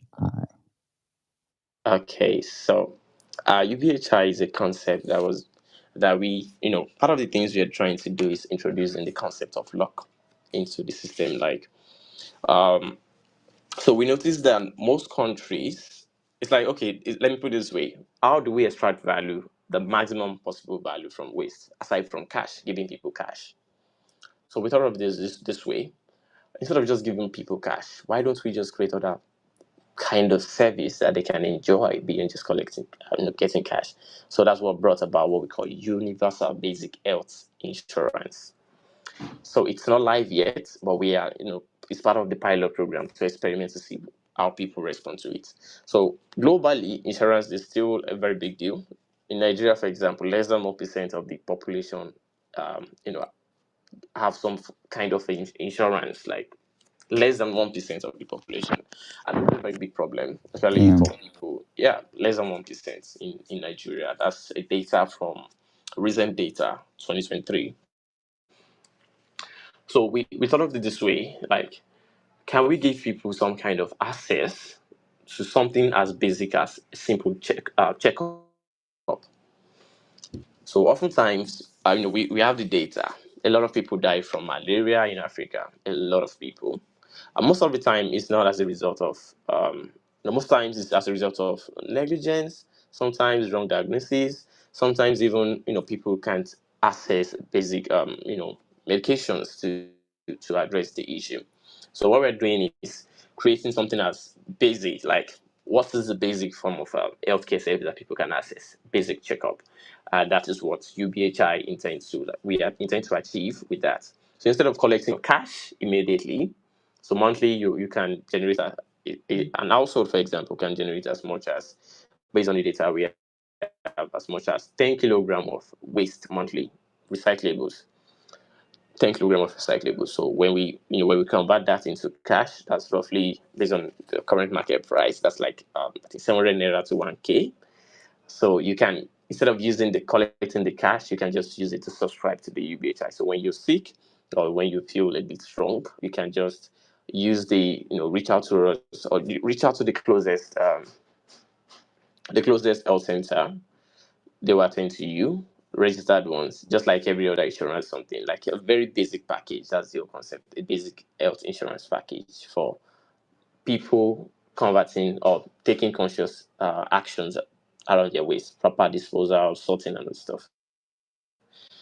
So that's the concept of UBHI, giving people Super cool, basic health man. insurance using their waste. So waste to cash, waste to wealth, or waste to health.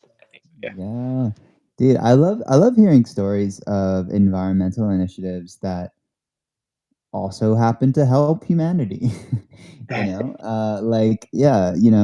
should not be ignoring the social impacts that can be made along the way. That triple bottom line, right? It's people, planet, and profit. Of like social enterprises. I don't know if you're a nonprofit or social enterprise, but yeah, we should be thinking about all three. We should always be thinking about all three as the bottom line. Not letting one fall by the wayside. So people can collect plastics. They give it to they give it to you guys. They give it to a recycling station. What is the state of recycling, by the way? Because I mean, you talk about upcycling and making other products, but I know, like in Kenya, for example, a lot of the waste is unfortunately just set on fire, which is pretty toxic to inhale. Yeah. So what we do is we there's something we call agents network. Yeah. Oh, he's getting called upon. Yeah, sorry about that. No worries. Yeah, so we have this agents network. We call it agent network, though it's not very, very big yet. We have like people that are working with us. So they go to restaurants, they process the quantity. I think okay, let me just post it here. I just sent Bring it on the video, bro. Yeah, it's up near the send me top. the link. I'm trying to see. You've It's at the not top. shared the Just link go on your yet. computer, click on the space I can at the share it top, with you. click on your DM. Where's the problem? What's it showing you when you click the link? It's just showing an empty link, like as if I'm starting a new meeting, something like that. Let me check. Well, you have to be let onto the video itself, but let me rejoin. Yeah, it should work. Friends, we're approaching the halfway point, which means it's your turn to shim on up to the stage too. Feel free to come, show your grants, or show it forward, show another grant, bring your questions, your queries, your comments, all that jazz. Have you thought about collaborations much? Here. Like, sorry? It says joining here. All right. Okay, let me see. Join. My guy. Oh, so, presets. Yeah. Let's see if it shows up. Oh, yeah. Hey, there's that beautiful. Where is it? Oh, you're orange. I just see an orange screen. Okay. Yeah, let me just share my screen now, so I can walk us through. Okay, when you share your screen, you're gonna have to make sure you're talking into your computer because it's gonna drop the audio input from Spaces, but that's okay. Okay. That song still sticks in my head. Yeah. Share that screen, son. It's the middle button. Yeah. Yeah. It says sharing. Yeah. So have you thought about collabos much? We got Aquapurge in the space. Shout out to Aquapurge. It's also doing plastic cleanups and some crypto rewards. There's Litter Token that I think pays crypto rewards as well for picking up litters. There's obviously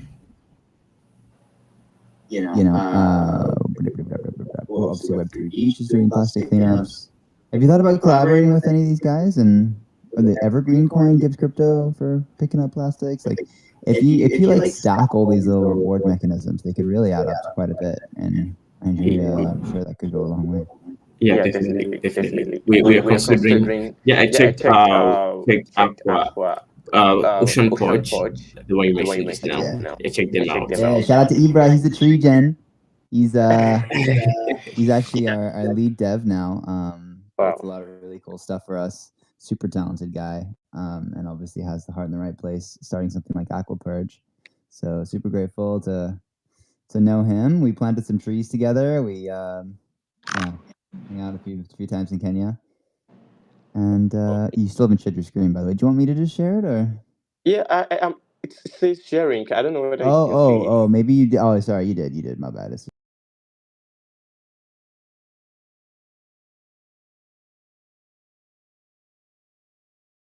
Okay. Volume on. Okay.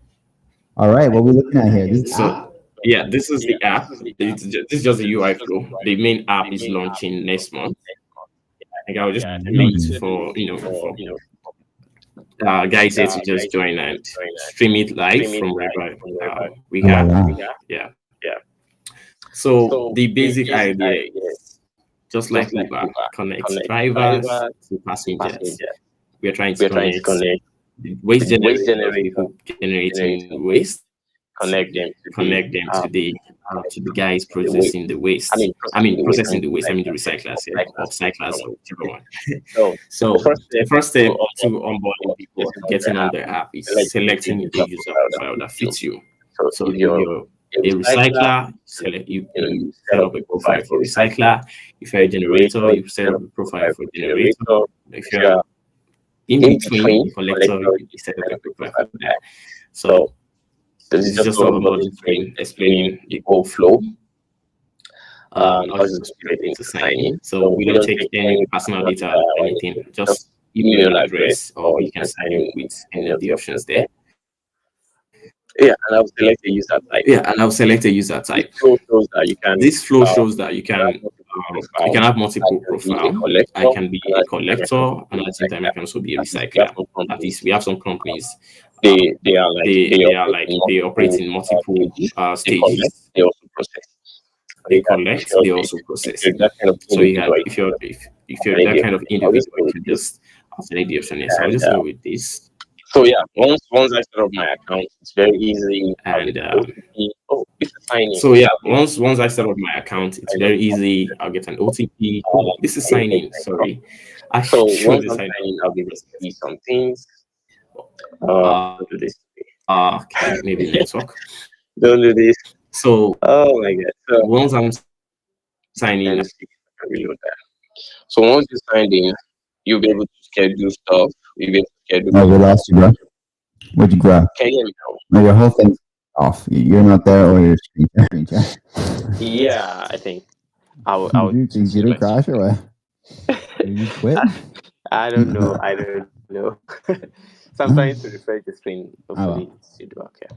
Fair enough. We got a little demo in, at least. Yeah. You can put your Do you have mug people on on the there if call? you're Can they docked. see this? All right, we can't see anything anymore, bro. It all quit. Okay. But you can see me the whole presentation earlier. Yeah, I saw what you did there. Cool. So you sign up, How do you verify? Like, what's the MRV for this? Okay. So what we do is, if you're a generator, once you get on the platform, you do before you can start, interacting and doing interesting stuff. And the KYC is just for us to ensure that you are what you claim to be. So if for example, a restaurant, you just need to verify that you actually you are a restaurant. But that the verification is not that strict at the lower end of the chain. The verification is more strict at the recycler end and the collector end. So these are the guys that validate the data that we get on the platform. So if you claim you have 10 kilogram of waste, you sell it. Someone will come to you, like Uber drivers. They'll come, they'll pick it up, they'll weigh it, and then you get your cash reward or you get paid through card or whichever method you choose. So once you're done, the collector will pick it up. They'll take it to their processing facility. They sort it for they do whatever it is they need to do. They do it, and they also use the app again. They also sell to uh, the recyclers. So it's like a multi-stage kind of thing. So once they have enough quantity, recyclers buy in bulks, tons. So they accumulate enough quantity, they process it either by baling, shredding, or sorting, whichever one. They do that at the collector end, and then they sell it to the recyclers. So the recycler, just like the way we order boat ride, they'll pick it up. They see, oh, someone is interested in selling like 100 tons of plastic, PET. They will accept it, and once they accept it, the collector will be the one to take it to the recyclers actually. So they schedule a time, a date actually for them to deliver. They pick the quantity, they get the ride or the truck, and then they send it over to the recyclers. So that's the flow, and we keep validating the data based on it's like garbage in, garbage out. So if you claim you have like 10 kilogram of plastic, whatever you're selling or the collector is selling should be equivalent to that. So 10 kg in, 10 kg out, 10 kg in, 10 kg out, something like that. So it doesn't we keep the data on like that. We validate the data whenever the collectors or the other person buy in, sells the quantity accumulated. So let me not even go too much into the that Yeah, it that's a can lot be of details. confusing. You get But I appreciate you. Yeah. So in, out, boom, you can measure it and reward people. Love it. Hey, Yeah. I'm curious to Can you know see my if screen you now? which blockchain are you bidding? Celo. We're building on Celo. Okay. Well, I don't know if you're open to being like multi-chain. 'Cause I recently had a conversation with a protocol called Hawk, HAQQ. Most grant programs that that give out grants on Can their you tag blockchain. them? What? Can you tag them? Probably in the comments or probably in the Okay. DM. I was just gonna say that like most protocol, the Hawk network. So most protocols will make you build on their blockchain exclusively or something like that, I believe. But like to get the grant. But these guys are like you can be multi-chain, and they'll still fund you. And they start with something small like $10,000-$15,000. But then if you drive adoption to their chain, then they like release out more and incentivize you to use their chain more. So yeah, they're pretty cool. They're trying to be like the ethical blockchain. They put $40 million into their grant program, which is pretty damn substantial. So that's one opportunity. Then there's also like Kyoto. I don't know if you have a Kyoto refi. There's also a new blockchain that's coming out. They're giving out $50K to people who build on there. I mean, it hasn't launched yet, so yeah, it's going to be exciting. But I do have a lot of faith in that team. Like they came through to Kenya to plant trees with us. They funded us to do 1 million mangroves before TreeGens even launched, which says a lot about them. Before they launched, they did 1 million, and they're putting 25% of their sequencer fees of their blockchain towards regeneration directly. So pretty cool things are brewing. This next bull run's going to be freaking refi, baby. I can't wait to see refi pop into those charts, like yeah, same here. most trade volume on Binance, freaking Okay. trees, Okay. baby. Prosperity come into a forest near you. No, I love it. So yeah, I'm so bullish on you guys, and hearing about all these builders in the space for the last 2 years, almost 2 years, like year and a bit, but like throughout the bear, just people just tirelessly building a brighter future. I can't wait for all that hard work to really pay off and to really scale for the planet, to make a big difference. And I really do believe in this movement to accomplish that. So what does your vision look like if you're ultimately successful? Where do you see this thing growing? Okay. We see these addressing a lot of issues. Website is just it's beyond the marketplace, right? It's beyond the marketplace. We're setting up a DAO that will be next year, and the goal is fund more research around recycling and upcycling, invest in existing businesses that are involved in recycling and upcycling, give them money to scale higher, faster, and build more facility. Um, we call it the scale program, and the scale program basically to invest more in research and development of new technologies, new solutions that can help us address the issue of plastic, for example, converting plastic to fuel, but whatever it is, like to ensure that uh, products from things like ocean cleanup, for example, some of these plastics are not easily recyclable. But with funding, with new research or new innovations, we can convert all kind of plastics or all kind of materials into new usable products in a way that it's economical, right, and can scale big. And that's part of the vision we have. Not just that alone. On the marketplace, we intend to have what we call an oracle. Um, it's more like a data aggregator. So the whole transaction happening off chain, once you use the marketplace, we embed metadata, things like I'm currently trying to work through that now, so you see what I'm talking about. So I'll set the weight, the location, the kind of materials I'm pushing on the marketplace. So we take this data and we intend to make it available for everyone, for decision policymakers to understand the problem right from the source. When we have better data, when we have enough data, we can make better decisions. We can say, okay, we need to build something here to address the issue, the local issue in a particular location. We can set up this here to, based on the data we have, we know that in this location we're generating more plastic waste. So that means we need to have a kind of plastic processing facility in that location. So data for insight and action through the Oracle is part of what we're trying to do. And it goes beyond just moving waste. It's we're talking about the social impacts. We're talking about the environmental impact. How do we ensure that we don't keep killing we have enough fishes in the ocean than plastic by 2050 based on the current projection. How do we ensure that people can access basic health insurance, or using their waste basically to trade or to do some kind of stuff, something that is considered waste? Then people can, they creating a different attitude, mental orientation around the way people see waste. That is our ultimate goal, and not just that alone. The current data that we have says, some developing countries, the waste processing capability somewhere around. Let's start with collection. Around 40%, less than 50% of the waste generated ends up in. So we intend to increase this number significantly to somewhere around 90 to even 99% in the next 5-10 years. 5 years actually, it's possible. Once there is incentive, people will jump on it. Not just that alone, we also want to increase the reduce the number of waste ending up in landfills all across different regions. So it's part of what we have envisioned, but it's like 3 years from now to organize a kind of hackathon focused on take this landfill and bring it down, something like that. It's crazy, but it's possible.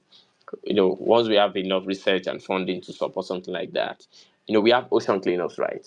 We can have something like landfill cleanup, something like that, where people just go to this landfill, we select one, build something, something that can allow us to like convert the entire, like most of the materials here into something usable, and then we build it at scales.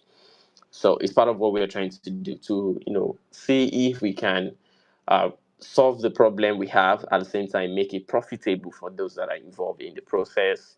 Through luck, we have things like lottery, giving them better access to basic health insurance or basic health service, um, giving people the opportunity for their voice to be heard, making decisions through the DAO, encouraging, bringing people together, like a kind of community, around fighting a common enemy, waste. And that is where that is our plan, that is the vision, and we are keen on making sure that is we achieve that, no matter how long it takes. Community. Sorry, I had to make the tree reference. Love it, brother. No matter how long it takes is the key word there, which I love, or phrase, I guess you could say. Because yeah, it doesn't matter if you even if you fail initially, right? Because if you don't give up and you keep pushing, it's not a failure. You keep trying. You can't fail because you're just gonna try a different way, and then keep growing, baby. Keep trying, and you will get there. Yeah. I have a lot of faith, and yeah, man. By the way, quick shout out to our channel partners: Refi DAO, Bankless DAO, TreeGen DAO, Solarpunk DAO. So many DAOs. We're streaming to 15 different social media channels right now, pulling in the X Spaces audio all across the interwebs. So everyone wave to Twitch. Hello, Twitch watchers. Yeah, shout out to them. Everyone wave to YouTube. Hello, YouTubers. Everyone wave to LinkedIn. Hello, LinkedIners. Much love. All right, love it. Friends, if you're in the audience, oh, by the way, you mentioned hackathon. I see we got Hack Refi in the audience here. So T-Rex, if you're able to come up, buddy, would love to have you join in on the discussion around the hackathon around the whatchamacallits, what landfills, right? Landfills. Hey, I know a guy actually. I know a guy. They're using like insects that like eat garbage to like go into landfills and eat them. By the way, landfills emit a ton of methane, which is way more potent than carbon. So have you heard of these insects that eat the? No. Yeah, it's something to look into maybe. Yeah, definitely. He's got a patent in the States for some process, but doesn't apply to Nigeria, I'm pretty sure. So find out what it is and let's grow. But yeah, so I'll see if I can connect you with that guy. But Impact Us, what's that about? Yeah, it's basically a lock system where people can bet for impact, something like that. Is it bet or debt? Bets, Bet. BET, Betting on yeah, the impact, huh? I like it. bets for impact, something like that. So, Cool. unlike what we have in the traditional system, where there's a reason for that. Why we introduced that, we notice that most of the time, those guys that go around collecting plastics, the guys at the forefront. Let me use that word. You know, at the doing the hard work. But sometimes they earn peanuts. They don't earn that much compared to, of course, to the recycling companies. They have big machines and everything. But these guys are the ones, making it possible for us to recycle. So we believe one way to reward them beyond just giving them cash is for them to be able to people bet a lot. You can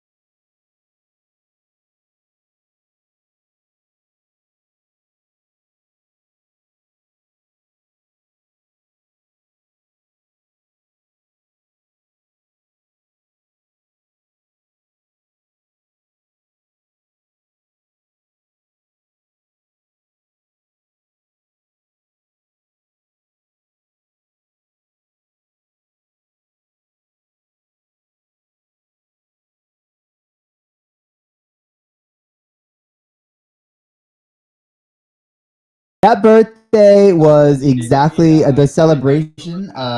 So Suzanne of Impact DAO, Impact Market, I mean, really came through with the suggestion. I was like, "What's the best party with electronic music?" And she's like, "It's this one." And we went there. And it was a remarkable time. And I kept coming back into the spaces periodically throughout the night, even though it was super loud. I was just screaming like, "Let's go!"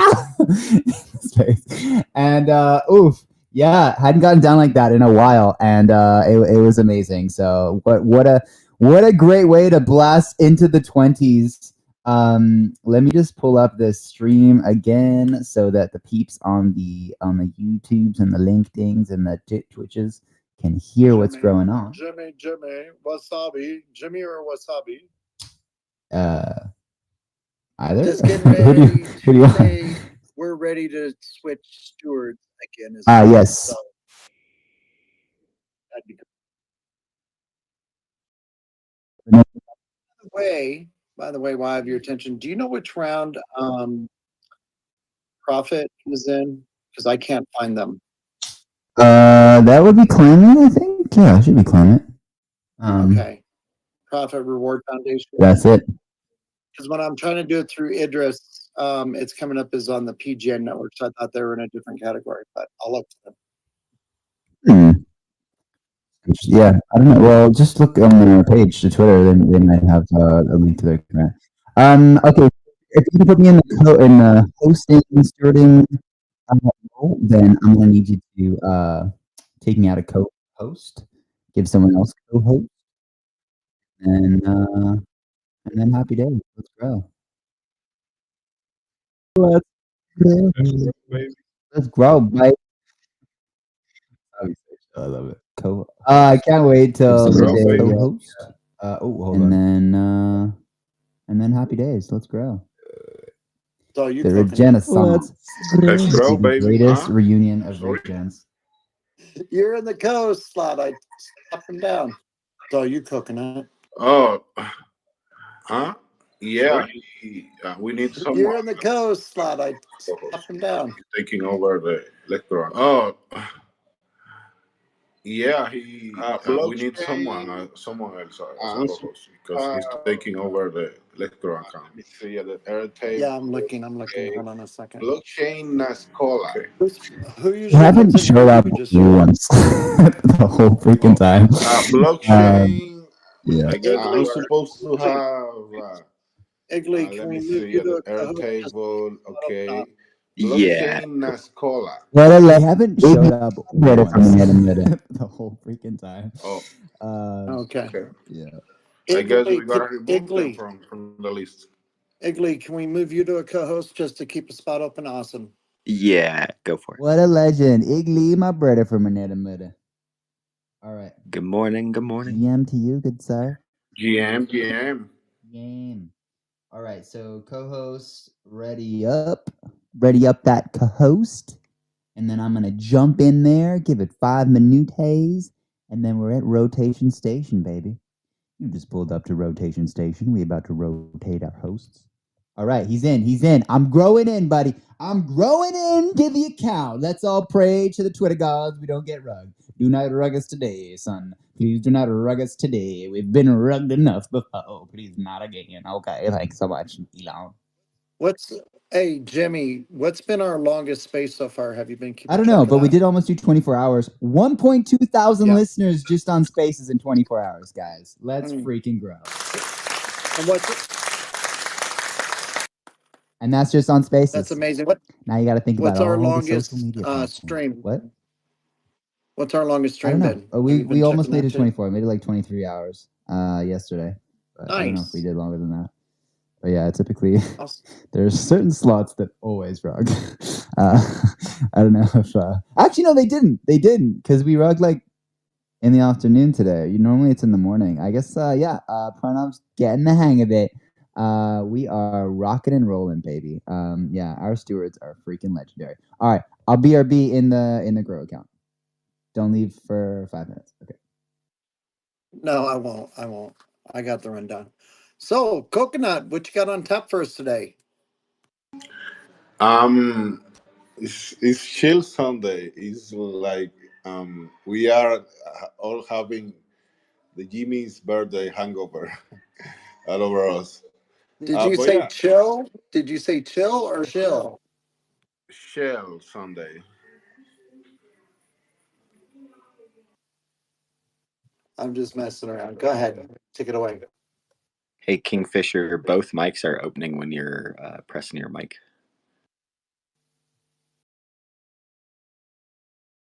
Yeah, that's because the steward change is underway. Okay, Now that we're was good. trippy. Now we're good. Now we're good. You mean I was coming through both accounts on the audio?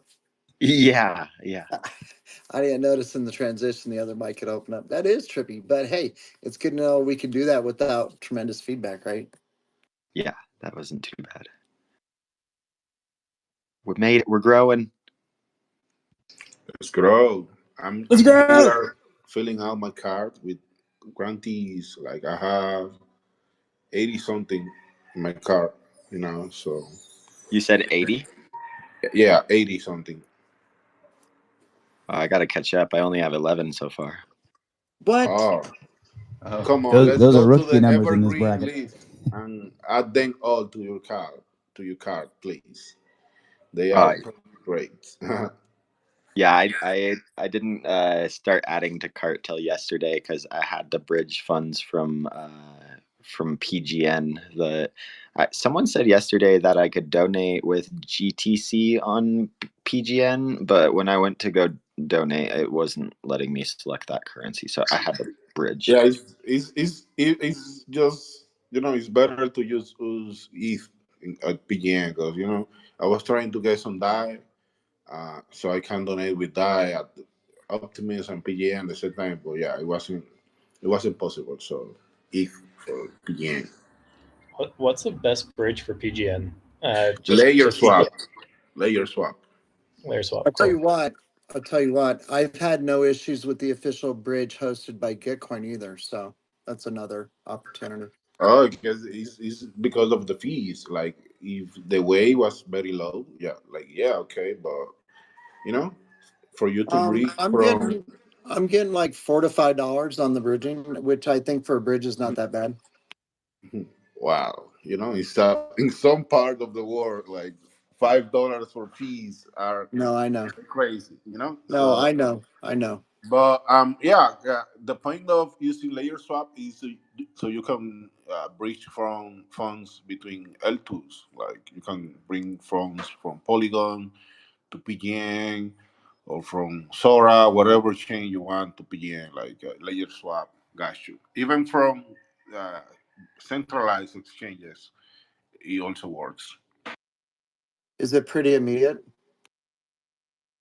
Yeah. Sorry? On layer swap, is it pretty immediate? Yeah, it's like seconds. Yeah, All right, so layer swap has no wait on the bridge out from PGN. There is no 7-day wait on layer swap for everybody that is interested in using that. And as Wasabi said, like I had a problem when I wanted to do the PGN thing for the first time with bridging because I had to like bridge from layer 2 to Ethereum and then from Ethereum to PGN through the main bridge. But layer swap lets you bridge from like Optimism to PGN, so you don't have to like put your funds on mainnet first. So yeah, layer swap's been really helpful. No wait. Yeah, it's crazy having to wait like 7 days to get your funds out. Like that's more like an international bank transfer. Like it's crazy.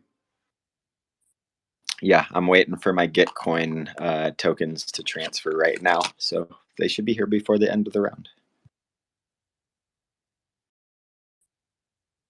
So, what are we doing today? Are we chilling? Are we talking about a specific topic? Are we having like a little panel around something interesting? What are we feeling like doing today?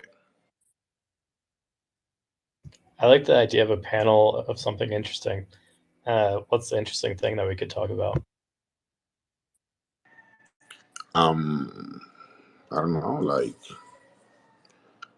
why why do we need liquid tokens in our use cases? Or I don't know um, why some why some projects are not like what is the barrier of like what is some projects stopping them from adopting like on-chain governance? Like why are you know like I don't know. I feel like on-chain governance is something that has many more upsides than downsides for me. Like that's my own opinion. Like um, I don't know. So you're What do not you a guys fan of think? Snapshot? Huh? You're not a fan of Snapshot? Not really. Like I have never. I have only bought one time a snapshot. You know, I feel like it's great. It's a great tool. So you do a gasless voting, and you can use multiple techniques. But at the end of the day, it's not on chain. It's yeah. It can be. You can edit the proposals after you send it to vote. So one of the things with like on-chain voting too is the ability to see past people's voting decisions and being able to really transparently see that. And sometimes people don't want their votes to be able to be recognized. So I'm really interested in like the ability for ZK snarks and zero knowledge proofs, all that sort of thing, to sort of hide information uh, while still being able to partake in this democratic process. Uh, what's people's thoughts on that one? Yeah, I'm excited about that because I feel like because of privacy, some people decide not to just not to vote, not to have that on-chain trace of you voting. But like I feel like we as individual humans, we need to be part of stuff that we are not like. There are always like special cases, but most of the time, like if you don't have your life is not like under attack for you voting in any proposal, like it's okay like to be able to voice whatever whatever you think in a on-chain uh, perspective. But yeah, say K snarks like that's going to be like a game changer for mass adoption. And we're gonna be able to do more stuff with on-chain voting. But yeah, I'm just I'm dogs, so I personally don't care about it. I'm going to participate in any DAO that has this on-chain way of me having some sort of influence.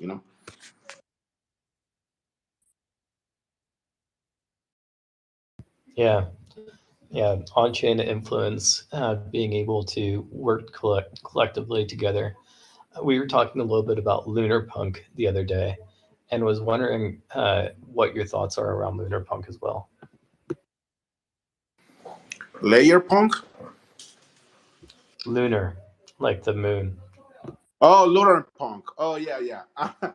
I'm I'm not like too deep into the concept. I just I know that they are the Black Knight of of the solar punk and lunar punk paradigm.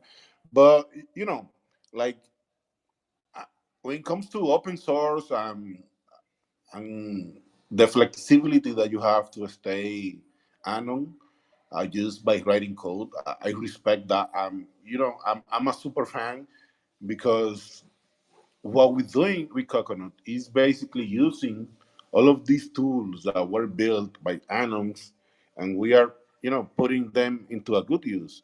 So, everything is about balance. It has to exist, like say, both approach, to a similar outcome. But I say like there is one side that produce like change at a protocol level, and you have another side that use those tools to to materialize stuff that is not only code, is something else. That's how I say it.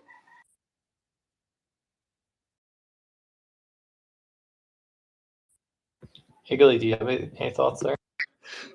Yeah, off chain, on chain governance. I think both have maybe their perks and benefits. In my opinion, I have been a part of off-chain governance voting with Optimism before they went on-chain, so I've kind of like been through the transition with the DAO, and being a delegate on Optimism governance. So yeah, I'd say that like it's cool in a sense that you can kind of change your vote on snapshot before the voting ends, right? So if you have a second decision or a change of heart that you make, it's kind of cool that you can switch the vote before it ends. On-chain governance, on the other hand, it's like, yeah, you make a mistake there and it's written on the chain. So I think that can also come with its own risks that are involved too when it comes to things that are more related to the protocol upgrade when it comes to governance. If a certain code base is getting pushed due to a vote, then like in Optimism, we've seen with the Bedrock upgrade for mainnet, there's actually like I think a month or a couple month delay after the vote was actually passed on the protocol level, which is kind of not the way as far as the order of operations goes when it comes to a protocol upgrade like that. They had to do a couple more months of auditing basically after the vote was approved. So yeah, that's what I've experienced firsthand. Have you been able to witness any like governance attacks in your time, either of you? And yeah, what happened? I think we saw a governance attack with Aragon DAO in the past year or so, and that's a system that we were actually going to use for our governance on-chain voting system that we had set up a long time ago in 2021. But really hadn't like looked into it until this past year, wanting to like set up our governance now. But when I did look into it, it was due to their attack that was happening on the governance for Aragon DAO. From my understanding, there were some differences between someone who held a major majority of the tokens, and yeah, they were trying to change the way that the funding was distributed from Aragon, because they believed that the people that were in control of the funding were basically like using it for their own needs, or like their own their own sort of priorities as far as what would be getting voted on, having like a biased decision in the approval of what proposals are being made in the DAO. So I think that the person that was attacking their governance was trying to disrupt that system because they felt that it wasn't fair to the other people that were trying to be a part of it or get funding from the governance, maybe. So that's what I understand from that attack, I think, at a really low level without going too deep into it. And then at that time, we also discovered that their SDK for the smart contract that we deployed back in 2021 was actually no good. So they have like a whole new SDK that came out last year at ETH Denver, and this was right before that when their attack on their governance happened. If you need a time frame to look back on that and want to research it yourself. But yeah, we were like, okay, now we know like that we can't even use their smart contract for the governance that we set up back in 2021. We would have to literally burn all of our governance tokens that we issued, and then issue a new smart contract through Aragon to be able to utilize their system. So yeah, we've looked into other options. I know Optimism uses the Nouns Agora voting system on chain. So that's what I'm most familiar with now that we've moved to on-chain governance with Optimism. I haven't been voting with Gitcoin yet, but I hope to be voting with Gitcoin soon. So yeah, that's I guess an attack I've seen or know a little bit about.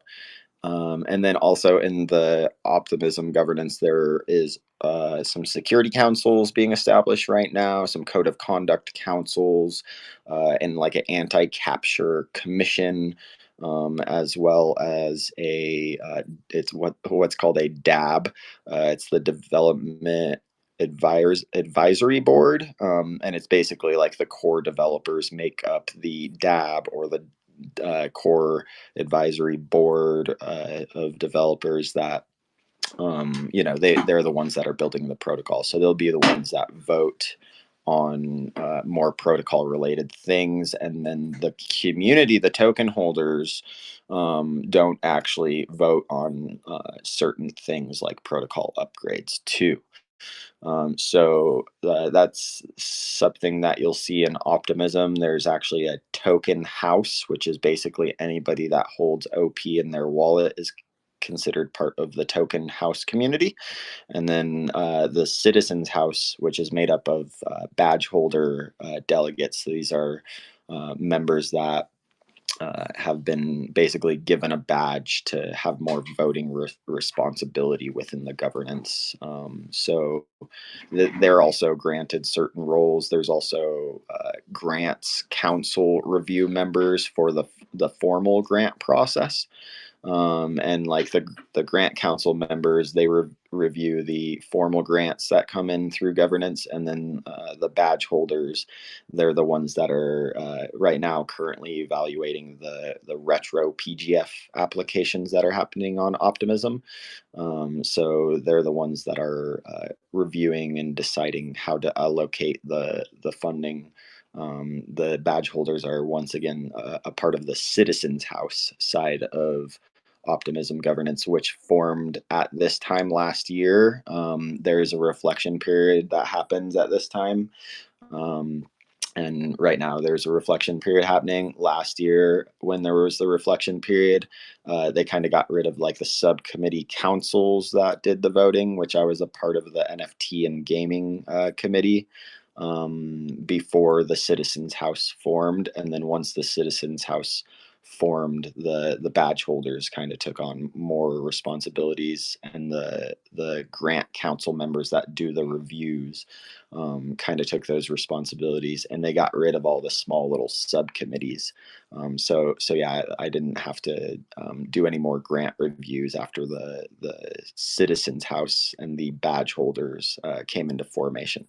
So yeah, they have a really interesting structure for how that governance system works for Optimism with the badge holders. And they've had to put a lot of security and code of conduct councils and things of that nature into place, because it was pretty unregulated, and still is. They're still finalizing those votes, and it doesn't really go into effect until next season as far as these new councils and structures that are being put into place for their governance. So yeah, I've gotten to see that ecosystem and that governance grow since it was a baby, and be a part of it. And it's been really a good case study to look at and utilize. And then since everything that they do is open source too, you can really just take any of the ideas or the concepts that they have with their governance or their technology for coding and stuff, and implement it into what you're doing with your project too. So that's been something we've been utilizing and learning from. And Gitcoin is just as complicated. I think they have so many teams. I'm still trying to wrap my head around that one. So yeah, thanks.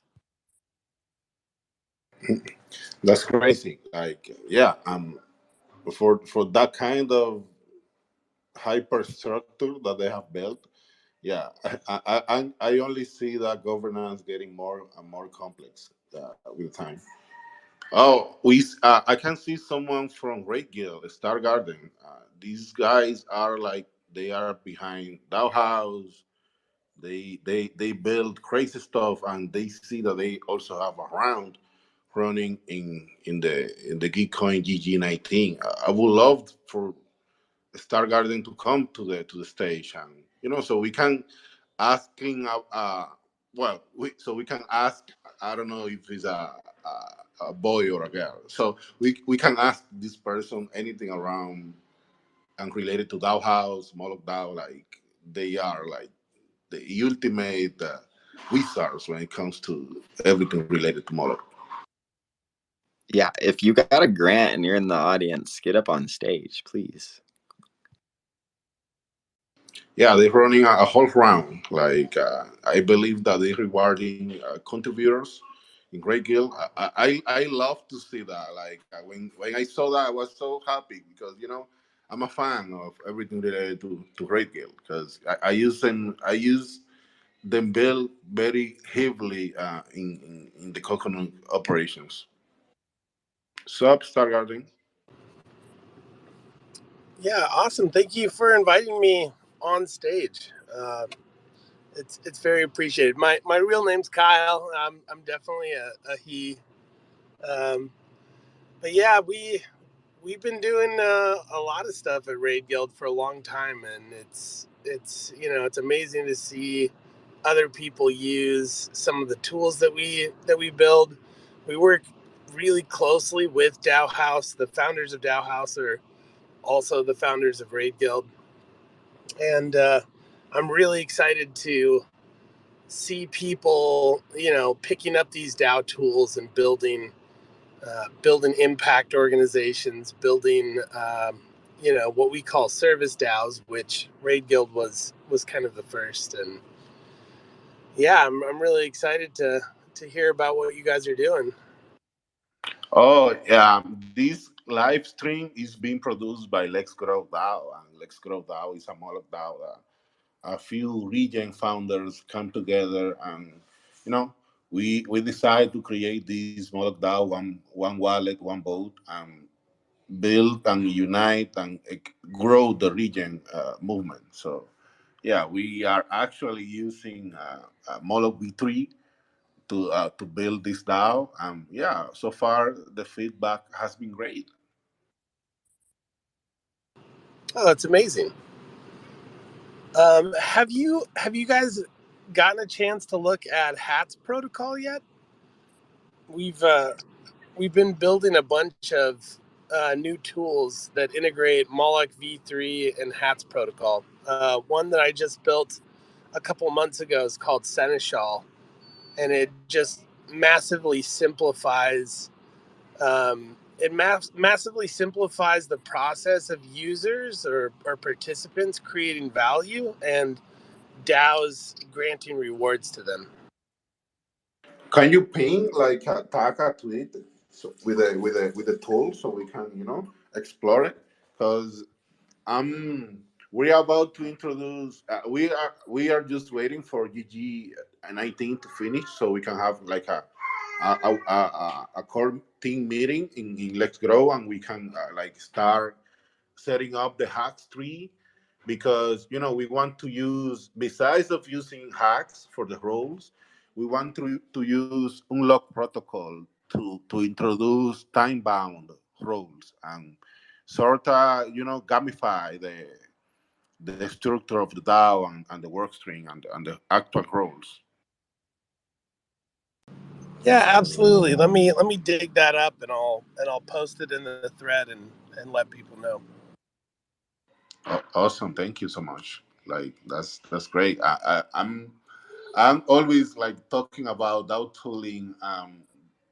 For me, DAO House is like the first stepping stone that you need to set up, because I always say that you can have a simple Moloch DAO or you can have a very complex Moloch DAO. is all depends on what you're looking for and what you want to achieve with this DAO.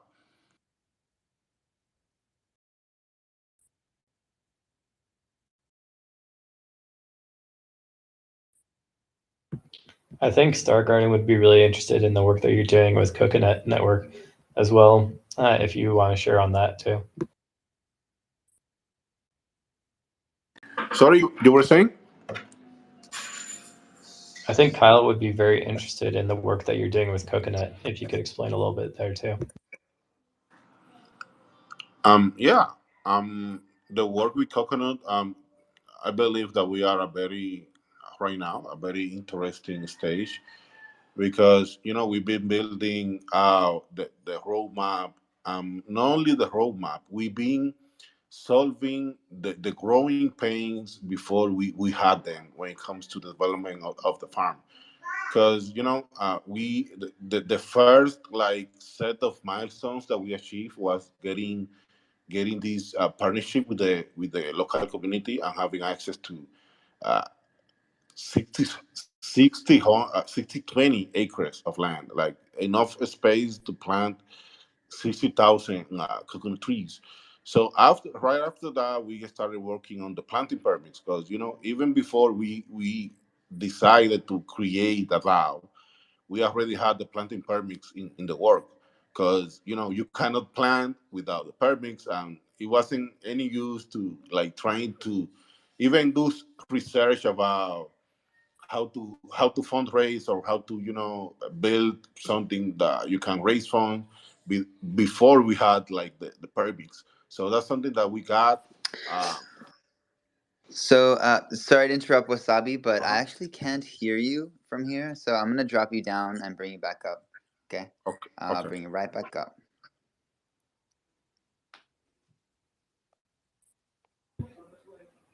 So to give a little context while Coconut's being brought back up, uh, in the Dominican Republic, they're doing sort of like a decentralized coconut planting process, and they're planting they're planting all these coconut trees, and then creating like a DAO NFT membership, soulbound NFT, related to the coconut tree, and then it's related to the future coconuts that will be produced from that tree.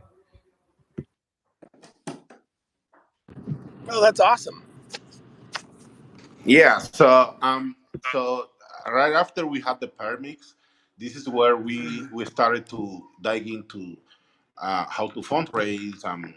That's when I discovered DAOs. Even though I'm in crypto since 2012, I had no idea of the Web3 community. Like it was just crazy for me to discover how many people are actually building this stuff in the background. I used to have all of these Bitcoin back in the day, but I didn't knew anything about the communities. But the point is that we decide to use the coconut trees as the units of metrics for the governance, and we decide to be like, okay, how do we keep a balance between this group of people that is providing the land for this B1 plantation and the group of people is going to compose the DAO?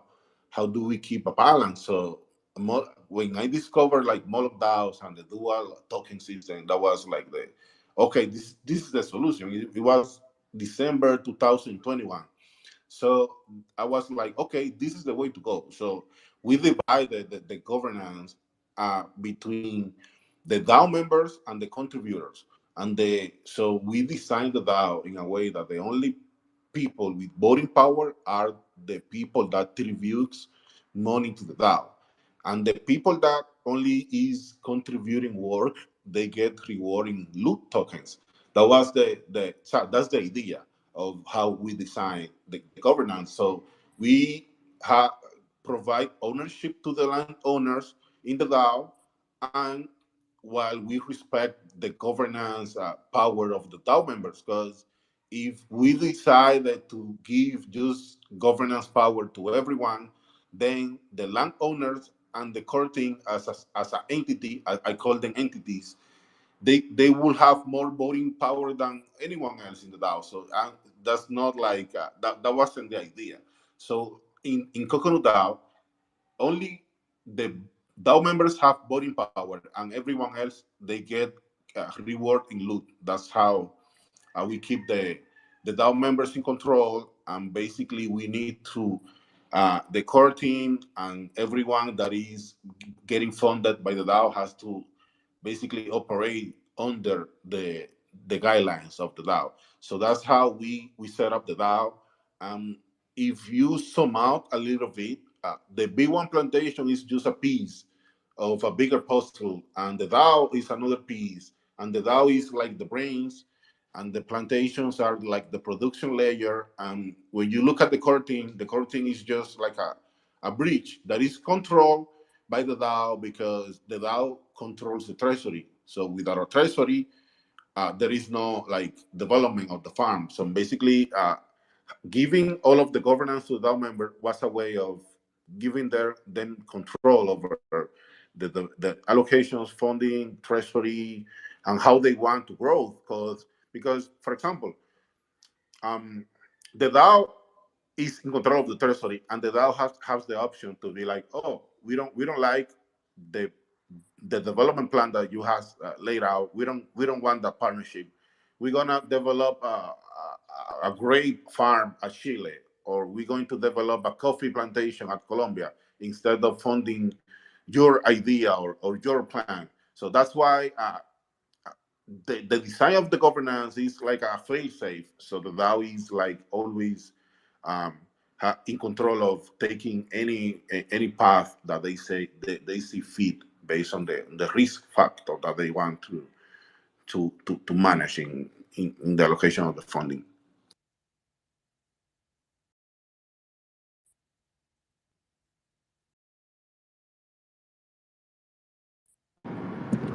Okay, interesting. Something we're in a bit of a flurry of development for right now are uses for what's called HATS protocol. A lot of us at Raid Guild are convinced that HATS protocol is sort of the secret sauce of building DAOs that are like very efficient and for us to defeat some of like the persistent problems that DAOs tend to experience. So an example would be typically with HATS protocol, you have this thing called a top hat, which is, it's what manages all of the other hats. And hats indicate like a role. And any given hat, manages other hats. So it's kind of a way to create.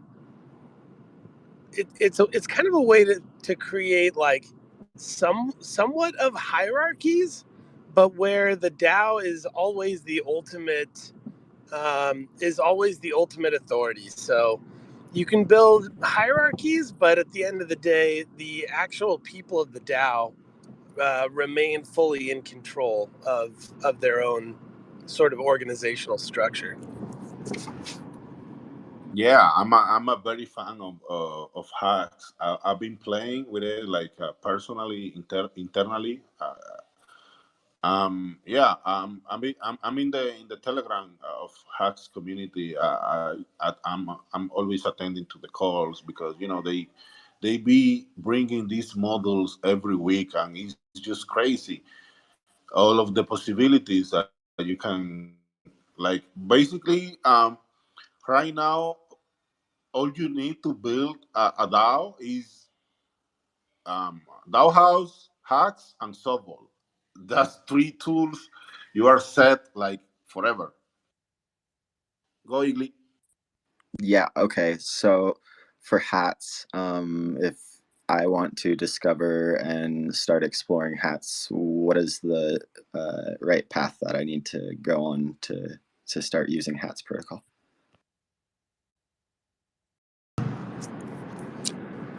Well, So they have pretty good documentation up, but I think a lot of the sort of thought process of hats, you're going to find, more ideas about how to use hats from visiting the Telegram and just kind of chiming in the Telegram. You could probably even just ask that exact same question there, and maybe ask like, why is hats protocol cool, or what can you do with this, and you'll get some pretty cool answers back. Okay. 100.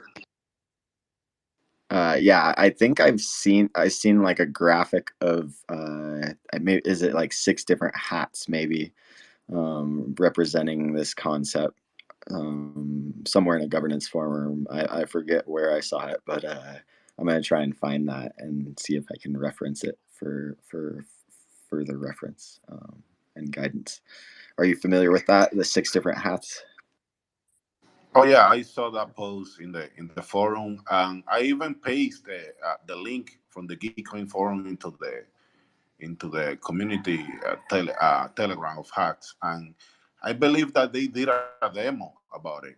They have all of the recordings in the Telegram group. I believe that Nick made a demo with the 6 hats. Yeah, it was like hacks is like a white canvas. Like you can basically build whatever you want, and with the models you are able to extend the functionality of hacks. And they, like Star Garden said they have pretty good documentation even for developers. Like you can build your own model and add it to the repo, and yeah, it's just great. Like it's a 18 behind hacks. Hey, Star Garden, where's your grant? Which grant? Do you have a grant in GG19? No, I should put one in though. Is it the registration already closed? I mean, we're a few days in. You should be able to apply till the very end if you still want to go for it. Yeah, I think I should. Myself and Simano from Raid Guild, we built this Seneschal application. It's completely open source, and it's just sort of scratching the surface of like how HATS protocol can help us solve some of these like really sticky, pernicious DAO problems. One of those problems is called exponential operational overhead. So what that means is each time you add a new person to the DAO, it actually becomes exponentially more difficult to like arrive at a consensus, to have meaningful conversations about how to move the organization forward and get everyone on the same page to get things done. So Seneschal is basically a way for DAOs to to elect just a set of 2 people, or to elect a set of 2 committees that are dedicated to identifying proposals that add value to the DAO, and then sponsoring them, which means you're committing the DAO to pay the person some reward for the completion of the proposal or the work. And then at the end of that, you have you have either a person wearing a witness hat, or again, you can even have a multi-sig that has the witness hat and use the hat signer gate module. And those people approve, they witness that the work itself has been completed and done. And at that point, it makes the rewards available for the participant to claim.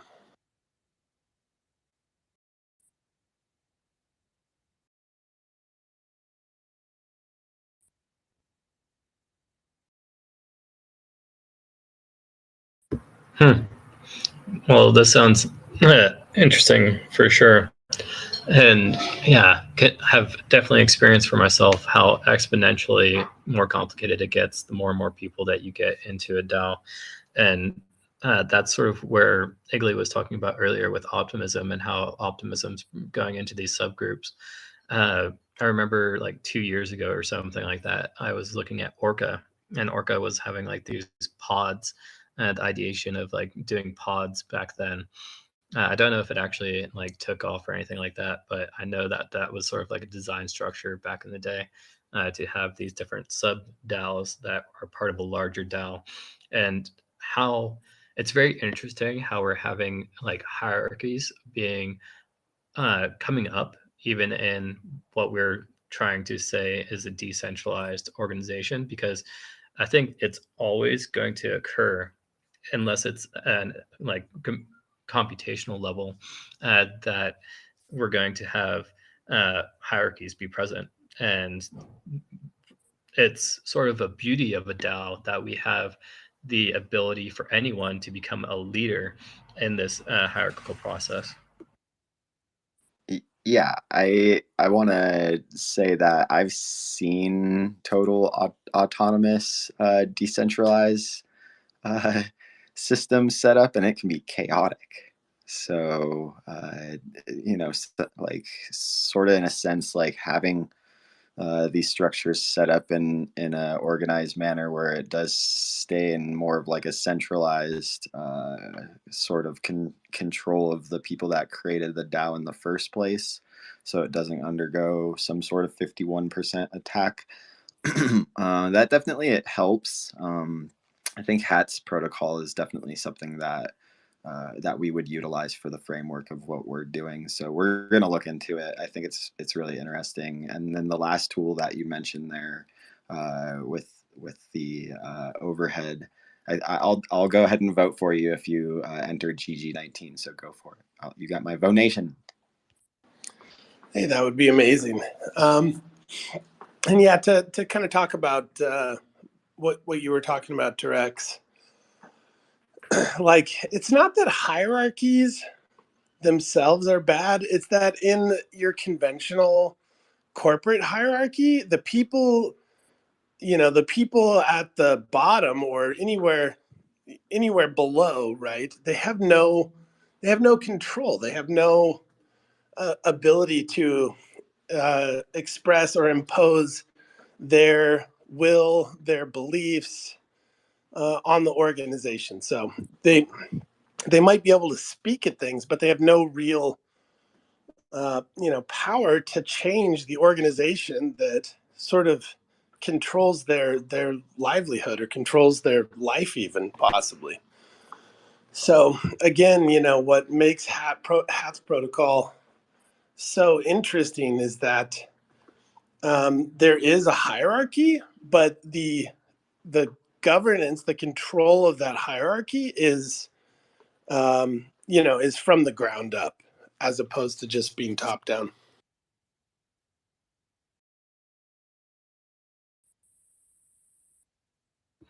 Yeah, being able to like sort of have less of a divide within the hierarchical process.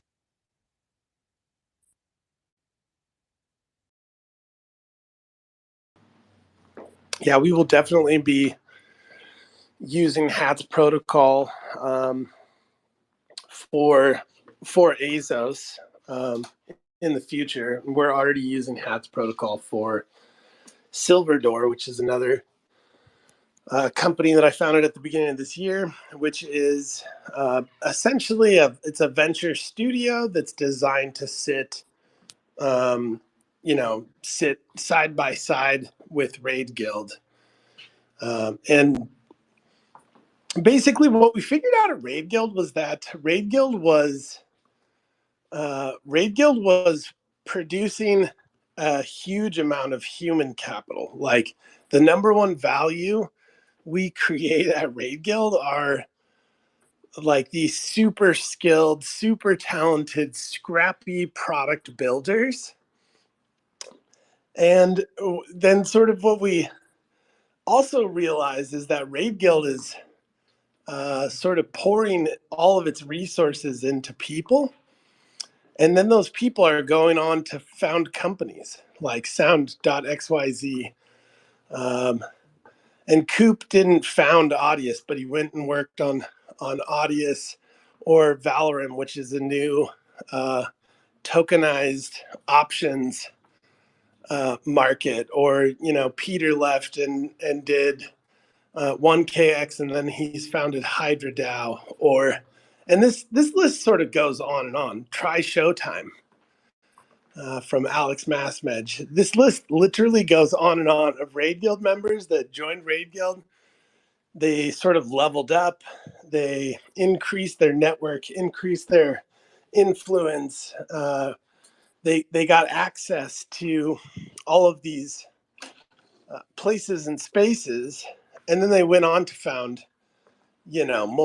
multi-million dollar companies. So Silver Door is a way for Raid Guild to steward its human capital. It's a venture studio, so that means we form partnerships, we form long-term equity partnerships, and we launch businesses, we launch companies through Silver Door. So that whole process has been really exciting.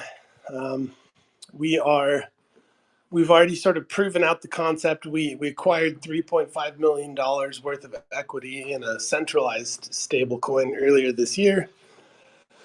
And now we're getting ready to sort of open the thing up, get more Raid Guild members into Silver Door, and forge some more partnerships and build some more ventures. Woo, woo, woo. I just got onto the stream. I'm queuing up the Azo stablecoin so we can do a share of the promo video on the live stream. And then it'd be great for you to potentially talk a little bit about that as well. Oh, cool. Where's that at exactly?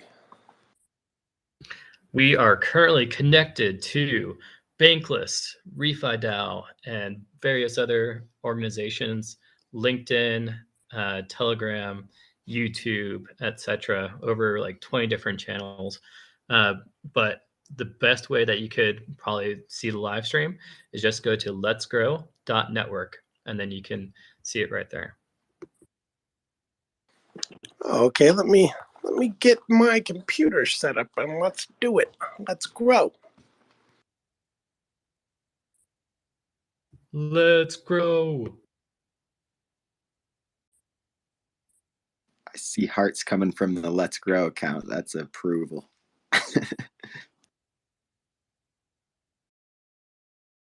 Okay, well, I see Carlos down in the audience and some other friends. If you want to come up, feel free to raise your hand. I sent some invites out too, so don't be shy.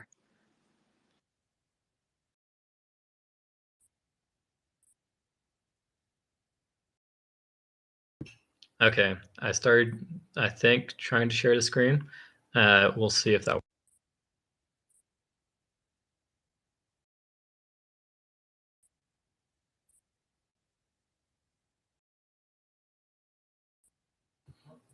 Jimmy or Wasabi, I could just send the link in the private channel, and then those that have the sharing capabilities can do that as well.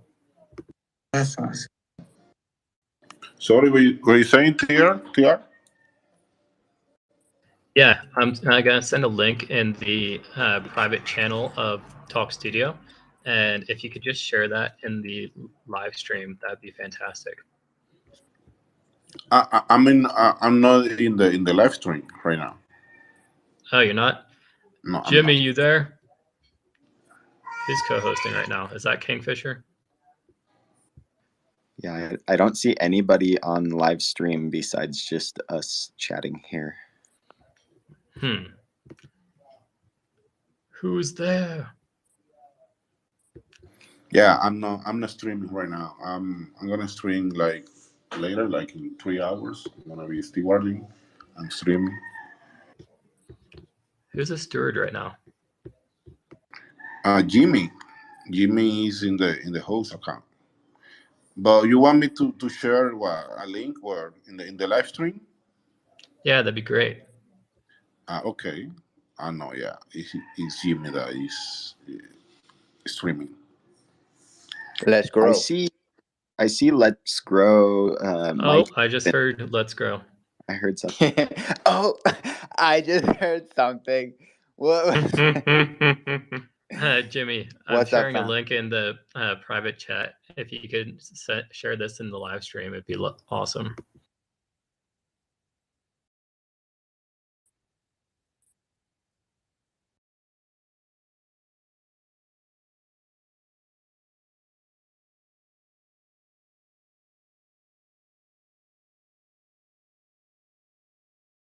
World where the power of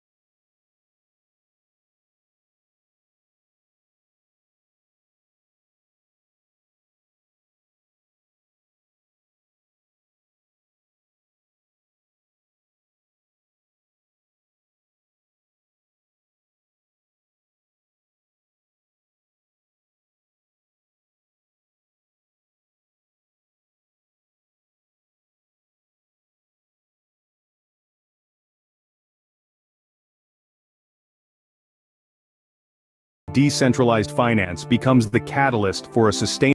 Imagine a world where the power of decentralized finance becomes the catalyst for a sustainable and regenerative future. This isn't just a dream, it's a reality being shaped right now by the Azos protocol.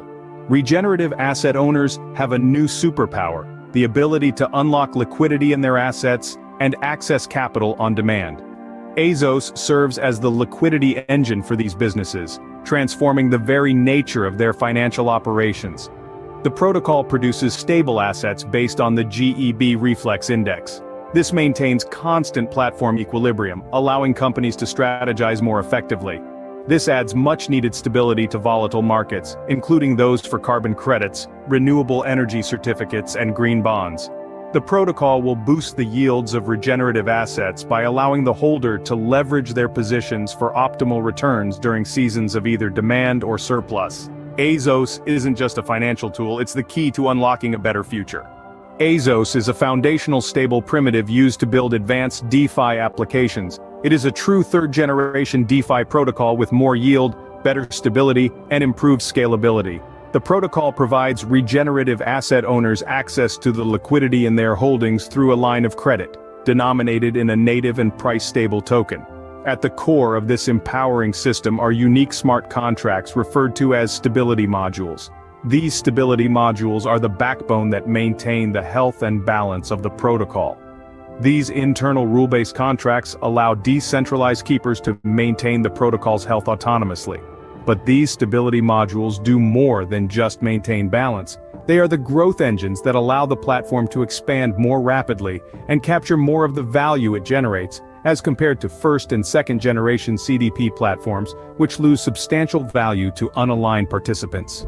The Azos protocol terraforms a barren landscape into a healthy ecosystem for builders and investors to grow groundbreaking products. The potential global financial landscape is enormous. Market analysis estimates the global size of green investments at a staggering $800 billion. The protocol is positioned to tap into this vast potential, providing a robust and secure financial environment for managing green investments and businesses. With Azos, emerging business models won't just survive, they will thrive. Decentralized regenerative strategies built on Azos will lead to more resources in more hands.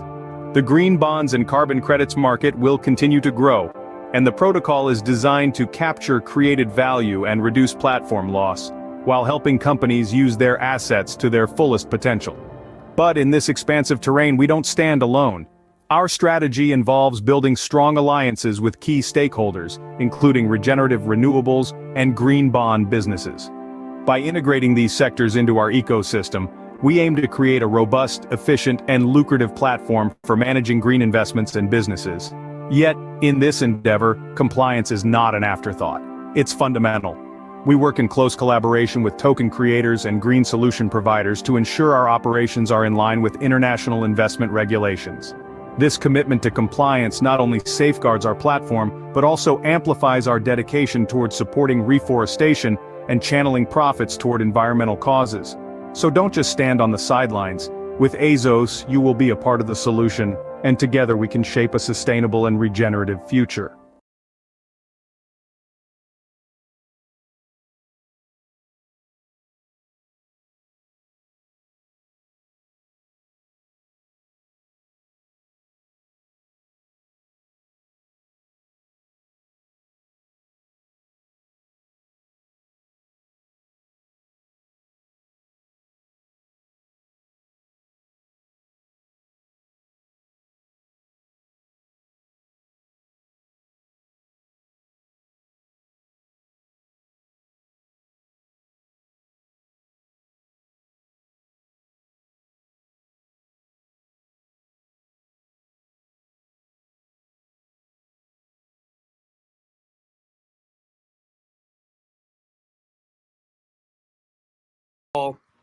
Smart contracts, which are, originally based off of MakerDAO's multi-collateral DAI protocol.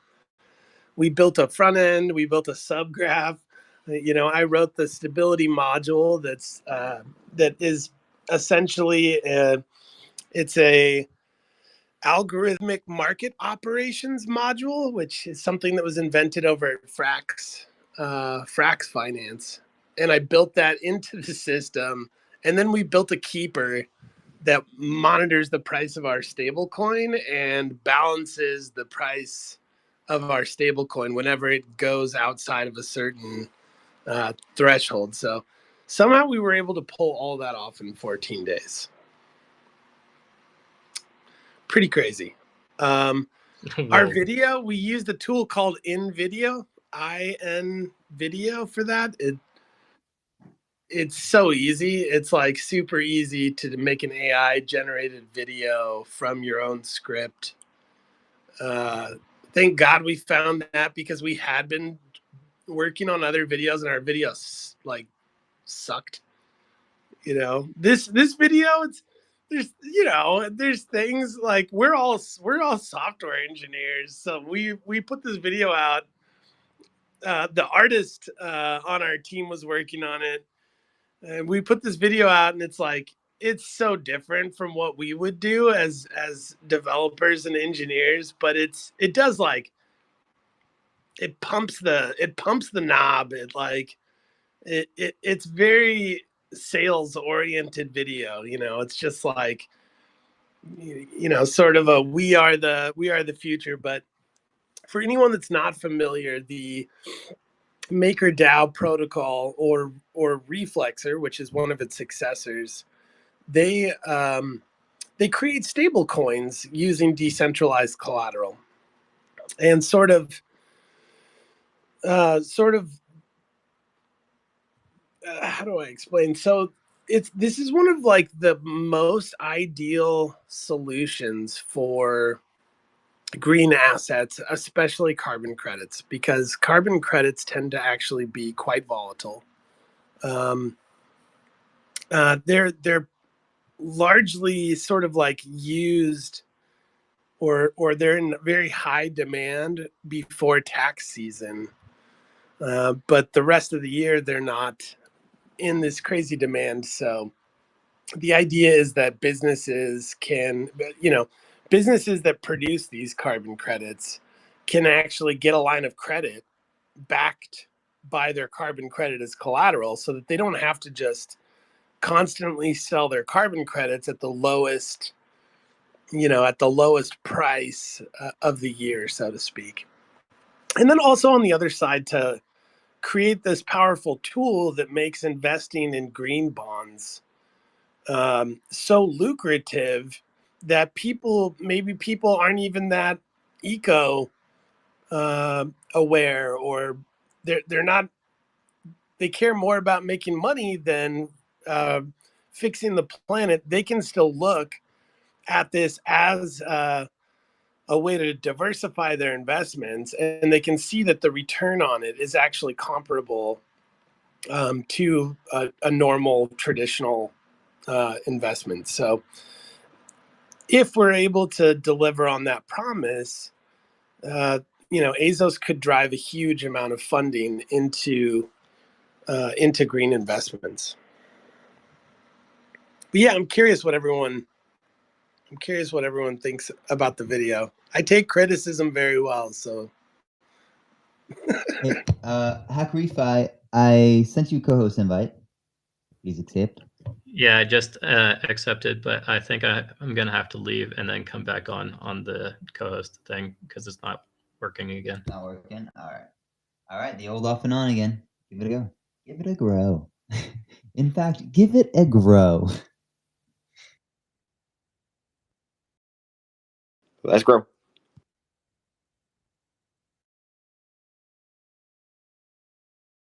I see we have some new speakers up on the stage too. I just want to welcome them.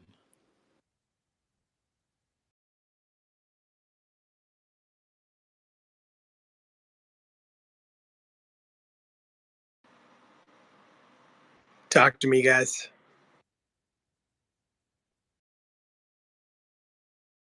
Kawa or Volner, are you there? If you have anything to add to the conversation, feel free. If not, we'll just keep going. Keep growing, sir.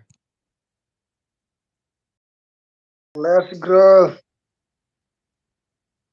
Greetings, friend. Let's grow, friend. Let's grow. Is it day or night there? Is late? Yeah, it is late here right now, almost 12 noon. I was very sleepy, but I'm still alive because your conversation is very interested in me here because we must grow.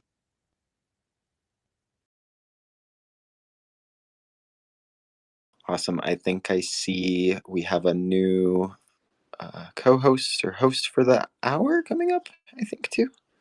And HackRefi, let me invite you back up here to speak. There we go.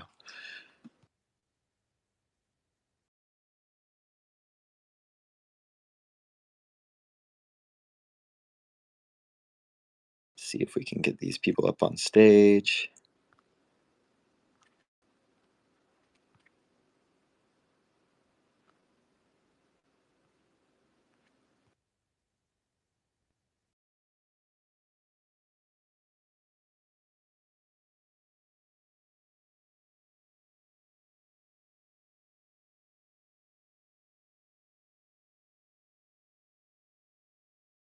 Crypto Whales, your request is not going through, so maybe cancel and try again.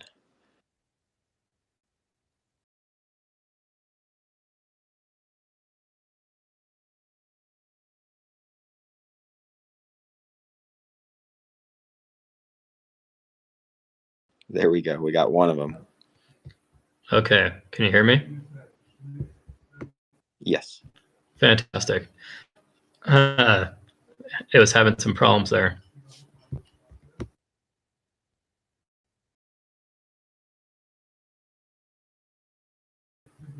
Are you speaking now?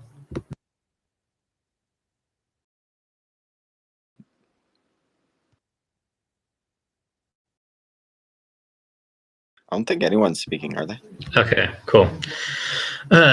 Well, I just wanted to say congratulations for that awesome video, Stargarden.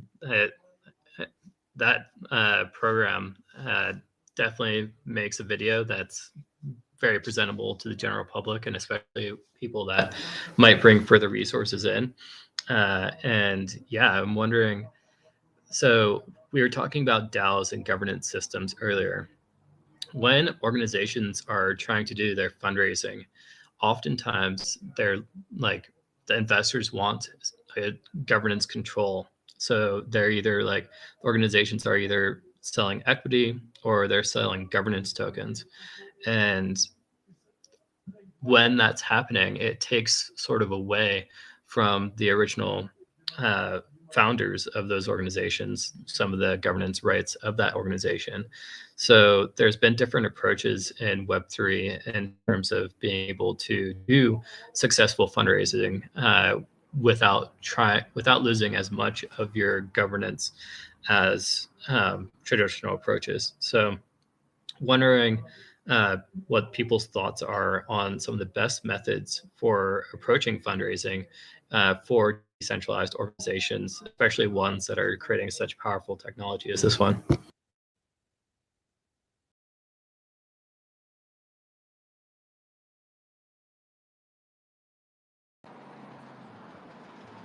Well, I think that part of the strength of DAOs is decentralizing that ability to make decisions and therefore to feel powerful in the organization and to feel like your contributions to the organization are meaningful. So I personally am not a fan of launching a DAO, but then wanting to remain in control of it. So there will definitely be, for most DAOs, a certain period of time where you do want to remain in control. This is typically like a year to 2 years. But I think that for people that are on the other side, where they have a mission and they basically have to remain in control of the organization in furtherance of that mission, they should try things like the exit to community models pioneered by like Shapeshift, for example, where they start off as a company and then eventually they actually dissolve their company into a DAO.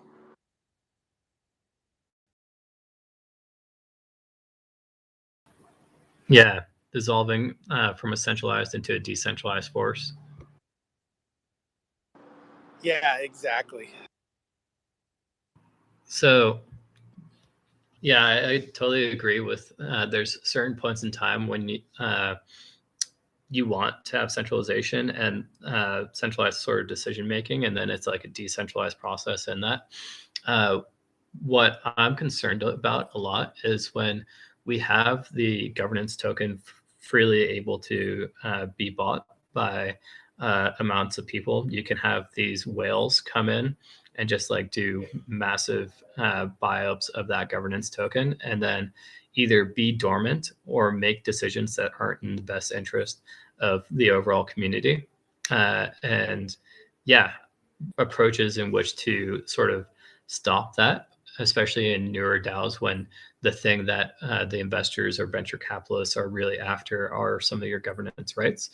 And current thoughts on that is like, get a governance token. You're still selling your governance token, but then you like lock it up, time lock it into an NFT that can make it to where the venture capitalists are committed to maintaining that token for an amount of time. And even the DAO could buy it back from the venture capitalists and then maintain control of those governance tokens. And then with time, be able to gradually decentralize out into the larger public. Yeah. So another kind of key point that has to be discussed in regards to that is there's a big difference between hyper financialized DAOs and a regular DAO. Most DAOs should not be hyper financialized. And when I say hyper financialized, I mean you have a freely transferable liquid governance token, and that governance token determines your power in the organization. So The only time that hyper-financialized governance makes sense in practice, it has been for decentralized finance applications. And it actually works largely to the benefit of the DAO for them to be hyper-financialized in those cases. Examples of when hyper-financialized governance goes wrong.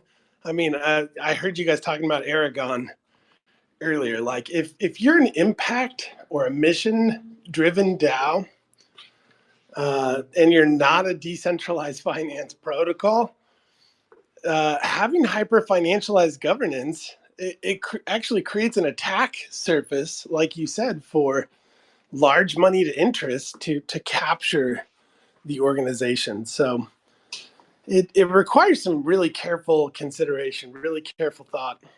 And I think for Azos, that's going to be extremely important for us because we are both a decentralized finance application and we are an impact DAO.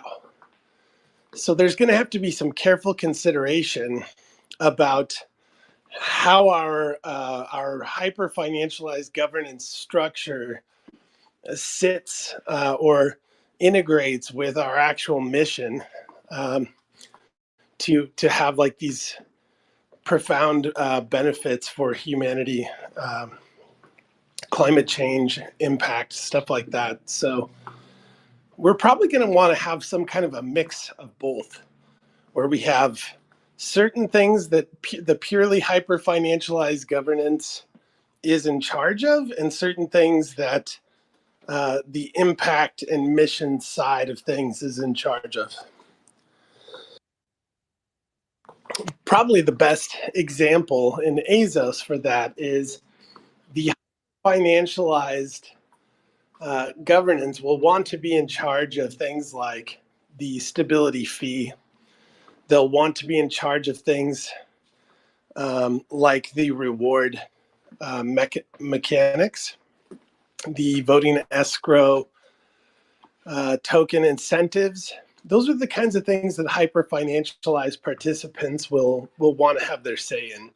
But other things like what kind of collateral are we going to approve for use in the system and what the collateral limits are going to be, those things need to be controlled by people that are guided purely by our mission. Because again, large financial interests, they can use their control over what collateral the protocol accepts to fully subvert the platform. Like they could, if they can insert a bad collateral that perhaps they're in control of, they can actually drain the entire protocol.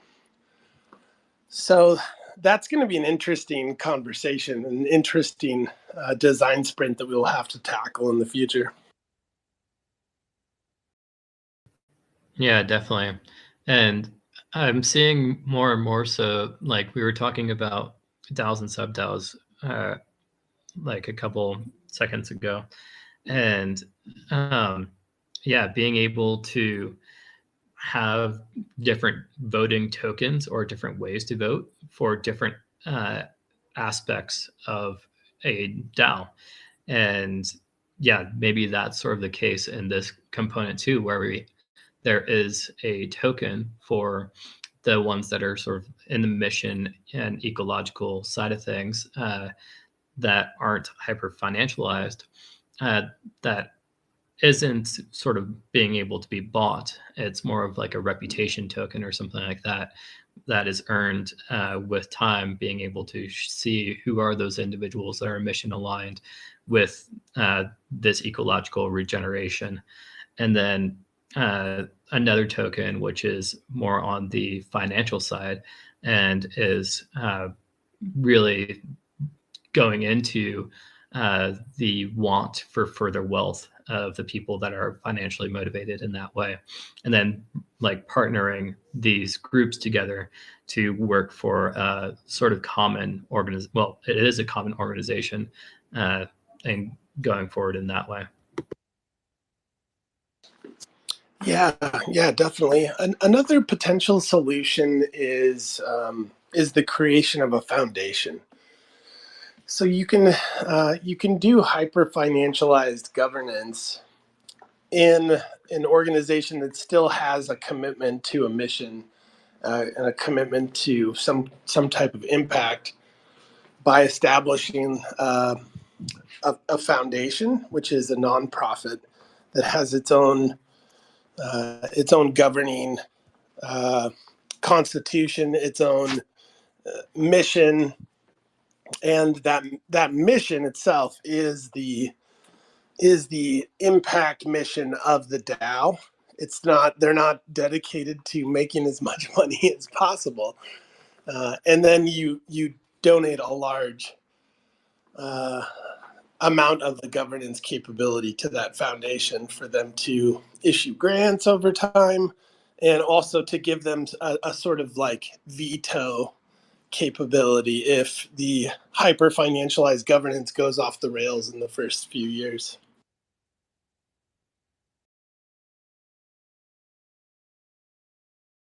Eagly, I see you doing all sorts of hearts and that sort of thing. You have any things that are coming up for you? I'm soaking this all up, but the last form, the foundation form of governance, I'm probably most familiar with. So yeah, that's all really useful information for anybody that's listening about governance. This is great. Thank you for being up here, Stargate. Or Star Garden, sorry. I want to say Stargate because I only see Stargar on here. Well, thank you for having me. I actually have to take off here pretty soon. I have a date with a girl. Whoa. Yeah. Okay, well, we've been trying to get Crypto Whales up here for a minute, and they're having a lot of technical difficulties getting up to speak. So yeah, feel free to just float in and out whenever you want. We'll be here 24/7. Let's grow. And let's see if we can get Crypto Whales up here, but feel free to close it out with whatever you want. Yeah, so again, thank you for having me up here. This whole Let's Grow thing is fantastic. Like, this is amazing. I'm going to start shilling this to, all of the product developers and engineers and the people in Raid Guild and DAO House, because like, this is the perfect place for us to sort of collapse. Like the broader community of people in Web3 that actually care about doing good things. We care more about doing good things than we care about getting rich. And this is the perfect, epicenter for us all to collapse on target and, develop a network that gives us more power, gives us more influence, and, helps us have impact in the world. So thank you guys for putting this on so much. And that's Star Garden out. Thank you, and have a great day. Yeah, I've been thinking a lot about nonprofits also in the Web3 space because Hack Refi is actually a nonprofit, and Hack Refi has also integrated the ability to have token givebacks if you donate on Giveth. So you're able to donate, get a tax write-off for the US people. That's an important thing. And then you get 60% or so of what you donate back in Give token. And it's sort of like you're making money on a donation. Absolutely wild that we're able to do that in Web3. But I see that as sort of a structure that is being utilized a lot in different Web3 organizations, especially large infrastructure systems. They have their foundation that is promoting the use of their technology, and then they have their for-profit entities that are associated with the technology that are donating to the foundation. And then with that, they're able to get tax write-offs in that sort of system. So it's also beneficial for both entities because you're able to like save more money in the long run by having that technology and legal entity sort of working together in that way. Okay, let's see. Can Crypto Whales speak now? Can he speak? I see you. I see you. I hope. Can somebody hear me? Yep. Yeah. Oh my goodness. We made Hopefully. it.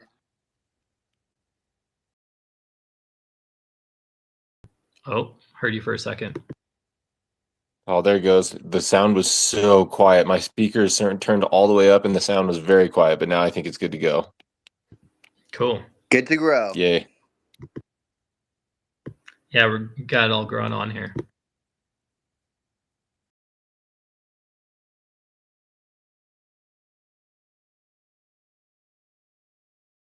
Sorry, were you guys expecting me to say more than that? Yeah, just good to grow. No, I was looking at Crypto Whales and seeing if they were actually speaking, because I was like, I don't hear anything now. But Yeah, it's just we need heard something the for a cricket second. effect. There you go. Yeah. No, there you grow. Growing on. Yeah.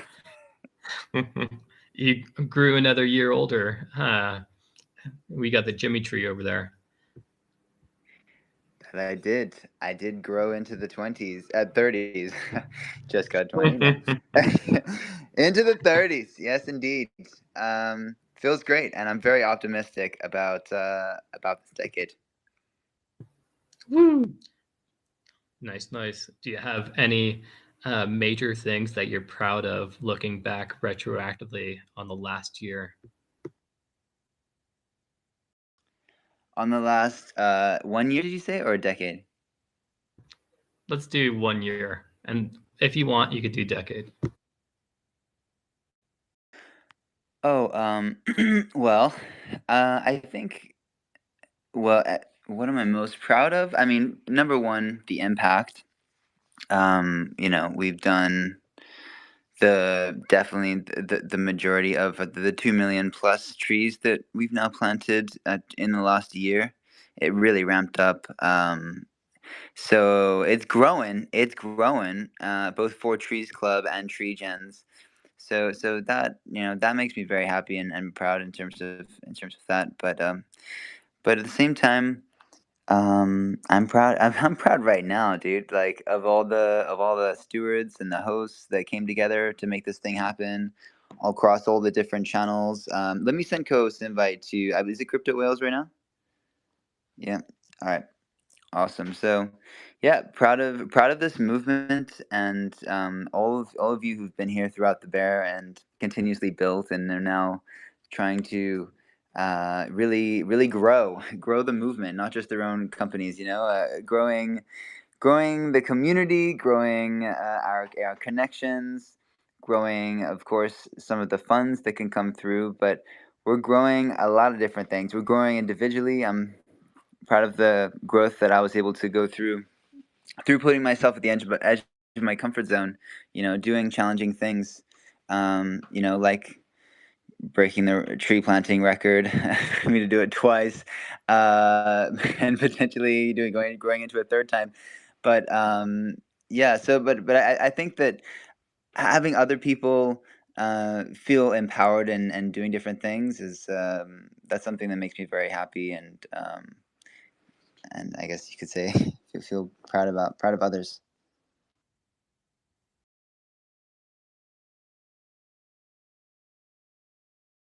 Whoop, whoop, whoop. Well, that's a fulfilling and empowering way to be right there.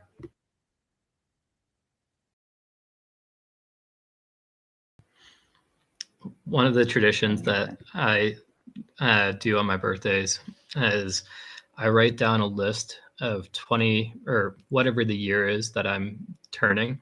So if it's your 30th, it'd be 30 things that you're wanting to achieve in the year, and then 29 things that you're proud of that you've achieved in the last year.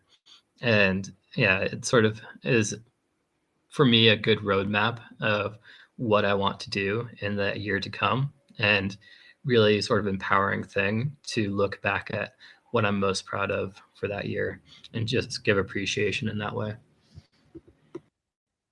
That's a beautiful exercise, man. Thank you so much for sharing that. I feel like it'd be great if we all kind of shared the things that we found to be effective, or whether this be like positive habits or routines that you've tried, or really this can be like a great knowledge share. We need to send co-hosts. I'm welcoming John up to the stage. Welcome, John. Can I send you the co-host for a bit? I can only drop in for a minute. Yeah, okay. So probably not the best for me. Yeah, no worries. Sending it to Hackrefi. I don't know, Crypto Whales, it dropped off for you. But Mr. Jimmy, how are you? Mzuri sana kaka. Habari ya How are wewe? you? I'm doing it. Amazing. Yeah, Yeah, so John, why don't you share, if you may, if I can ask you to share about your experience when we were together for the tree planting record. How was your experience of it overall? I know you were very sleep deprived, but yeah. Anything to share? I just want to inform you that there's too much rain in Mombasa. Many people get lost in Mombasa. A lot of flood. People are being killed by water around Mombasa, Kwale, Kilifi. So we have to be sad about that because a lot of our friends is being killed by flood from Mombasa. Vehicles are being washed away by flood. So that is the information I want to pass to you as my friend. You know, you stay there. Wow. Yeah, I'm not I'm not in Mombasa currently, but that's sad to hear. So I didn't know about the floods. Yeah, I do know quite a lot of people all along the coast, so I'll be sure to reach out and yeah. But so that's happening now. But yeah, I was asking about your previous experiences when we met up on the coast.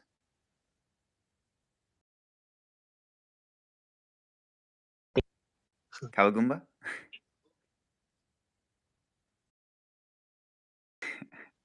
Okay.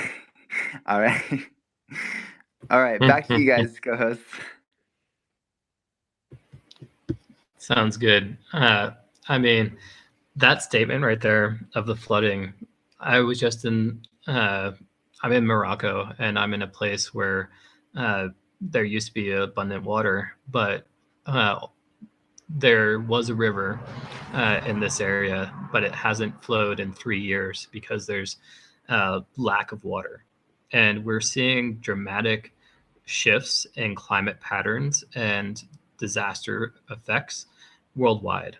So what we are doing in terms of regenerative finance and the environmental movement is not only beneficial in the direct ways in which people can benefit from these ecosystems, such as beneficial to clean water that we're able to drink and the air that we're able to breathe, but we're also hacking towards and creating solutions for addressing cascading natural disasters, because some of the most effective ways in which we can address these natural disasters are through nature-based restoration. So for flooding and being able to really mitigate a lot of the harmful impacts of flooding in different areas, we can use nature-based solutions such as improving wetlands water holding capacity to mitigate the amount of full-on floods that are occurring, and making sure that we're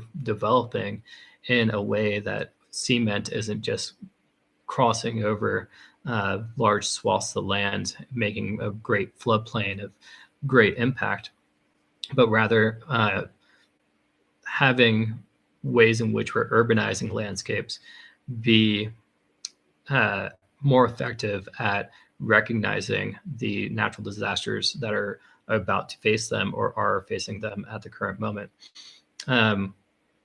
This aspect of climate and our environmental approach is one of the more effective ways I can think of in which we can actually portray the beneficial work that we are doing in terms of nature-based solutions and monetary value, because people all over the world are channeling hundreds of millions of dollars, if not multi-billions of dollars, to addressing climate catastrophes.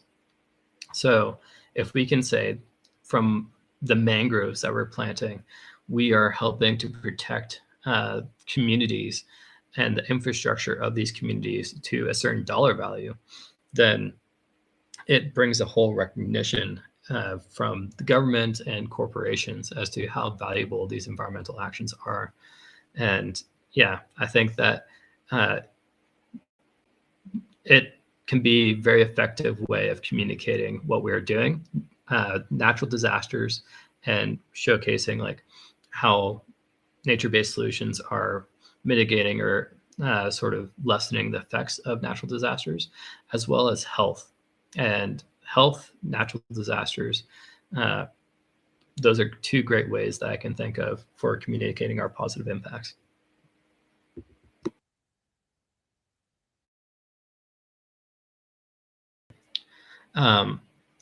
And something that I have also thought about, and it's something that we have John, who's a solar panel expert here, for joining us for a little bit. There's said that in Africa, where you are establishing these massive solar fields, that it's causing an alteration in the microenvironment to where the precipitation that used to fall more so in the Amazon is now getting redirected to the solar fields within the African context. So I was wondering if you know anything about that, and yeah, what's going on there? That's a new one on me.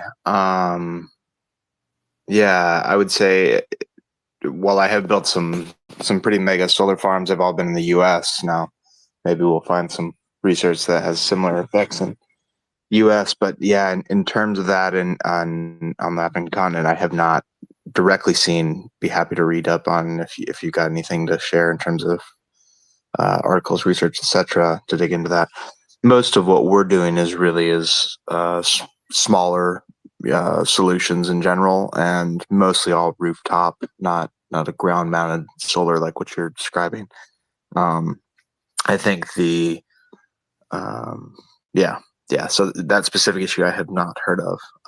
But maybe while I've got the mic, I think kind of threading the needle between what you were just saying in terms of how the solutions that we're all building really are going to have so much of an impact right now in the world at such a crucial time. I think building on top of that, then also you, Jimmy, talking about how we are really building this growing movement, like this whole idea of like Let's Grow Live, the whole idea of Let's Grow DAO, and really the whole idea of the refi space in general.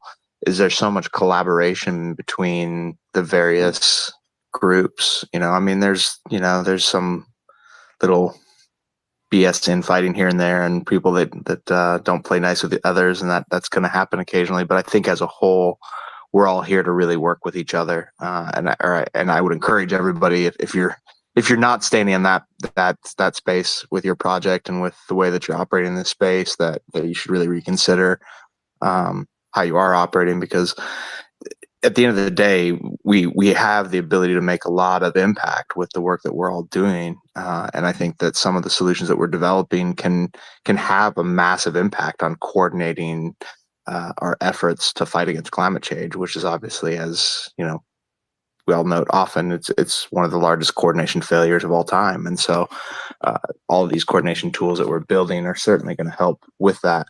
But it's going to take a massive increase in the market, in our crypto market, for these solutions to actually scale to the point where they actually make a difference and they actually solve for these problems on a big scale.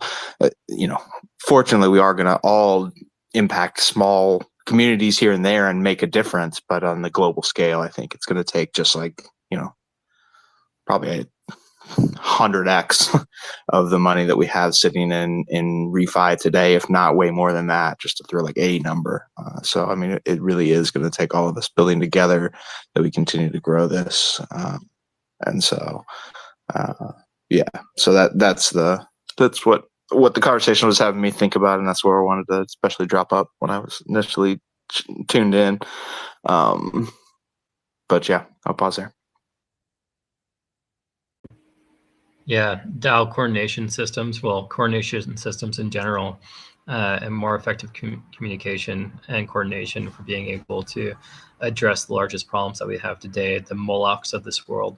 I learned actually a fascinating fact that a lot of the Eastern crypto community, so like China, Japan sort of area, they don't know that much about Moloch, but without even having the information around Moloch, they ended up creating another sort of deity around coordination and coordination failure.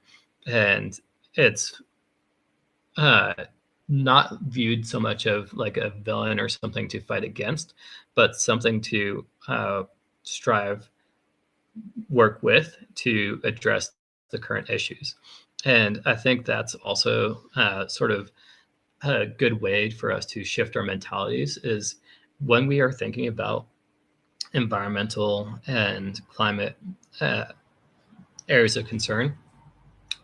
What I love about regenerative finance is that oftentimes it's not about fighting somebody or addressing something in like a combative way, but it's rather trying to work with systems that are failing and readdressing them and reorganizing them to where they're more effective at addressing solutions and creating solutions for the most pressing problems out there.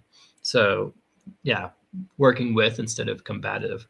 And yeah, I just thought that was fascinating that we had two sort of different deities around coordination from different sides of the world getting created in this Web3 space.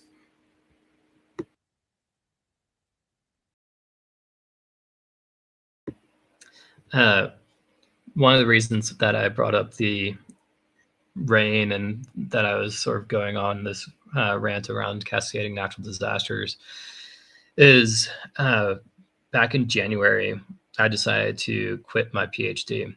And my PhD was in multi-operability decision-making under uncertainty in the context of addressing cascading natural disasters for New Zealand. So it was, yeah, how do we create different ways in which we can make effective decisions to really enhance our resilience and well-being as a population towards natural disasters?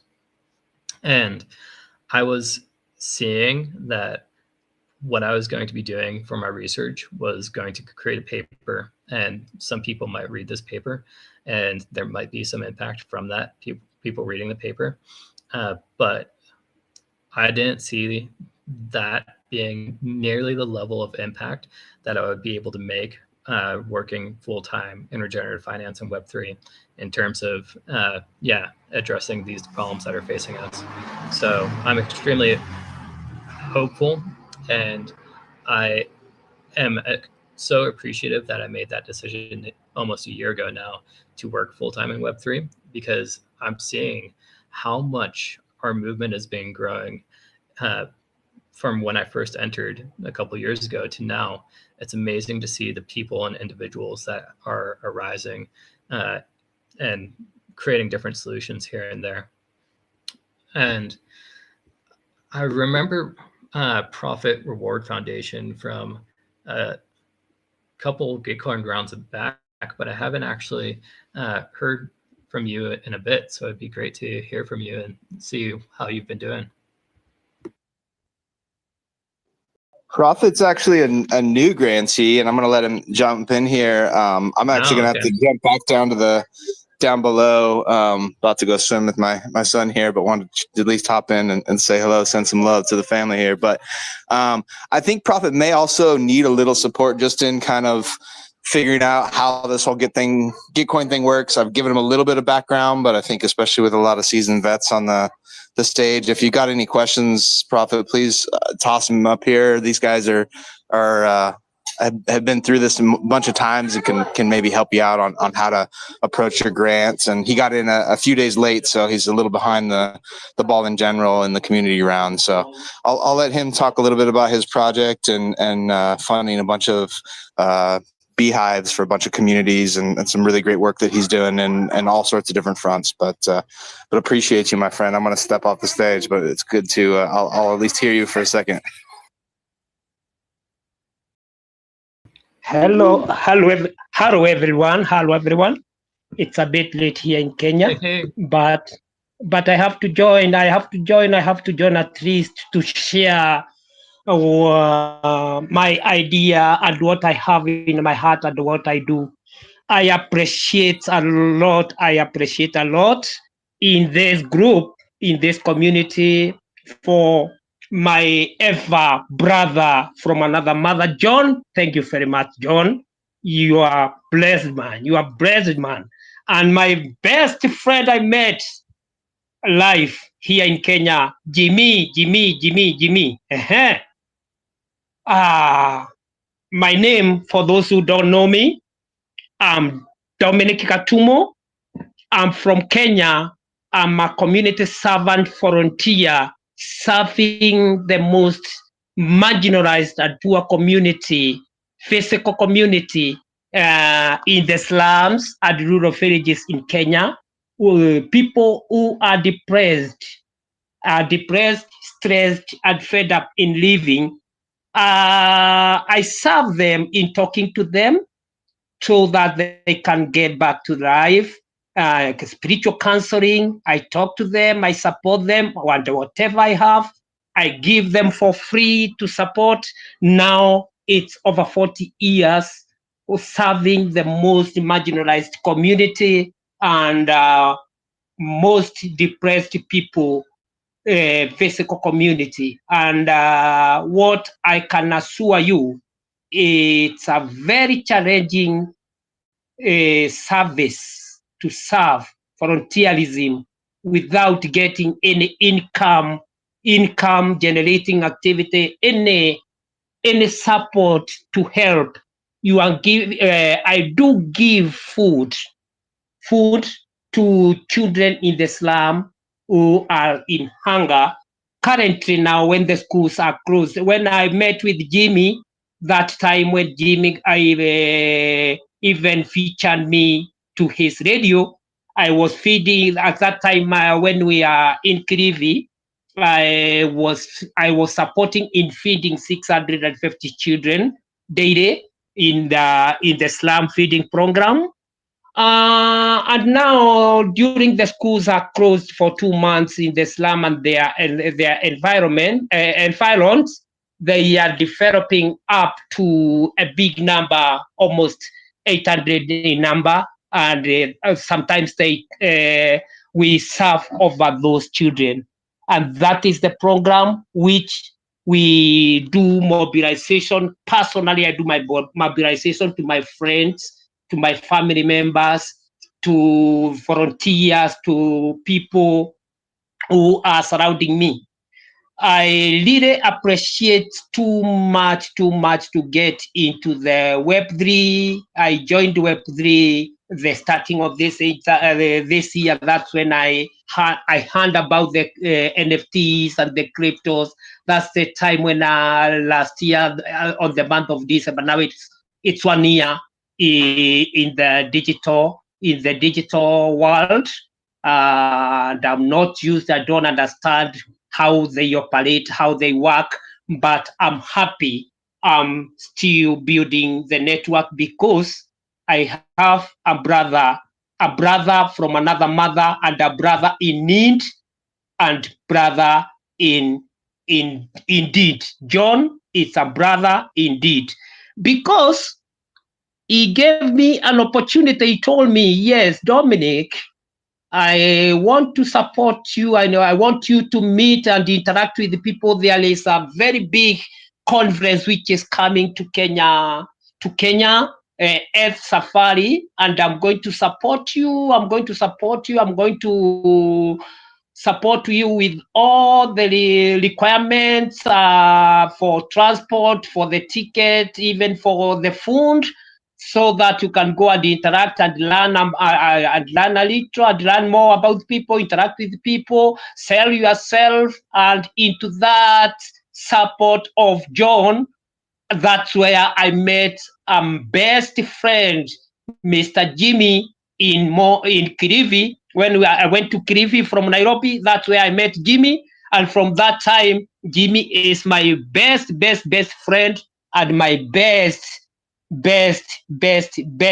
somebody who we can work together.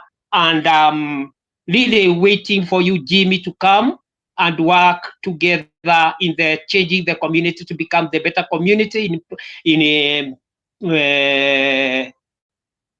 planting the trees, in giving food, because in this Gitcoin GG19, I came up with an idea about the bee apiculture, bee farming.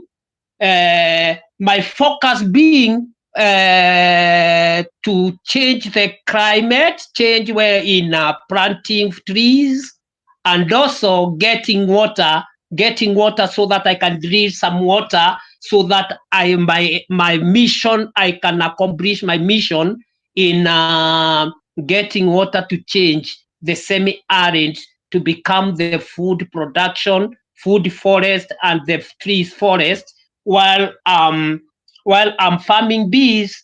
So within 3 to 6 months, the bee farming will give the return back revenue, which will be assisting to sustain my feeding program to the marginalized and needy, while I'm working in the climate and also in working in the bee, saving the bees and bee populations. I'm so happy to be approved to GG19, and thank you very much, Jimmy, for giving me opportunity and the link to apply to Gitcoin grants. And now I'm in, Jimmy. I'm requesting you and the community and the group to help me to the next steps in contribution, in grants, and in supporting me on how to get the grants and to get enough resource to start this big journey we have started together with Gitcoin, with my family Jimmy, with my family Coco, with my family John. John is a little brother. I will not leave you behind. Maybe I'll try to see how you can get a dual citizen for Kenya. You become a Kenyan citizen because you are brother beyond brother. But I'm so happy of you, John. I'm so happy of you, John. John and Jimmy, we are going to work together. We are going to mobilize together. We have started our journey for the long journey for changing the world to become the better world, to live without hunger, without poverty, through the ideas and through the action of humanity, which we are going to expand together and working together. And now I feel as I'm in Gitcoin and in Gitcoin community, I'm part and parcel, and I'll be very happy in changing the world together. I all invite you in Kenya. You come, you donate to my grant, to my project, and then you come to see whatever you have donated, how it is making impact in changing the community, in giving smiling face to the needy who I serve in the slums and semi-arid, where there is a lot of poverty and hunger. Thank you for giving me this opportunity, at least, to express myself and to welcome you to donate, to contribute to my grant, and then you come with Frontier together. We work together, we help together, we change the world together as we proceed. Briefing Web3, it's the Web3 blockchain. It's only the community which can change the world without restrictions, without discrimination, being as one family, one world, one people, and one community without the boundaries. Thank you very much. Yeah, thank you for all that awesome work. Yeah, I absolutely love the concept of using bees to help feed people. Like, that's a fantastic thing there. One of the things that it makes me think of is the Social Bees. I don't know if you're familiar with that community, but the Social Bees is a very thriving Web3 community. And if you were to tell them, like, I'm using beehives to help feed people in rural populations, they might be all over that and be like, okay, let's do some sponsorship there. But yeah, so glad that you're with us in the Gitcoin round. And yeah, let's keep on growing. One of my sort of relationships with beehives, I was also a volunteer for a couple years in Paraguay, in a slum in Paraguay. And there I taught people how to do beekeeping. And I worked with 10 different families there in Paraguay to show them how to do beekeeping. And at the end of the beekeeping session, we had a agreement with the city to provide beehives for the people that did the training. And we did like the full month-long training as to how to manage a beehive with each of these 10 families. And then after that month-long training, we went to the municipality and we asked them, okay, we did the training, can we have the beehives now? And the municipality wouldn't give it to us. So there were these 10 families with all this knowledge and a want to like do beekeeping, but they didn't have the beehives to be able to do that. And I sort of gave up hope and was like, okay, I need to work on another project. And spent a couple months just working in other areas. And then I go to one of the family's houses that had that training. And he was one of the most like skillful individuals when it comes to being self-taught. He had like entire fish farm that he set up and really good agricultural systems. So when I went to his house after a couple months of like thinking that there had been no beehives getting created, I arrived at his house, and with a chainsaw, he had created a beehive from a downed tree. So that is utter skill right there. If anybody knows like the intricacies of beehives, they're very, very complex most of the time to put together. And that's why they're really expensive most of the time to be able to access. But this individual, he used a down tree and a chainsaw to create a beehive. And he created a hive not only for himself, but for the members that had done that training. So the 10 families then got beehives from this one individual that wasn't about to give up. And I think that's a great story about like, don't give up hope and just like work with what you got and see what you can make in terms of the positive impact that you're able to do. So really appreciate what you're doing, Prophet, in terms of, connecting with the Web3 community, using beehives, feeding people in need, working in impoverished areas to help realize a better life for each of them. Also, I just see Potluck joined us on stage, and welcome, Potluck. I didn't even realize. Look, I was just hopping on and just became a speaker. UI UX is crazy, but how's everyone doing this Sunday? Nice and chill. I spent most of my day in some beautiful gardens here in Morocco. Oh, you're in Morocco. That's a go-to. Where we're at. No KYC DAO. I'll dox my location. It's Tangwa Gorges. It's like a couple hours outside the Sahara. Vulnerable Uganda. I bet you have something in relationship to what Prophet was talking about in terms of helping vulnerable communities in Uganda. and yeah, your work there and how that could potentially relate.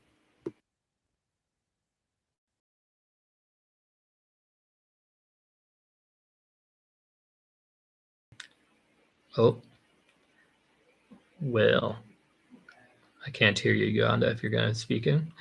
But yeah, anybody else have a story that they'd like to share? I got a question about Morocco.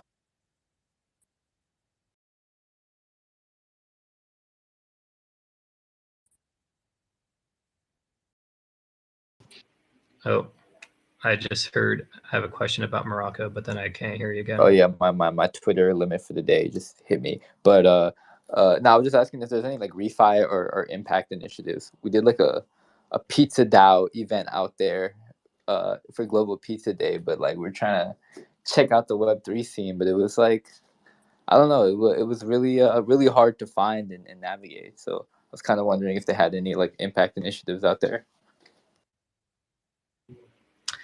Yeah, I'm not the best person to really say on that one. I'm actually most of the time living in New Zealand, but I hopped over to Europe for 3 months this summer and then decided to hop over to Morocco before I go to Dubai so I could check out Morocco. And yeah, so far I haven't met anybody in Web3 here in Morocco, but one of the individuals that I could connect you with is from Morocco, and most of the Web3 individuals I know from Morocco are actually living in Portugal now.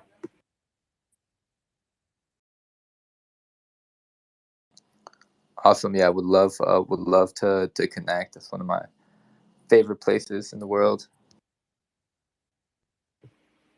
Nice. Well, I've definitely been enjoying it.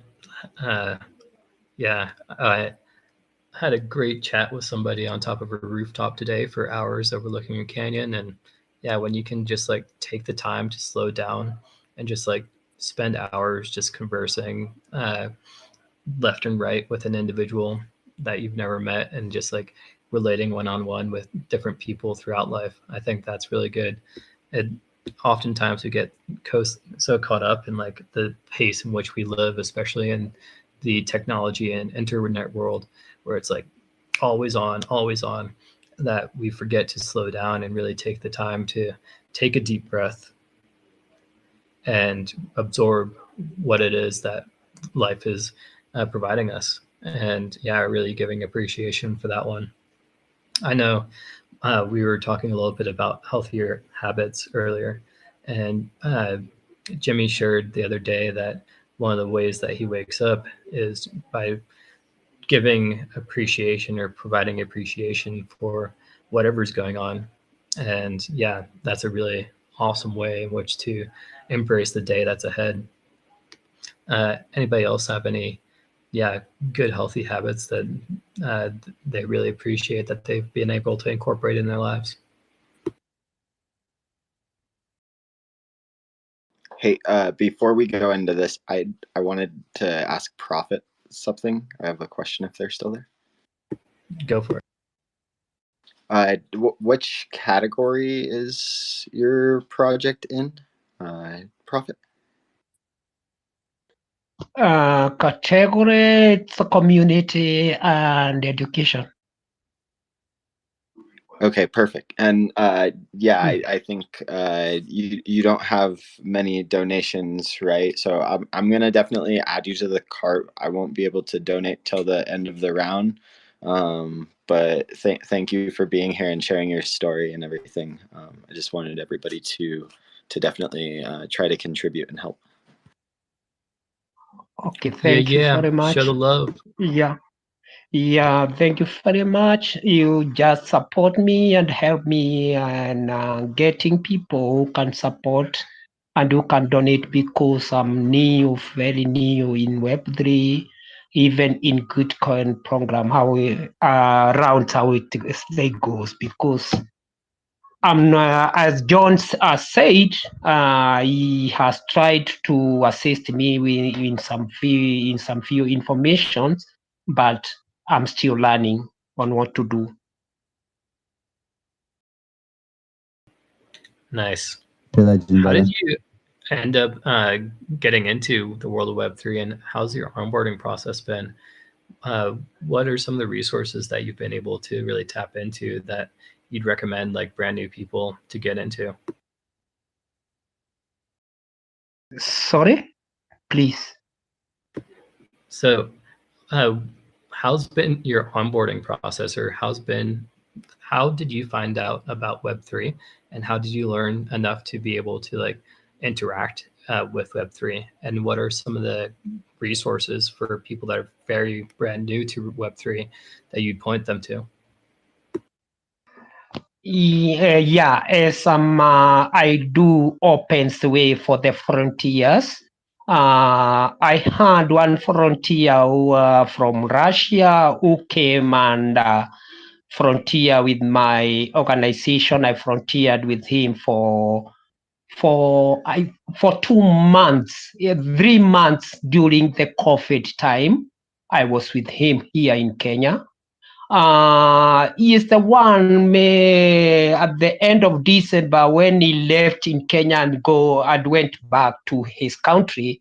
He just wrote me just one sentence in my WhatsApp and told me, Prophet, do you know NFTs are making people to become millionaires? You just try this link and see what the NFTs are doing. That was just the statement which he gave me, and then it disappeared. Since that time up to now, he had never communicated again. He had never talked again. Now I started struggling through the website which he gave me. It was a blockchain for the, what was it? It was blockchain for NFT. That's how that was the network which he gave me. I tried to register by myself. I tried to struggle by myself.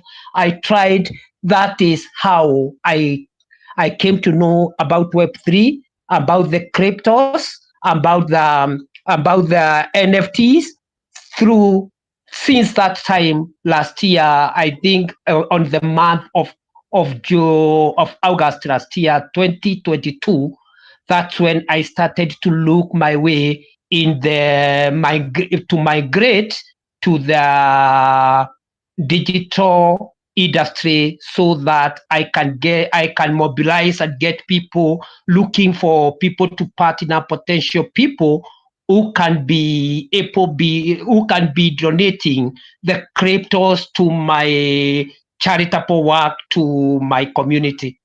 Up to then, that's what I'm doing to Web3, and at least I've learned something. I'm learning, and now I came to realize now to myself, I came to realize the Web3, it's only the Web3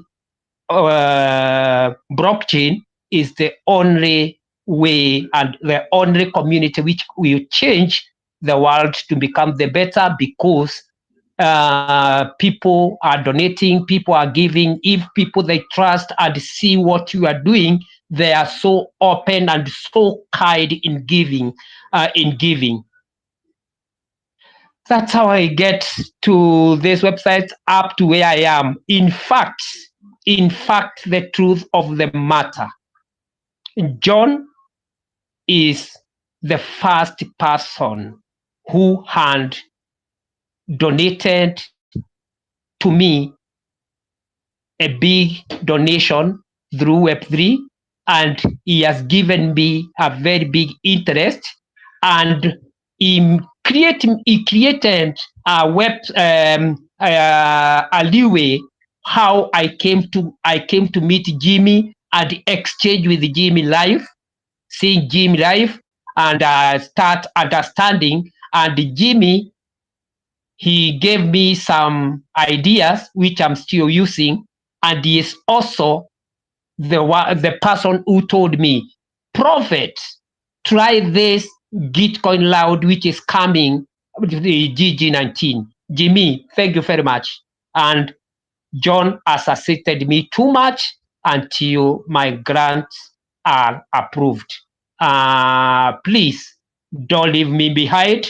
I'm still searching, I'm still building, and I'm still happy to hear I have Hack Revi, who is a professional in what which came to my mind, the way which I can get something to start and change my community to better the living standard of my community. Currently, into this proposal, this grant which I'm willing to get from Gitcoin, this it will make an impact of changing my young youth who are fully involved to Poverty Reward Foundation, changing their living standards, because they are the ones whom I'll start in farming, and they are the ones who makes the chapati forums to the needy and touching the heart of the needy, because we are getting to the fields where we are well up doing what we keep on using. So we are expanding our philanthropist through the income generating activity, which we are going to support us so that we can proceed and change the community together. Nice, definitely. I even see that you accept Bitcoin, which is another level, accepting Bitcoin.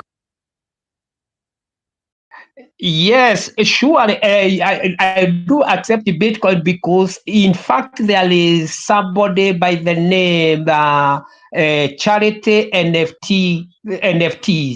Charity NFTs. They support me monthly contribution through Bitcoins. And Bitcoins, they have a very big impact. It's not like the dollars. The way you send the Bitcoin, if whichever digits you said, whichever fractions you send, it has the impact on changing to the Kenya shillings, because if you send to my wallet, if you send it now, with some few minutes, I'll be having the cash in my hand supporting the community. So that's why I'm saying the blockchain is the only the community which will be coming to change the world to become the better world. Yeah. Let's grow, my brother. This is Jimmy Bauer. Let's grow, Jimmy. Hey, Yo, listening to you here is incredible. I'm waiting for you. I'm waiting for you, Jimmy. You know you come.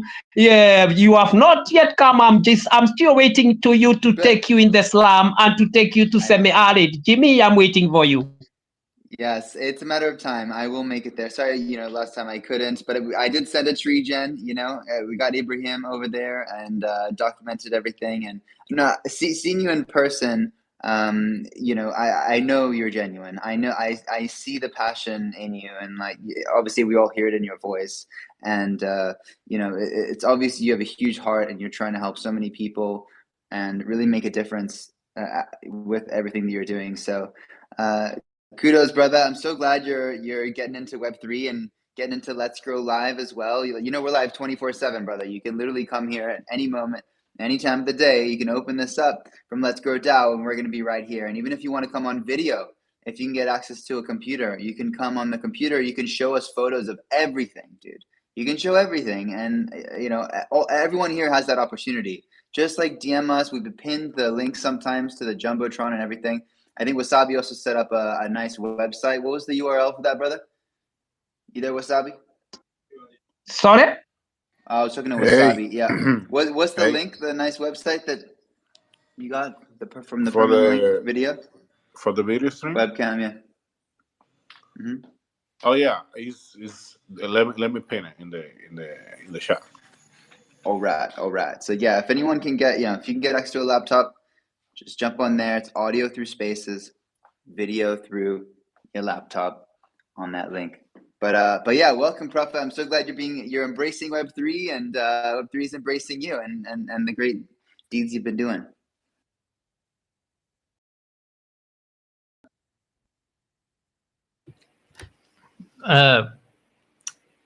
So we were just talking a bit about NFTs too. And yeah, I would love to hear Fractal Vision NFTs. What was the question? I'm sorry. So what is Fractal Vision NFT? It's not a certain type of NFT, but it's actually a platform for NFTs. Okay, a platform for NFTs, and it's for public good and something like that? Yeah, so I mean, beyond the platform, we definitely have our own NFTs for good. That's a term that doesn't really get thrown around enough. But we have some NFTs that, upon the primary mint, half of the primary sales go to the Retro PGF on Optimism. It's an address that's set up. You can look it up by looking up retropgf.eth on ENS or like your Etherscan and find the address if you wanted to donate directly to it. But that's a reoccurring fund that they put out for other creators on the blockchain there that we've been contributing to over the past year or so, with not just primary but secondary sales as well.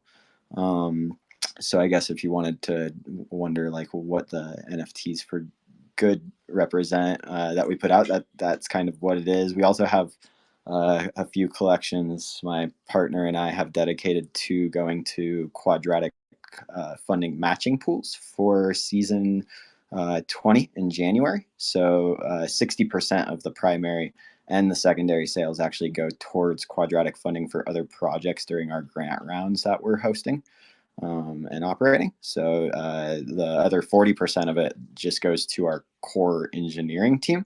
And along with like the grant funding that we're doing through GG19 and these NFTs that I'm talking about, most of the funds do go to like our core engineering team. And personally, we don't see any of the funds that we raise through the grant system here as the founders. My partner and I were kind of like the foundation members, and then we have our core development team.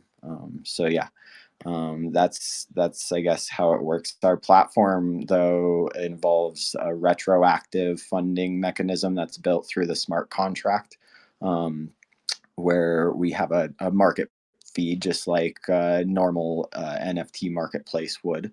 The marketplace is not open and permissionless, so we are aligning with the same values and ethos as Gitcoin and Optimism in our own creative way with our own creative twist. But the marketplace fee is going to be set at 2% to start for trading and selling on the market, and then 0.5% of that will go into the retroactive fund that we've set up, and we also have a .eth address set up. It's FVPGF. It's called Fractal Visions Public Goods Fund .eth.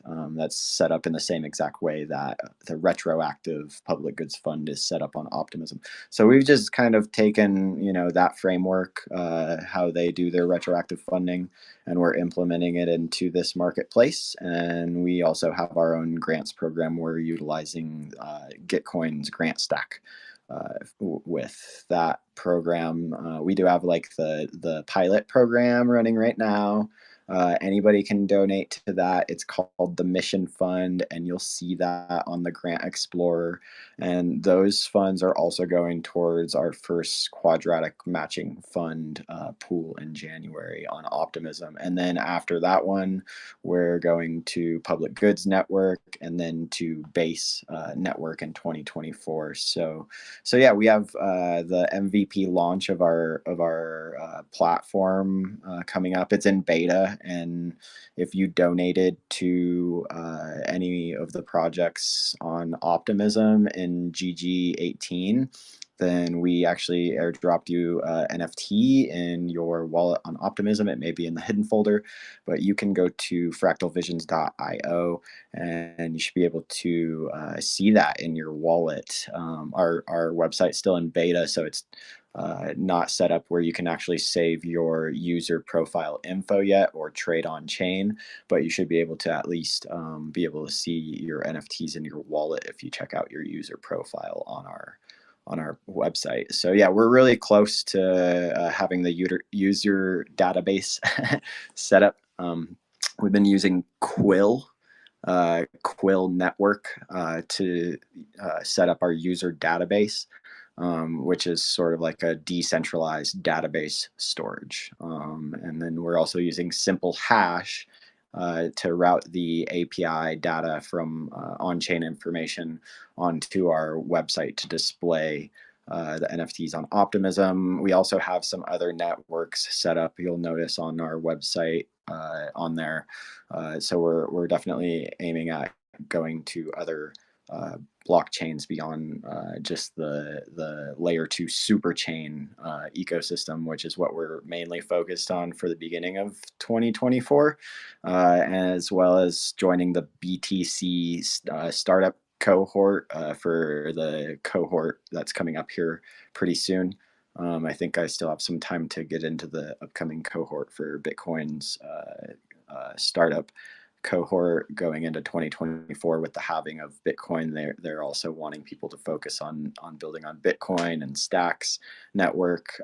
So we're looking at every single option when it comes to building and expanding the public goods mechanisms that we're establishing to other networks that do not have them as well. So yeah, that's our main focus, trying to revamp what we know as the NFT landscape itself. I love that. That is really, really cool.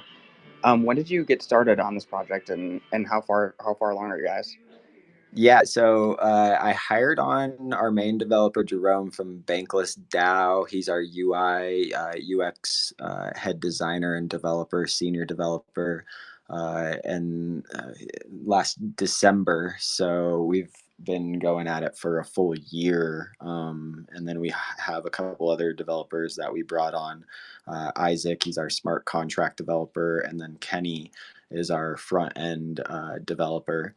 So that's the current existing team right now that we've built over the past year, and just been really trying to rethink from the ground up how like the intention behind the platform should be, and make it have as many key features and functionality as some of the marketplaces that exist today, along with like the mobile capability upon launch. So we're not really going to be launching like something that's too bare bones. It's definitely fully fleshed out with a lot of different features that we've thought of.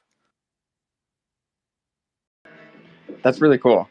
And so what is your plan for the next year or two? Let's say you do get funding.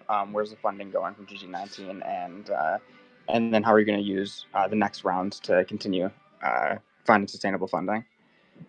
Yeah, so right now our goal is we have it set for $3,000 in this round for our core engineering team. It just goes to those basically those three developers that I just mentioned there, split evenly.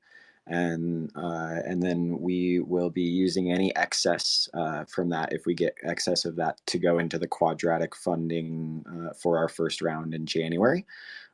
So that's our intention on how we are going to use the funding from the grants round. And I think as we move forward and we start to generate revenue from the marketplace fee, we'll probably not need the grant so much. So we are still in a seed phase for fundraising, and we definitely want to become more of a donor, because I've always been a donor since I got involved with Gitcoin in the past, and I would love to be more of a contributor on that side, as well as operating our own grant rounds. So yeah, it's also the grant stack management is a way for us to curate the projects that join our ecosystem as well. So we're using it as a tool for curation. Got it. I love it. And so the current plan is to use Gitcoin grants to bootstrap some of the development, some of like the baseline development, and then eventually add on a business model later down the line, and then hopefully get some revenue and then sustain the product through revenue. Yeah, I mean, mainly when we get the market going and there's, the marketplace fees generating this retroactive fund that we've set up through the smart contract for the actual market itself, in a year or two, when we have a significant amount of funding built up, it'll go through its first cycle of distribution for the builders and the contributors to our ecosystem, just the same way that Optimism does their retroactive funding. We're also setting up some governance structures using Charmverse as kind of our main hub, where we're putting all these documentation and information for our grants as well as our products. So yeah, that's kind of where we're at right now, is a very early stage. And I mentioned earlier we had a discussion about DAO governance. We deployed a smart contract with Aragon back in 2021, and then when we looked into it to actually like start to structure things out, they told me the SDK was no longer good. So we've had to like make some significant shifts and changes and find some other things that work a little bit better over the past year for us as far as governance tooling and everything goes. So yeah, it's been a little bit of a shift in restructuring our original plans that we had actually a few years ago when we first got into the space. Yeah, totally understand. I mean, I'm pretty sure every DAO is going through this issue. There's just not any infrastructure that services any one DAO, because every DAO needs, has very specific needs, and needs very specific tooling. And these products that are trying to capture, at scale, this solution, like Partybid and Juicebox, etc., they just aren't flexible enough for most of our governance needs. So it's really unfortunate, but I mean, I've started building out DAO tooling, for governance, and I know like 30 other people who have, and we've all started collaborating on it. So I'm hoping we can get some like bottom-up DAO tooling here pretty soon that allows for more flexibility, because we all need it. Could you kind of enumerate what are like the pain points right now in terms of DAO tooling, and then like what's available that like most DAOs in the impact space need? Yeah, let's start by, do you have any experience using any DAO tooling? Like, are you familiar with any pain points specifically? No, I'm more on the near side of things, and I've only used like Snapshot and like PM tools on like ETH, like Wonderverse and Safe and Charmverse, but nothing like Moloch or Aragon, or nothing like that in like practice. So, what governance structures do you currently use? I really like day to day. I really just use like Near DAOs, which is like it's really just like council based, and you can just like do anything a wallet can do. But like I'm not and then Snapshot on ETH, and then usually just like single voting policy on Snapshot. Got it. I just want to make sure I give the right amount of context here, so I can explain the right pain points in a way that everyone can understand. So like for me, mostly, and I'm sure others can speak to this as well, but for me personally, a lot of it is between like off-chain versus on-chain voting, delegation, and then for a lot of different protocols, you need to be able to sign. You need to be able to sign. You need to be able to sign a transaction, and you can't do that as a multi-sig, and some you can, some you can't. So it's really just like flexibility in delegation, and then how those individuals can actually like do governance together on a certain proposal. So like for Purple, for example, like Farcasters DAO, we have a Partybid on Purple for like our sub DAO that does governance for Purple.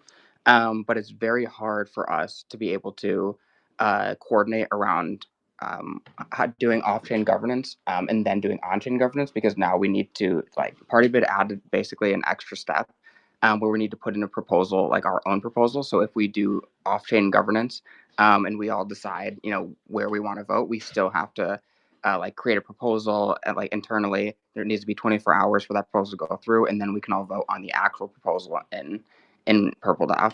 So I hope I gave enough context that could make sense. But yeah, if there's anyone else who has other pain points, there's plenty out there.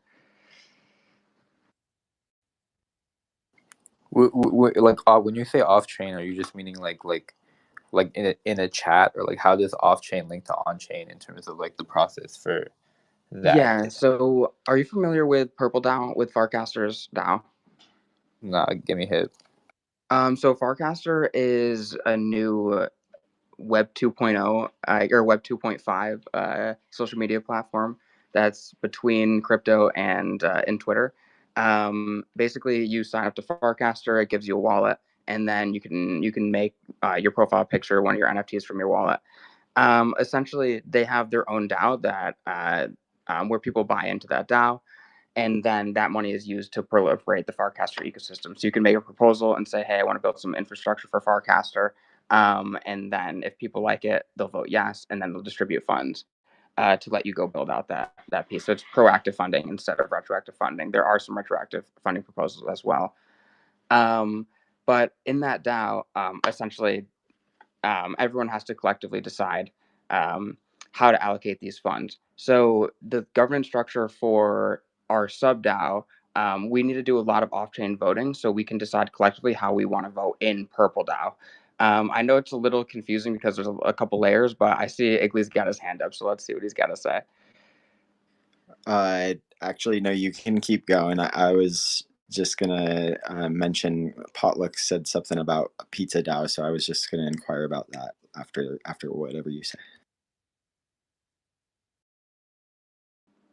Yeah, so Potluck, do you have any very specific questions about like DAOs or like what you're trying to do, or like what are you trying to do? What kind of governance are you trying to do? Like, let me just try and get more specific to you so I can actually like help instead of like tell you what my problem is and force it onto you.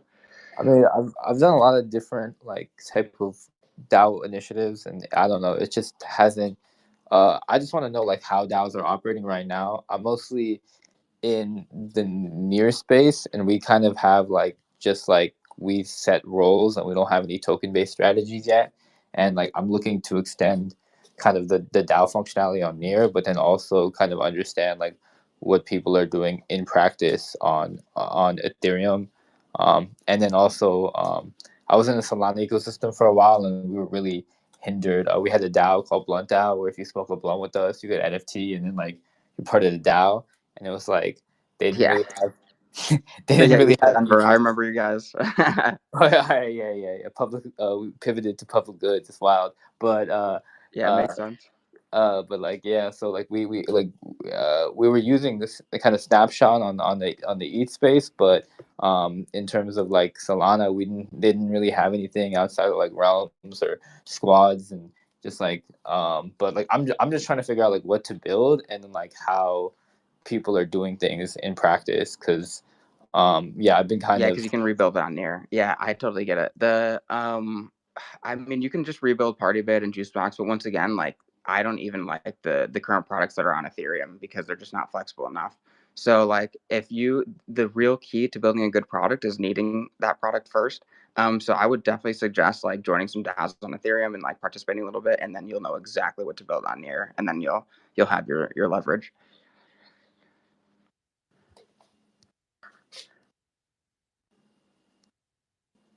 Yeah, I mean, I've tried to do stuff on Ethereum. It's just like I don't really know too much like what to do, to be honest, or like how. Have you heard of Nouns DAO or Public Nouns? I've heard of Nouns, and that's like one of the main reasons why I want to extend the functionality for DAOs on Near for like NFT based voting, because like a lot of people requested that type of structure for like. Yeah, no, you could. There's plenty of stuff on Ethereum you can definitely just rebuild on Near. I mean, that's literally what Near is, anyways. So, might as well just keep it going and keep the copycat going. Yeah, but I'm like just trying to get a sense of even in the context of like impact based DAOs, like what are people commonly doing? Is it like a council based thing, or people launching their own tokens? Is there different? So what kind of DAOs do you want to be onboarding to Near? Let's say you already have the info. I'm not even speaking on onboarding to Near necessarily. I just want to kind of get a lay of the land of like even just like impact DAOs in the ETH space, like how operationally things are going, and like what are the limitations there. I'm not really trying to focus too much on onboarding DAOs on Near. It's just kind of understanding the problem. Right, so you can rebuild it for Near. Nah, just so I can understand how like impact DAOs are operating in general. Okay. Are you participating in any impact DAOs? Nah, Because that's a great way to learn. Yeah, get me hip to what's going on. I've talked to the refi DAO guys, but I'm not really. It's like more like let the kind of nodes operate under their own system and set up like a DAO or a multi-sig. So I'm kind of confused on like where to start and like how it works. Totally, So, like, dude. You should definitely check out Public Nouns, especially if you're interested in public, or if you're interested in nouns and public goods. Check out Public Nouns. It literally is a nouns DAO where all of the money goes to a treasury that we all allocate collectively for public goods. It's literally public nouns. What the fuck? Igly, go for it. Oh, sure. I was also going to recommend Retro PGF. Are you aware of Retro PGF Potluck? I mean, yeah, I've but I don't participate. Like, how do you participate? I know the PGF round 3 is going on. So like, what's Okay. Well, are you like an artist or anything? First off. Nah, not really. Okay, well, I mean, they do have like the art contest on Optimism called We Heart the Art, so that's kind of like how they're bringing people over to the ecosystem. But basically, anything that is art related is considered a public good. So people who make art can actually apply for the retroactive public goods rewards on Optimism every cycle that it comes out. Right now, there's 30 million OP being distributed and allocated to, I think, around 463 different projects in round 3. And we were a part of it in round 2 in the previous cycle. But how is that a DAO or like related to? I was under the assumption that like people who contribute to the like. Well, get this. The rewards are an OP token, right? So that's the governance token for Optimism.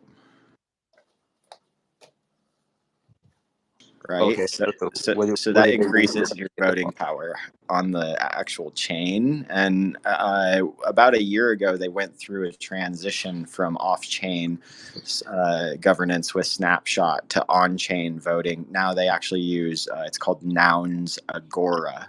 Agora is the website that we go to vote on chain on Optimism. So things have changed quite a bit over the past year from off-chain to on-chain voting, where on-chain voting is a little bit more serious. You can't, of course, make a change after you commit a vote, as opposed to Snapshot. We talked about this earlier. You could actually, still change your vote before it closes. So, yeah, some perks and benefits and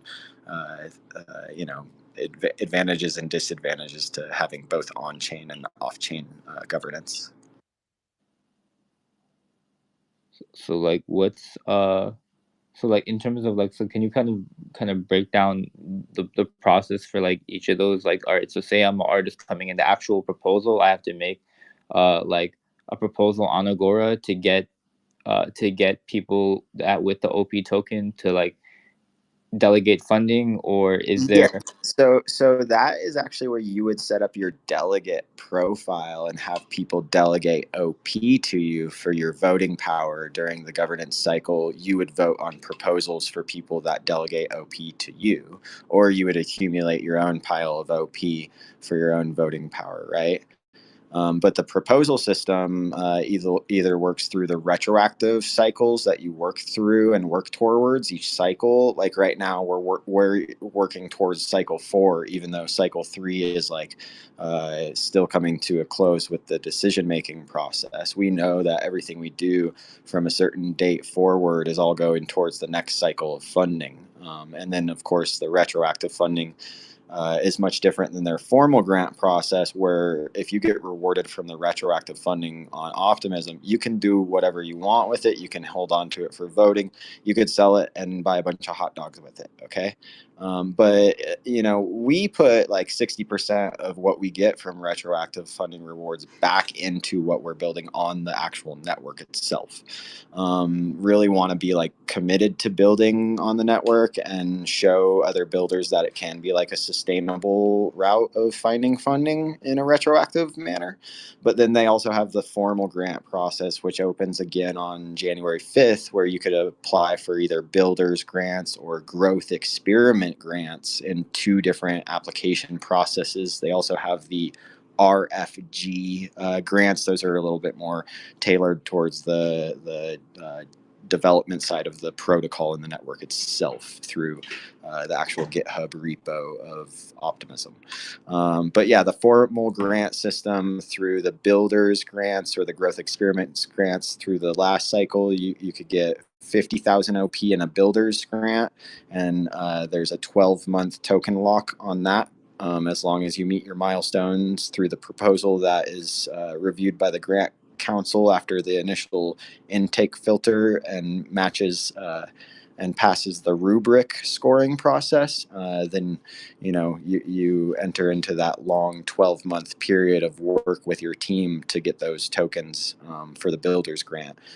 Growth experiments grants, those can be up to, I think, 100,000 OP for first-time applicants. I think 300,000 OP that's intended for a no-sale rule, meaning that you are not allowed to exchange or sell it, pay developers with that. It is more or less intended to be distributed to the users, the end users of your protocol or network. So that's just like a really low level breakdown of how those formal grants work through Optimism, but really a large amount of funding. Definitely a great opportunity to get a business started in Web3 if you've got a solid game plan. Yeah, I'm gonna need to run a little bit of that background. I'm particularly interested in like retro PGF because I was trying to kind of better understand like how projects are like so it's using like delegated voting for on Agora for like the projects that got selected in PGF 3, and then based on the delegated voting you guys are allocating from the reward pool. Oh, so the way the funds are allocated from retro PGF is much different than like a formal grant. A formal grant has like a grant review council that's they're like delegates that are specific for either the builders or the growth experiments grant. Maybe there's like a team of 5 or 6 of them. The retro PGF rewards are being reviewed and allocated by about 190 or so badge holders that are part of the actual Citizens House delegates that are on Optimism, and that's a whole another process and wormhole as far as the way that the funding is allocated to the projects on Retro PGF. I believe 17 or so badge holders have to vote for a project. And then it has, I think, as long as each of the votes is more than 1,500 OP, they're eligible for funding. But then there's also these other like ballots or lists. There's lists that come into play, kind of similar to the collections that are on Gitcoin this round. That I guess was kind of inspired from Gitcoin for retro PGF, was these like lists that people are included in now too. So yeah, I mean it's really cool. There's a lot to understand about it still, even myself on the badge holder side of delegation. Yeah, I mean, what I'm more trying to understand from like a tooling perspective is like where is this portal where these badge holders are interfaced in? Is that Agora? And then is the actual like process of like first getting eligible and then the actual like fund distribution, like where does this live? And then what other tool? Because I met some guys like a couple of days ago from like Open Source Observer, and they had like this like dashboard of contracts and like link to GitHub repos and dependencies and like? Yeah. Okay. So that is a great question. This is the Ethereum attestation station, is how they set up the Retro PGF application process. So when I set up my application, I just went and I signed up on a UI interface that was connected to an Ethereum attestation station smart contract, which is actually on Optimism. So gas costs are really, really low. But each signature that you make and you're signing, you're saving your data on chain. So this is all being recorded on chain, and that's how Retro PGF works too. Is all data recorded on chain. That's how they. I mean, they do some other recorded data that's maybe not off chain too for impact, like Web 2 and social initiatives and things like that.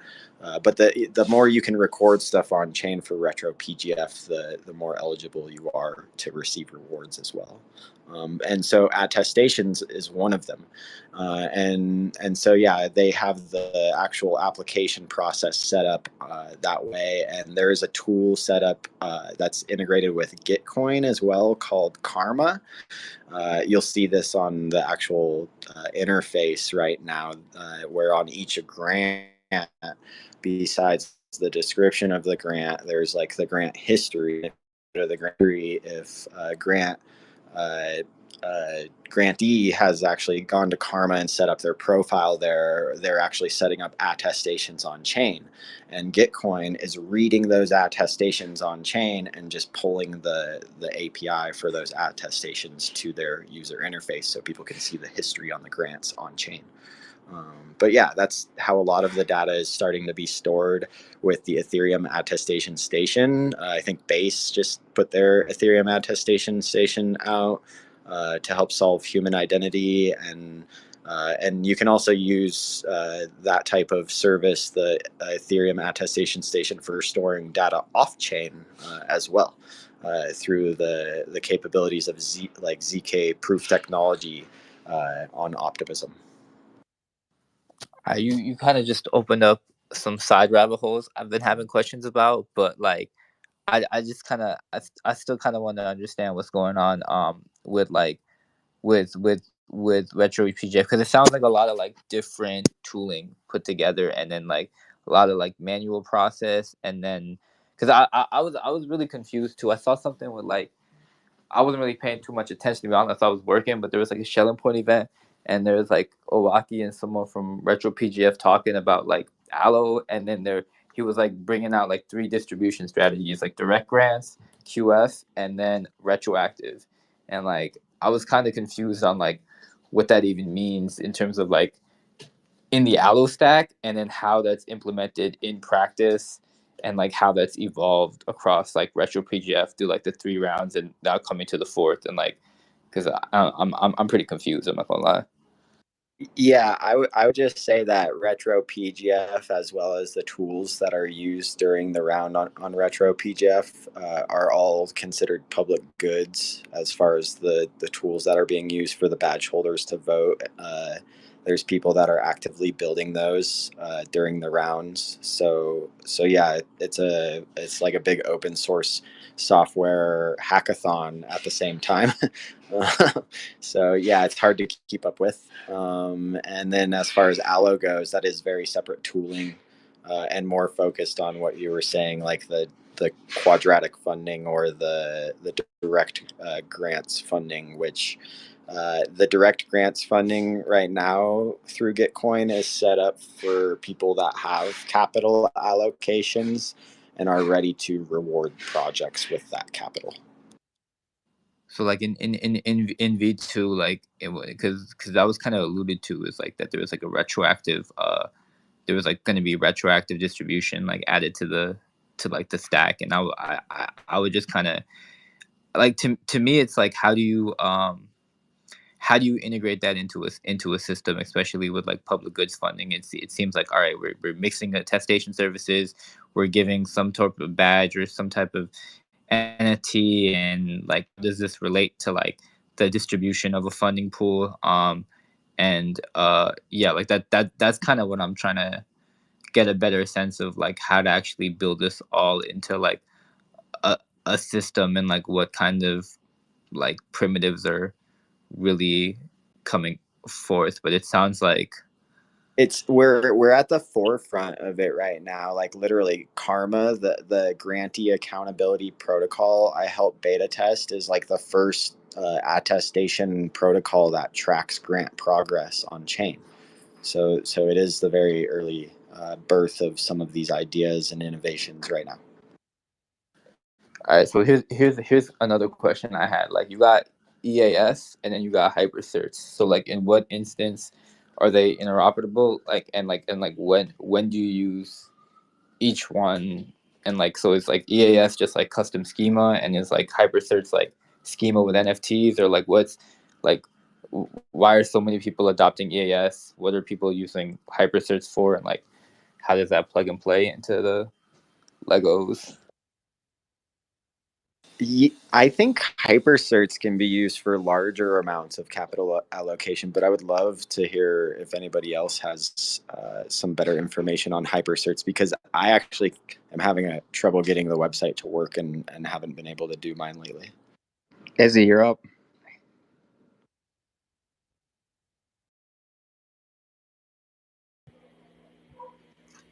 We talking about HyperCerts? I just want to know kind of the like the differences and how because like we see a kind of a lot of EAS adoption, especially in the past couple of weeks, and I've been hearing a lot about HyperCerts and then also EAS for attestations, and I'm kind of trying to get a sense of like different implementations and like when to use what, and if they can be used with each other.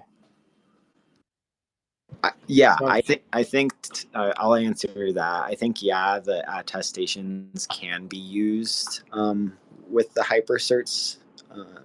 Like you could use your create a schema to record like a bunch of impact data, and then put it into a HyperCert. Izzy, let's hear it. Mr. HyperCerts himself is here.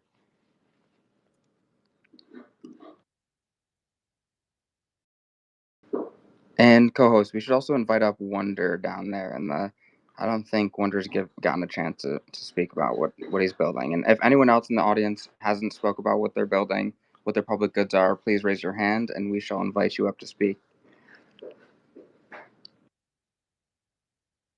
Wait, so just kind of clarification on what we just said. So like EAS is like an SDK for like custom schema, and then like HyperCerts, is that with NFTs? Like you type like. I want Izzy to. Oh, he just dropped off. I want Izzy to explain it because he's been working on all of our Greenpill HyperCerts, so he'll be able to give you the best explanation. I obviously can as well, but I really would like him to because he's been getting his pitch down. And it's really succinct. Wonder, why don't you go ahead and start chatting about what you've been building, and then we'll get Izzy back up here and we'll talk more about HyperCerts.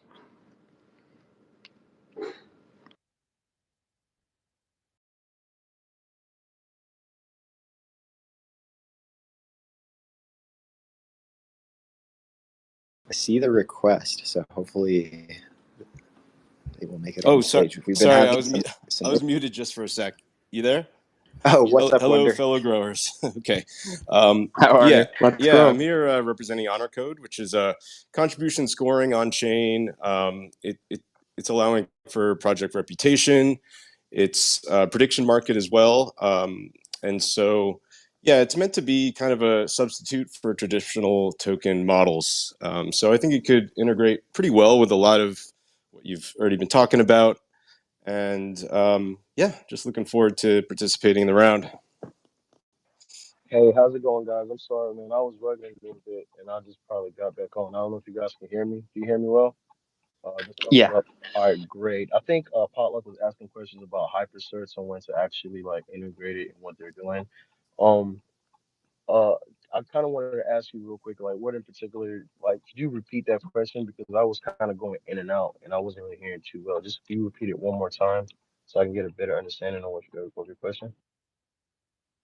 Yeah, I was trying to get an understanding of like when they use hypercerts versus Ethereum attestation services, like why people are adopting EAS as opposed to hypercerts, and like when EAS can be used in kind of hypercerts, and like just like how that plugs into like public good space.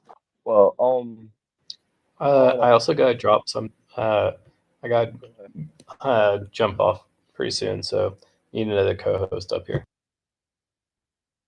Yeah, feel free to make me the co-host for now. while they're getting that situated, I think Carl and Hyperservice team can answer that a little bit better. But my understanding that the attestation is basically like it's in general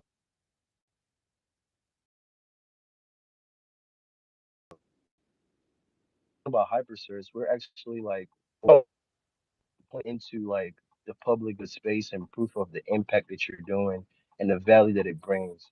And these hypercerts that you're minting will actually be a confirmation of what like either retroactively what's been done before, and it's particularly for the public good space. That's like just to summarize it. If I was to talk to a 5-year-old about it, hypersearch is made specifically for the public good space, proof of the impact that you're bringing toward proof of the impact and value that you're bringing to the space, and confirmation of the things that you're actually doing. That's like just to summarize it. Unless you want to get specifically detailed, we can do that. But if I were to explain that to a 5-year-old, I would say hypersearch is made for public goods. Attestations is it's in general. It's similar to POAP. Okay, so like for these different use cases, for like the Karma use case, they're for like the Coinbase identity use case, like they have like particular like schemas for their each of their own use case. Like how are their like how do like like how are the schemas like widely adopted, and like how are they kind of accepted like across different applications to like streamline like impact measurement? Like is it just like I post kind of what I want and I put on a hypercert, or like more things being adopted, and like or is it applications pushing that adopt? Like how is it playing out in like the field?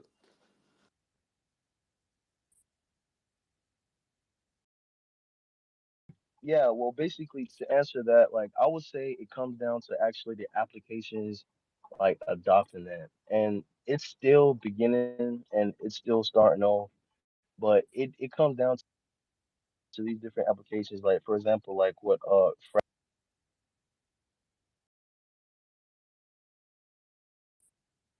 fractal vision is been actually proven the impact of the community belong. They can integrate the hypersearch into their app. So that way, if someone were to question potluck, they can pull up the hypersearch that's associated with that potluck ENS or potluck address and see all the different things that they've been doing retroactively. That way, it's confirmed that what they're doing is saying what they're saying is actually what's being done. So yeah, to answer your question, it's adopted by individual apps. So it's like it depends on the app to adopt it. It's out there for each app or each community to see how they want to implement it for their own for the purpose that they needed to for the purpose that they need.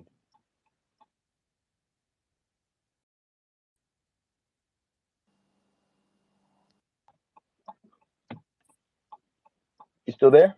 Okay. Yeah, no, I'm still there. I'm trying to kind of like uh think it a little bit through, because like we need kind of also like our own like attestation primitives, and I would like to use like EAS. It's hard with like some cross chain stuff, but I'm like kind of confused as to okay, say I have an impact based attestation, and I get it adopted across a bunch of different dApps, and we're issuing it to people, and we're showcasing, we have like a way to like show that we're official kind of trusted people issuing these attestations. It's like, all right, then why do I make it an NFT and like use hypercerts in that case? And like what prevents me from like taking the same maybe like thing I made on EAS and like putting it on like multiple different hypercerts, and like that's what I'm thinking right now. I'm sorry. Repeat that one more time. Repeat that one more time. Give me like a scenario, if you don't mind. Like another, like give me an example. Just repeat that one more time, All right. please. So say someone makes an attestation on Karma on like my Gitcoin profile, and why put that on HyperCerts like and make it an NFT? Like what's the benefit of that, and like what's keeping someone from like taking the same attestation and making it into multiple HyperCerts and like That's actually a good question, and I can't speak for the team, but as I understand it, implementer wise, like right now we're talking about grand stacks. Since we're talking about GG19 Gitcoin, that's one of the major things that like it's seen that's used to see the validation of what you're doing. So yes, attestations can be used in other applications or platforms, but GG like GrandStack has actually implemented a hyper search into the stack. So that's what's recognized in this space for now. Like I can't speak too deeply in it because I can't speak for somebody else. But when we're talking about the grand stacks, GG19, that's essentially what you would want to use to to prove to prove what is being done on ground. Wait, so it's HyperCerts and Karma being used, or is the Karma way they're using EAS like also like a HyperCert? Go ahead, Eagle. You want to answer? You want to say something? You want to answer something? I believe the question was about Karma, just strictly using EAS, right?